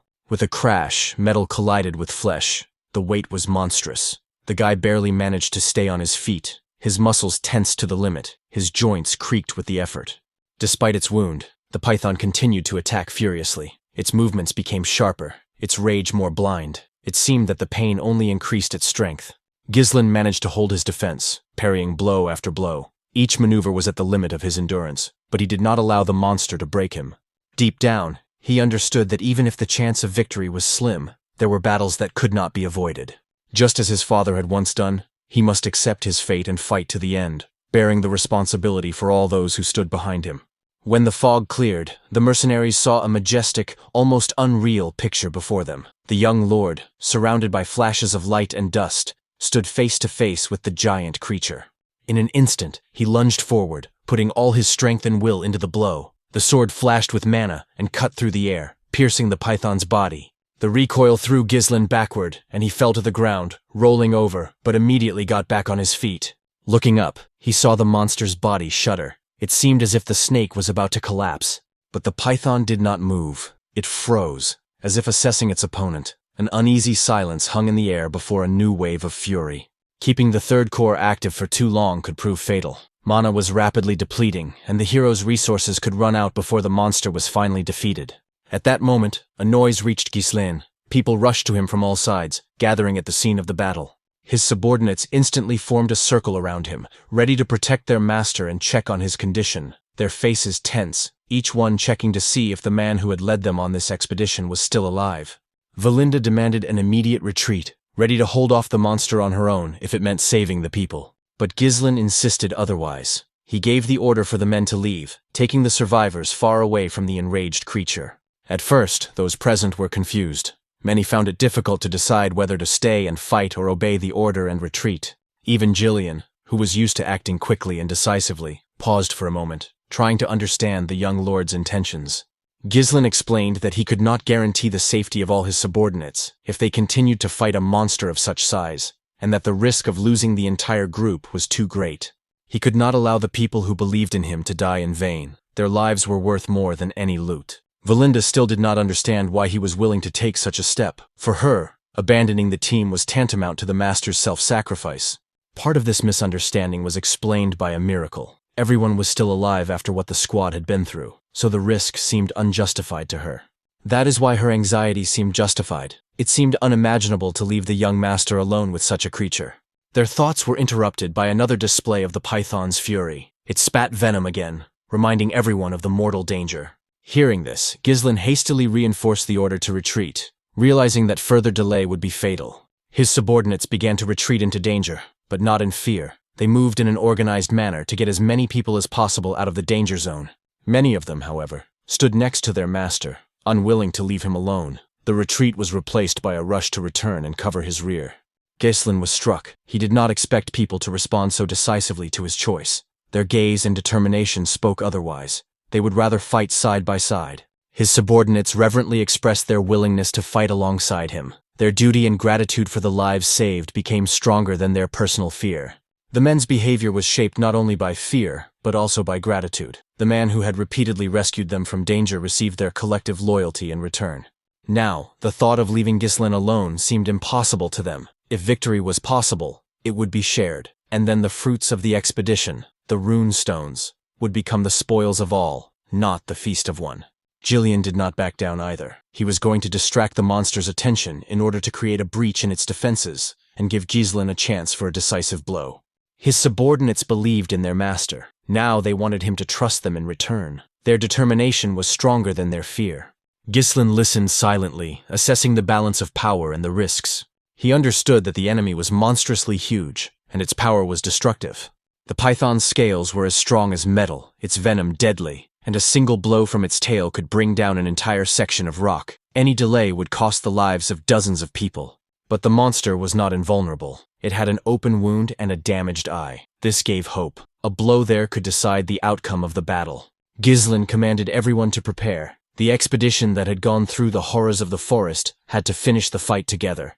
The mercenaries were inspired. Doubt gave way to excitement. Now everyone wanted to contribute to the victory. In the next moment, the python moved forward again, cutting through the air with a roar and a blow of its body. Gislon was the first to meet the attack, and the others followed him, unleashing a barrage of blows on the enemy. The blades left small but frequent cuts. With each new lunge, the monster lost speed and accuracy. These wounds were insignificant individually, but their cumulative force exhausted the python, causing it to lose concentration. Seizing the moment, Gislon broke through closer and struck the already blinded eye. There was a dull crack, and the creature howled in pain. But even a well-thought-out strategy rarely goes perfectly. The chaos of battle made its own adjustments. Gislon understood that if he hesitated, people would die, and so he could not afford to take a step back. He decided to stand his ground until the end, because the fate of the entire expedition and the future of these lands depended on him. Only he knew why all this was happening, and what secrets this territory held. But when he made a new lunge, the python suddenly opened its mouth and swallowed him whole in one movement. The people froze in horror. Screams pierced the air. Everyone thought their master was dead. But in the next moment, a blade burst out of the monster's head. It cut through the flesh from the inside, and a scarlet line ran down the snake's neck, widening more and more. With a last effort, Gislon, overcoming pain and fatigue, cut the monster's head in two. The blade cut through flesh and bone, and the huge body of the python crashed to the ground with a loud crack. Gritting his teeth, he got up, barely able to stand, but still smiled. Not for himself, but for those who had been waiting for this moment. The victory was theirs. He understood clearly that he could not stop. After all, he was not just a member of the expedition, but the heir to Berdium, the one who was obliged to pave the way for the future of his family. At that moment, an anxious atmosphere reigned in the Berdium family castle. In the council chamber, a loud thud of a fist on the table was heard. One of the men, overcome with anger, declared that Gislon's actions could be considered a serious crime against the will of the family. The young lord ignored the steward's prohibition and went to the forest of monsters anyway. The old advisor Homer tried to calm Albert down, but he was beside himself. Albert replied sharply that Gislon had always been willful and proud. While the head of the clan was away, the young man imagined himself a full-fledged lord and acted without permission. Homer sighed. It was too late to be upset now. Gislon had been in dangerous lands for 2 weeks, where every day could be his last.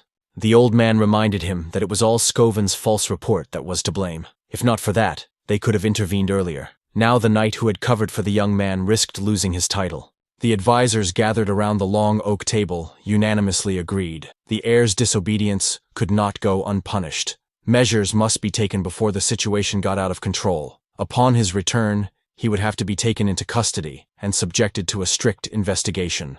Count Berdium listened to these words in gloomy silence. Deep down, he understood how serious his son's actions were, but he was even more concerned that he might not return at all. Suddenly, the door flew open, and Randolph, a loyal subordinate of the Berdium family, entered the room. He bowed low and, out of breath, reported that something unexpected had happened, and that the Count should leave immediately. The advisors became alert, demanding an explanation.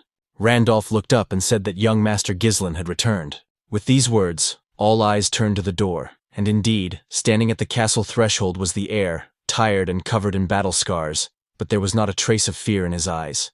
After a while, the same people gathered in the hall again. The air was tense, as if before a storm.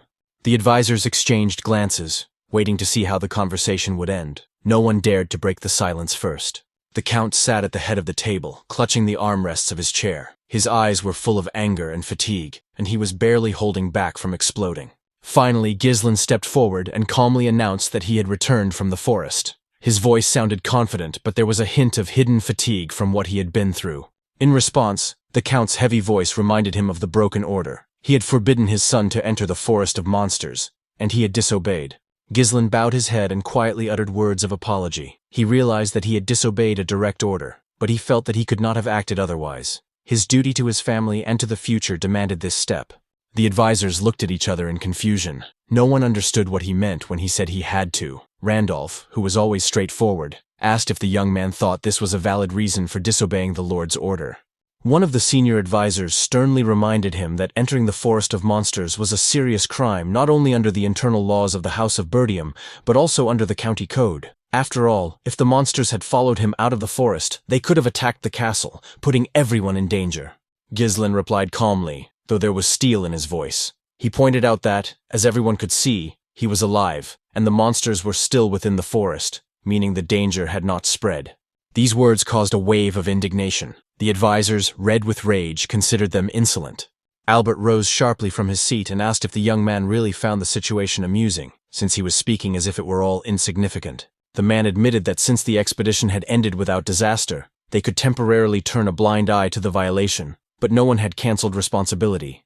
Albert took a folded sheet of paper from his inside pocket and unfolded it on the table, stating that words were meaningless in the face of facts. Gislon took the letter and immediately recognized the seal of Ryfold County. Albert confirmed that the document had arrived recently. He said that as soon as Gislon's unauthorized return became known, news came from Ryfold that the young man had extorted 20,000 gold pieces from Lady Amelia. Considering that the woman already sent money regularly to maintain the castle, such an act seemed like blatant insolence. In his letter, Count Ryfold expressed extreme anger. He announced the termination of financial support, the withdrawal of slave servants, and the dissolution of the engagement between Amelia and Gislon. This jeopardized the future of the entire House of Berdium. Gislon silently examined the letter. It was indeed signed by Ryfold, a count whose cold contempt for Amelia was well known to everyone, but even so, it seemed impossible to forge his style and signature. A mixture of disappointment and pain boiled inside Gislon. It all looked like a carefully thought-out intrigue. Amelia, driven by a thirst for power, had probably allied herself with their enemies to destroy his reputation and weaken the house. Now it was clear. No agreements or deals could restore trust. Any movement of money, any trade contract would serve as proof of his guilt. He noted to himself that if he had returned later, he would have been trapped, accused and isolated inside the castle. Everything that was happening confirmed that time was indeed against him. Then Adrian, one of the oldest advisors, turned to the Count and asked if he had anything to say to his son.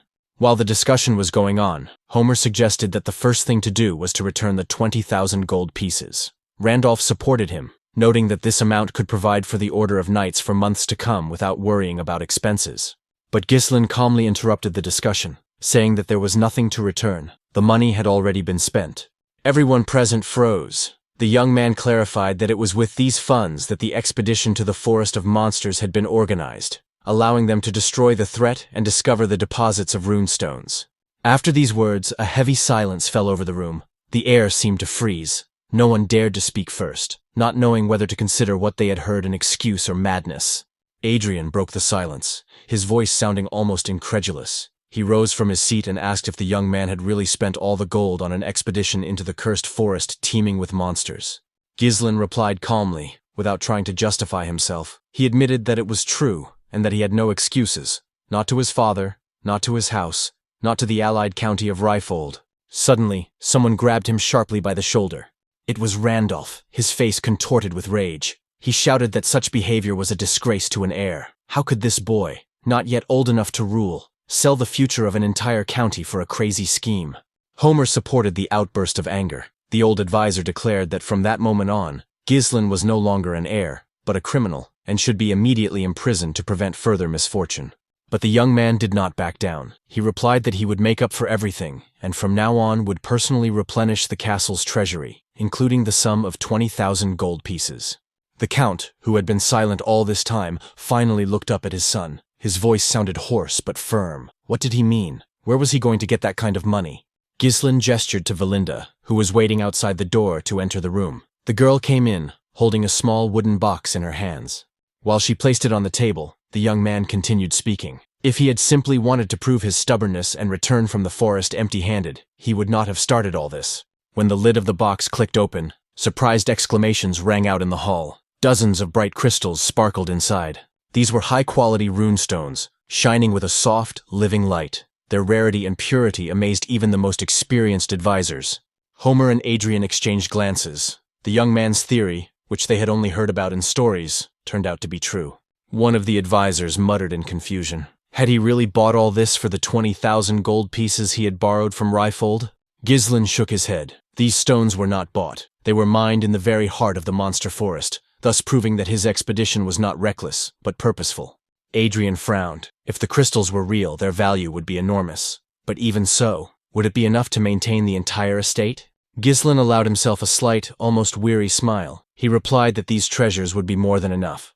After all, the box was only a small part of what had been extracted from the depths of the forest. And soon the young man's words were confirmed. Wagons stood in the castle courtyard, where mercenaries carefully unloaded sacks and boxes full of sparkling stones. Workers sorted them, removing dirt and roots so as not to damage the precious finds. Homer looked at the young man in amazement. Could he really have obtained all this in just 15 days? Even the most experienced miners would not have brought back so much in years. Heavy breathing could be heard in the hall. No one could believe their eyes. The Count, still not believing what he saw, turned to Valinda. He wanted to hear confirmation from someone he trusted. The girl replied firmly, yes, all this had been found during the expedition, and it was the young Mr. Gislon who led the operation, risking his life to bring everyone back alive. Soon, mountains of trophies began to be unloaded in the castle courtyard. The remains of the Ent horrors, the skin and bones of a blood python, and other traces of monsters that once held the forest in fear. Among them were boxes filled with runestones, which shone dazzlingly in the light of the torches. And yet, as Gislon noted, this was only a small part of what had been obtained during the expedition. He rose from his seat, and looking at his advisors, calmly stated that every effort, every drop of sweat and blood, had been directed toward the good of his homeland. Everything obtained was not for glory or wealth, but to strengthen the House of Berdium, and maintain the mansion, which was now safe from harm. Adrian, leafing through the appraiser's records, addressed the Count with restrained enthusiasm in his voice. According to rough estimates, the value of the runestones and trophies found is so great that the county will be able to forget about debts and hardship for many years to come. Moreover, the House of Berdium will now have the opportunity to reaffirm its influence in the region. The very same advisors who had recently demanded that the young man be imprisoned now exchanged confused glances and hastily changed their tone. Their faces, recently contorted with anger, now expressed respect and admiration. One by one, they approached Gislon, bowing their heads. Words of approval and praise poured in from all sides. In their opinion, the young Count had shown not only reckless courage, but also a prudence rare for his age. They wished him rest after his arduous expedition, and assured him that the House of Berdium would now stand stronger than ever before. After a short pause, Gislon looked up and calmly announced that he had only a few conditions. The first was to immediately release Scoven and Ricardo. These men, he said, were only following orders, and it would be unfair to punish them for their loyalty. The second condition was secrecy. He insisted that the entrance to the monster forest remain closed to all outsiders. Spreading rumors about the expedition and its results could result not only in the envy of neighbors, but also in the attention of those who craved easy prey. The advisors exchanged glances, pondering what had been said. Their eyes showed agreement. The young man's demands sounded reasonable, but they realized that fulfilling them would require caution and diplomacy. Gislon then added that he had a third and final condition. He demanded that control over security and the recruitment of mercenaries be transferred entirely to him. Every delay, every request for permission from senior officials would take up precious time when it came to matters of life and death. Randolph couldn't take it anymore and jumped up from his seat. His indignation was obvious. He loudly declared that such a request was tantamount to creating a personal army. After all, who knew what the young master's true intentions were? Adrian, trying to remain calm, remarked that the young man might be crossing the line. He was not asking for leniency, as would be appropriate after so many violations, but demanding powers that even the Count's council did not have. However, Gislon did not flinch. He explained everything with the same cold confidence, now addressing Albert. This was not an attempt at rebellion or a desire to undermine the authority of his elders. He only wanted to create a system in which the House of Berdium would no longer depend on the mercy of a foreign county. His words sounded firm, and everyone present understood that they were based on careful calculation. If, due to bureaucracy or external pressure, the county found itself on the brink again, the consequences would be far more dangerous than the temporary autonomy of the military forces. Albert, confused and depressed by what was happening, looked at his brother as if seeking support. He whispered that his son was literally bargaining with the future of the House of Berdium. The Count remained silent, lost in thought. Suddenly, the tense atmosphere was interrupted by a loud noise from outside. Voices and the clatter of boots could be heard outside the windows. Gislon's subordinates entered the hall, accompanied by a murmur of approval. They greeted their master and rejoiced that he had finally returned unharmed. They looked tired, but their eyes shone with pride. Jillian stepped forward and reported that the loading of the runestones was almost complete. All that remained was to wait for the young master's orders to arrange transportation. Kaur, as always, added with a note of professional confidence that everything was going according to plan. The remains of the Ent horrors were safe for storage, and the blood of the bloody python, if properly processed, could prove to be a valuable alchemical material.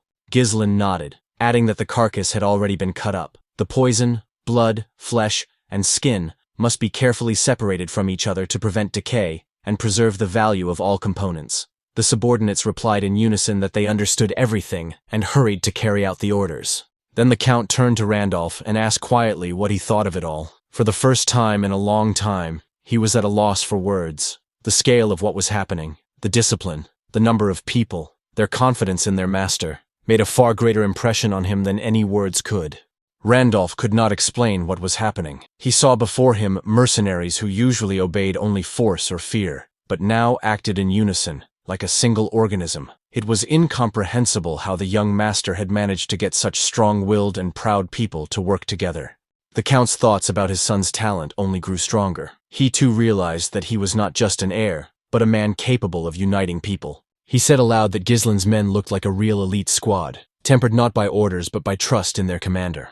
Getting mercenaries like these to follow orders was almost impossible. However, Gislon gently objected that this was not the case. It was thanks to these people that the expedition had taken place at all. Without their participation, the journey into the forest of monsters would have ended in disaster. The Count listened to his son and realized that there was no youthful boasting in his words, only honesty and awareness of his responsibility. So he stood up and, glancing briefly at his advisors, ordered the meeting to be adjourned. This decision surprised many. No one expected the conversation to end so quickly. The Count announced that this time he would turn a blind eye to what had happened, but he did so with a heavy gaze. However, he warned his son that if he disobeyed an order even once, punishment would be inevitable. Gislon responded calmly, with a slight smile, thanking his father for his leniency. Before leaving, the ruler uttered a phrase that sounded both proud and weary. He said that one day his son would inherit this mansion, and the name of the Berdiums. He already saw in him the spirit of the Northern Wolf, a legacy that cannot be faked. Gislon knew well what this expression meant. Spirit of the Northern Wolf was a title given to Count Berdium, defender of the northern borders of the Kingdom of Lutanian. This title belonged to his father when he single-handedly held the border, where there were neither soldiers nor allies. The man devoted his entire life to war, defending the lands of the Berdiums and the mansion, remaining without support, without his wife Elena, and almost without his son. And yet his life ended modestly, without parades, without glory. He was remembered only by those who stood beside him on the battlefield. Meanwhile, in the camp, Kaur was already rejoicing that the mercenaries could finally afford a respite. Valinda approached and asked the young gentleman if he was now going to head straight to the mansion. But Gislon shook his head. He ordered everyone to prepare for departure. They had to be ready at any moment. Valinda frowned. Was he really not going to rest, even now? Jillian intervened cautiously, reminding him that he was being too hard on himself. His body had not yet recovered from the battles. Valinda added that it was a miracle he was alive at all, having survived an encounter with a blood python. She reminded him how much effort and time it had taken to remove the poison from his blood and bring him back to life. Gislon silently approached her, placed his hand on her shoulder, a gesture that conveyed gratitude and confidence. He simply said that he was counting on her, as before. Valinda, like the others, understood that there was no point in arguing now. His determination was unshakable. The young lord was ready for action again. The news that the county of Berdium had discovered deposits of runestones spread rapidly throughout the region. The very next day, it was being discussed in all the taverns and estates, and rumors even outpaced official reports. And, as is usually the case, the news attracted not only the curious, but also those who dreamed of acquiring these lands at any cost.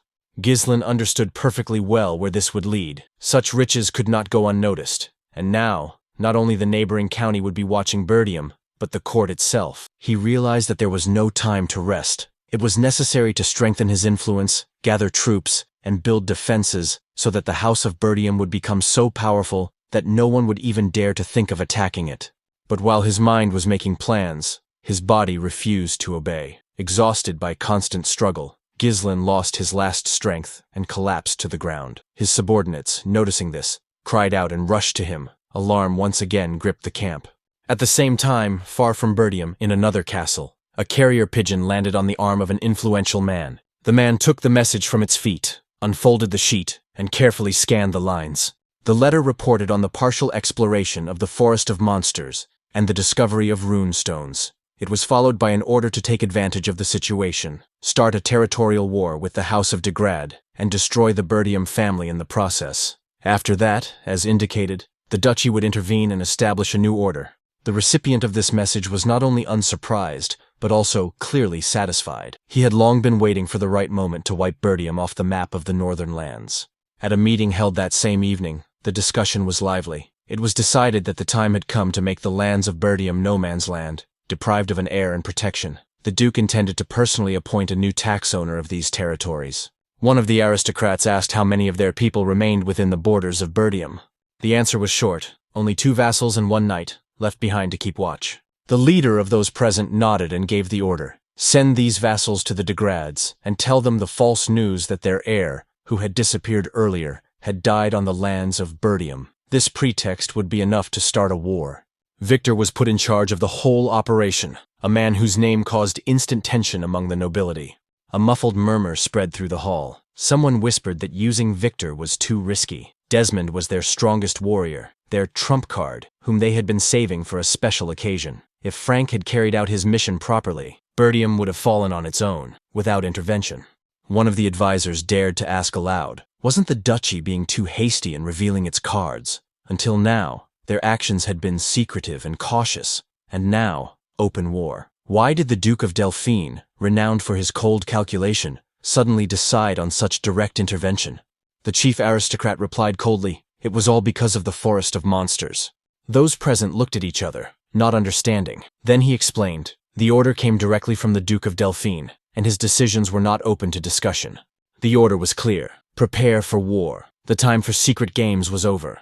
The man giving the orders turned out to be Count Gerald Desmond, head of one of the oldest houses in the duchy, whose loyalty to Delphine was unquestionable. He rose from his seat and asked in an icy voice, is there anyone else who knows about the current situation? His gaze swept across the hall, and everyone fell silent.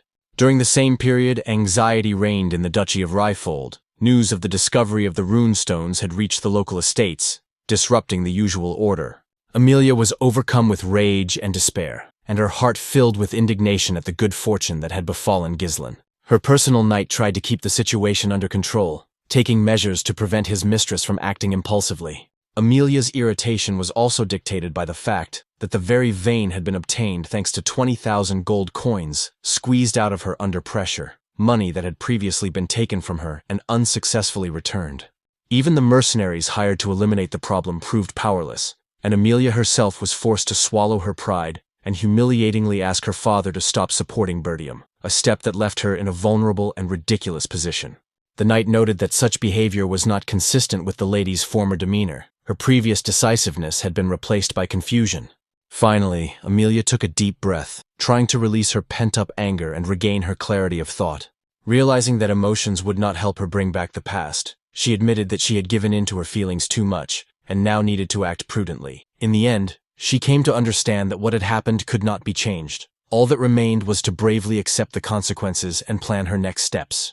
At Bernard's request, she refocused on her duties and began giving orders, returning to her usual role as mistress of the house. It soon became apparent that the discovery of the vein would radically change Berdium's financial situation. Amelia's mind flashed with the prospect of celebration and debt relief. But the market was not yet ready, and there was only a minimal amount of time to organize sales channels. The rune stones had been found very recently, no more than 2 days ago. This circumstance prompted her to take advantage of her rival's temporary advantage and intervene before Berdium had time to sell the find. The knight clarified the tactic, not a direct attack on Gislon, but an interception of shipments, preventing the goods from reaching buyers. Amelia noted that there were few sales options. In the north, there was only one serious entity capable of purchasing large quantities of rune stones: the Crimson Tower, ruled by the 7th Circle Archmage Delmuth. Magical research was interested in runes, and the tower's suppliers always attracted close attention. Therefore, Amelia's plan required an ambush operation on the main roads leading to the tower. The target was not Gislon itself, but the caravans and workers transporting the runes. The task was to organize lightning raids and interceptions, and keep the rune stones for themselves. Bernard wondered whether they should also consider the Tower of the Scarlet Flame in Briavante, but Amelia replied that the situation there was worse. The market had dried up and competition was weaker. The conclusion was simple. Gislon, with his pragmatism, was unlikely to be inclined to deal with a less profitable tower, so concentrating efforts on the Crimson Tower seemed logical. Amelia's determination grew. This time, the plan was not just simple intervention, but the systematic deprivation of all the benefits that Berdium had wrested from him with his rune stones. Meanwhile, Gislon himself lay unconscious in his chambers. His body was motionless, and his breathing was barely perceptible. In his unconsciousness, he dreamed of the very moment when he found himself in the jaws of the Crimson Python, a terrible moment that was forever etched in his memory. The predator slowly prepared to swallow its prey, as if enjoying the anticipation. Before closing its epiglottis and letting its victim pass, the monster secreted poison from the inner lining of its throat, a viscous, sticky liquid that corroded flesh to make it softer for digestion. However, the mana from Gislon's third core reacted with the poison, burning it on contact. This saved the body from poisoning, but caused thick smoke, a poisonous fog that was impossible to breathe. Any other victim would have died at this stage. Most lost consciousness before the python finished its meal. But Gislon, despite the pain and weakness, forced himself to hold on. He understood that if he lost consciousness, it would all be over. His expedition, his dreams, everything he considered his future depended on whether he could survive. If it was impossible to avoid poisoning, then he had to subdue the poison, take control of it, make it his strength. The toxins that had entered his bloodstream gathered in the area of his mana core, turning into a deadly vortex inside his body. Then Gislon decided on a risky move. He accelerated the rotation of the mana to neutralize the poison, using the pure energy of the core as an antidote. Such control required superhuman concentration. Only those who were called superhumans were capable of such a feat. He was going to turn the poison into a source of power, fuel that could withstand even a mana explosion and strengthen his body from within. The moment the process was complete, clarity flooded Gislon's consciousness. The danger had passed. The first thought that flashed through his mind after waking up was a sense of relief. He was alive. The guy sat up and looked around. Yes, this was his room in the castle. His memories were hazy. He only remembered a flash of pain and someone's voice before everything was engulfed in darkness. Suddenly, he noticed a familiar silhouette in front of him. It was his younger sister, Elena. The girl happily rushed to her brother and, unable to contain her emotions, hugged him tightly. With a smile, she told him that Gislon had been asleep for 2 days. Everyone was worried. He had left without warning, returned, and immediately lost consciousness. Then Elena quietly added that she was just glad to see him again, alive and unharmed, and affectionately greeted her brother. The girl, embarrassed by her own feelings, suddenly pushed her brother away, and he lost his balance and fell back onto the bed. Her face showed a mixture of confusion and relief. as if the realization that he was alive had only just dawned on her. Blushing, she hurriedly ran out of the room, hiding her embarrassment behind her hasty steps. In the corridor, her voice echoed off the stone walls. The maid was instructed to report that the master had regained consciousness. Silence fell upon the room. Thoughts gradually came together, like dust settling after a storm. The realization that 2 days had passed seemed almost unreal. After the battle with the monster, the help he received was superficial, just bandages and rest. Despite his weakness, the young man continued to work for several more days, trying to keep everything under control. His body withstood the unbearable strain until, at some point, it broke down. And yet, contrary to expectations, his overall condition was surprisingly good. The wounds had healed, his breathing had become even, and his muscles no longer ached. For such a short recovery, it was unthinkable. There was something unnatural about what was happening. It was as if the body itself knew how to repair the damage, acting faster and more accurately than before. The internal flows of mana were different, denser, deeper. It seemed as if its very nature had changed, becoming stronger and freer. These changes bore the mark of an alien force, perhaps the energy of that very monster. It was possible that the blood python's venom had reacted with the mana, creating a new, dangerous fusion of human and animal power. Nothing like this had ever been mentioned in any treatise. Such a combination seemed impossible, but reality refuted everything that had been known before. The risk taken without calculation turned into a discovery capable of changing the very nature of power. This assumption had to be tested in practice. If confirmed, this effect would allow one to develop faster than any mage of previous eras, but the price for such power could be exorbitant. Right now, the primary task remained the sale of the runestones. Too much depended on time.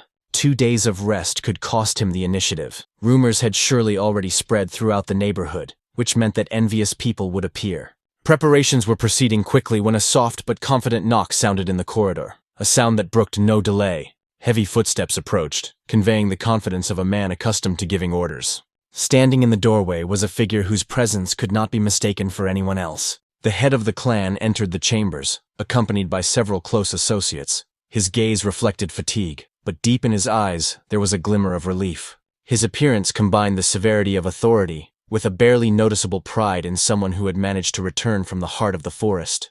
The unexpected appearance of the head of the house in his private chambers was perceived as the beginning of a conversation that would change many things. Valinda's words reached the Count before his son had time to recover from the events. She recounted in detail how the young man, risking his life, had thrown himself into the monster's jaws and been poisoned by its venom. Now, standing next to the bed, the father watched his heir's awakening with restraint, wondering how serious the consequences of his ordeal would be. Seeing that his breathing was even and his gaze clear, the Count felt a slight relief, which, however, did not show on his face. In his case, joy was expressed by silence and a short approving nod. Valinda, standing slightly behind him, still looked agitated. Her master's loss of consciousness had taken everyone by surprise, and now she found it hard to believe that he was really all right. Anxiety was evident in her every movement. After a short pause, the Count spoke again, his voice sounding calmer than usual. He announced that they had a serious conversation ahead of them, one that concerned only the two of them. His tone was restrained, but also had a certain gentleness that was unlike his previous orders. He was about to make a request, which was unusual, as Count Berdium was not a man who was capable of asking for things. His son was surprised. In his mind, his father was more likely to give orders than to ask for favors. Such words seemed unusual and even alarming. A little later, they both found themselves in the training arena. The stone floor still bore traces of previous battles, and the cold morning sun fell on the swords waiting for their moment. Everything that was happening resembled not just an exercise, but a kind of ritual. It was the first time that father and son stood side by side without witnesses, without the pressure of titles, without the gaze of advisors, just them and the silence of the arena. Once, the young man avoided such meetings, unable to bear his father's stern gaze and fearing inevitable condemnation. But now, there was no longer the same turmoil in his soul. The Count broke the silence and apologized for calling the heir immediately after he woke up. His voice conveyed respect for the trials he had endured, even though he did not say so directly. The response was calm. There was no need for concern. The recovery had been successful, and his strength had returned. Nevertheless, the question remained. What was the head of the family trying to achieve with this conversation? What request was he hiding behind his outward composure? The Count held his gaze on his son, as if assessing how ready he was to hear what was about to be said. Then his gaze shifted to the side, as if an invisible weight forced him to avoid direct contact. The man's behavior betrayed an inner struggle, a desire to speak and an inability to find the right words. At that moment, the young man remembered his mother's words, spoken once in his childhood. At the time, their meaning had seemed mysterious, but now he was beginning to understand their true essence. His mother had said that the head of the Berdium family was unable to openly show his emotions, preferring the power of feelings to expression. The boy did not understand then why a person who protected others did not allow himself to be simple. For his father, there was only one duty: to be a support for his subjects, to put the welfare of the estate above his own desires, to maintain cold composure even in the face of pain.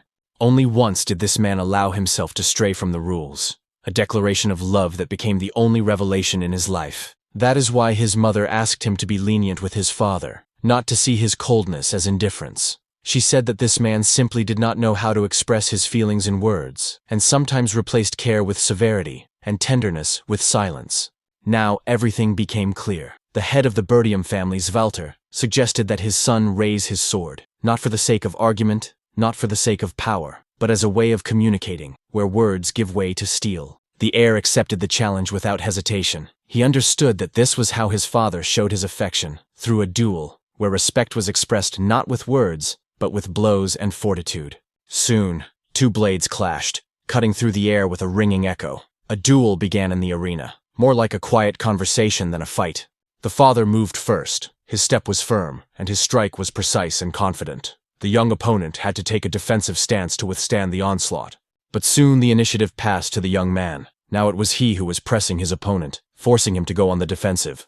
Their movements were precise, as if they could read each other's minds. There was no malice in their blows. They were filled with respect, testing, a desire to understand the limits of their strength. A few moments later, the weapons froze in the air, the blades crossed, and both stopped, catching their breath. The heir felt the weight of his father's sword. It carried with it years of experience in war, the weight not only of metal, but also of the responsibility that rested on its owner's hands. This power was not just physical. It resembled an iron will, capable of subduing any enemy that rose from the north. But for all the power in Svalter's movements, there was also softness, defensive, restrained, as if the steel itself understood where the line between threat and care lay. His father did not allow himself any leniency. His attacks remained precise and rhythmic, each requiring maximum concentration from his opponent. However, the young man did not give in. His blows showed his determination to prove that he was worthy of the name Berdium. More flexible and resilient, he used techniques that combined speed and calculation, traces of a school different from that professed by his father. Soon, the two swords met at a dangerous point where any movement could be decisive. The blades stopped at their opponents' necks, and it became clear that victory could go either way. The silence was broken by Svalter's voice. He acknowledged that his son's sword skills had improved significantly. It was not just praise, but recognition of strength and maturity. The heir bowed his head in respect, accepting the words without pride. But the lesson was not over. The Count added that true mastery lay not in the power of the blow, but in the ability to restrain it. If you ease the pressure at the moment of crossing swords, your opponent will not be able to read your intentions and will lose momentum. These words touched the young warrior. Usually, in battle, he acted on intuition, relying on a flow of feelings and mana. But now he understood that even in the heat of the moment, there was a place for control and tact. A simple but important thought flashed through the young man's mind. For the first time, someone was really trying to teach him, not just evaluate the result. It felt unusual, not an order, not a reproach, but real instruction, in which there was room for care. Before that, all his skill had come from experience and instinct. Every movement was the result of battles, not training. His style was strength, but not a system. Honed survival, but not a school. Without a teacher, he might not have noticed the weaknesses hidden behind his confidence. His father, unlike others, pointed them out not to reproach him, but to guide him. Thanks to this, Gislon realized for the first time that relying on oneself does not mean rejecting the knowledge of others, but being able to accept it when it is offered with a sincere intention to help. As a sign of respect, the young man thanked his mentor, uttering these words for the first time not out of politeness, but from the heart. Svalter looked up, a slight surprise flashing in his eyes. He had expected excuses, not gratitude. He had not intended to be lenient. He was going to reprimand the heir for his disobedience. The violation of the order remained a fact, and as the head of the house, he could not forget that discipline was the foundation of order. Without it, any achievement would turn into a source of chaos. But at the same time, he saw that before him was no longer the hot-headed young man, but a man whose eyes reflected maturity. Previously, his son had sought glory, seeking recognition in every action, but now there was a different goal behind his actions, a conscious one, connected with the future of the family and the lands entrusted to him. Therefore, his father's words sounded not like instruction, but like a testament, to move forward, not for himself, but for Berdium and those around him, to fulfill his duty not out of fear, but out of conviction. These words resonated within him, and something forgotten came to mind, a promise that his father had once intended to make, but never got around to. Then Gislon remembered. Svalter had indeed mentioned some kind of request, but had not yet uttered it. The man paused, as if torn between pride and the need to speak. His voice, usually firm, now sounded uncertain, with a barely noticeable tremor, unusual for a man accustomed to giving orders. Finally, he uttered something completely unexpected, a request, simple and strange at the same time, to borrow some money. This moment seemed to break the heavy atmosphere, bringing both of them back from the world of duty and honor to simple human reality. Some time later, the scene shifted to a garrison on the edge of the monster forest. The air there was filled with the smell of steel and bonfires, and people stood in neat rows, waiting for their master. The subordinates, noticing the approach of their commander, stood up straight, their eyes filled with respect and joy, not feigned, but genuine. Gislon, coming closer, felt a warm feeling, not haughty pride, but satisfaction that these people were safe. He first inquired about their condition, as if confirming that caring for them was more important than any reports. The response was cheerful. Discipline was maintained, and spirits were high. The warriors looked rested and confident. Kaur joined the conversation. His voice sounded lively and slightly mocking, but there was respect in it. Jillian, in turn, noted that the gentleman looked better than expected. The atmosphere gradually became softer, almost homely. The young man inquired about Rachel's condition, wanting to make sure that she had recovered after all she had been through, because her fate was now tied to the success of their common cause. The old man replied that he had not even thought she would be able to walk again. All this was only thanks to the young gentleman. As a sign of gratitude, the subordinate bowed again. The young man smiled and turned back to his comrades. He told them he had something important to tell them.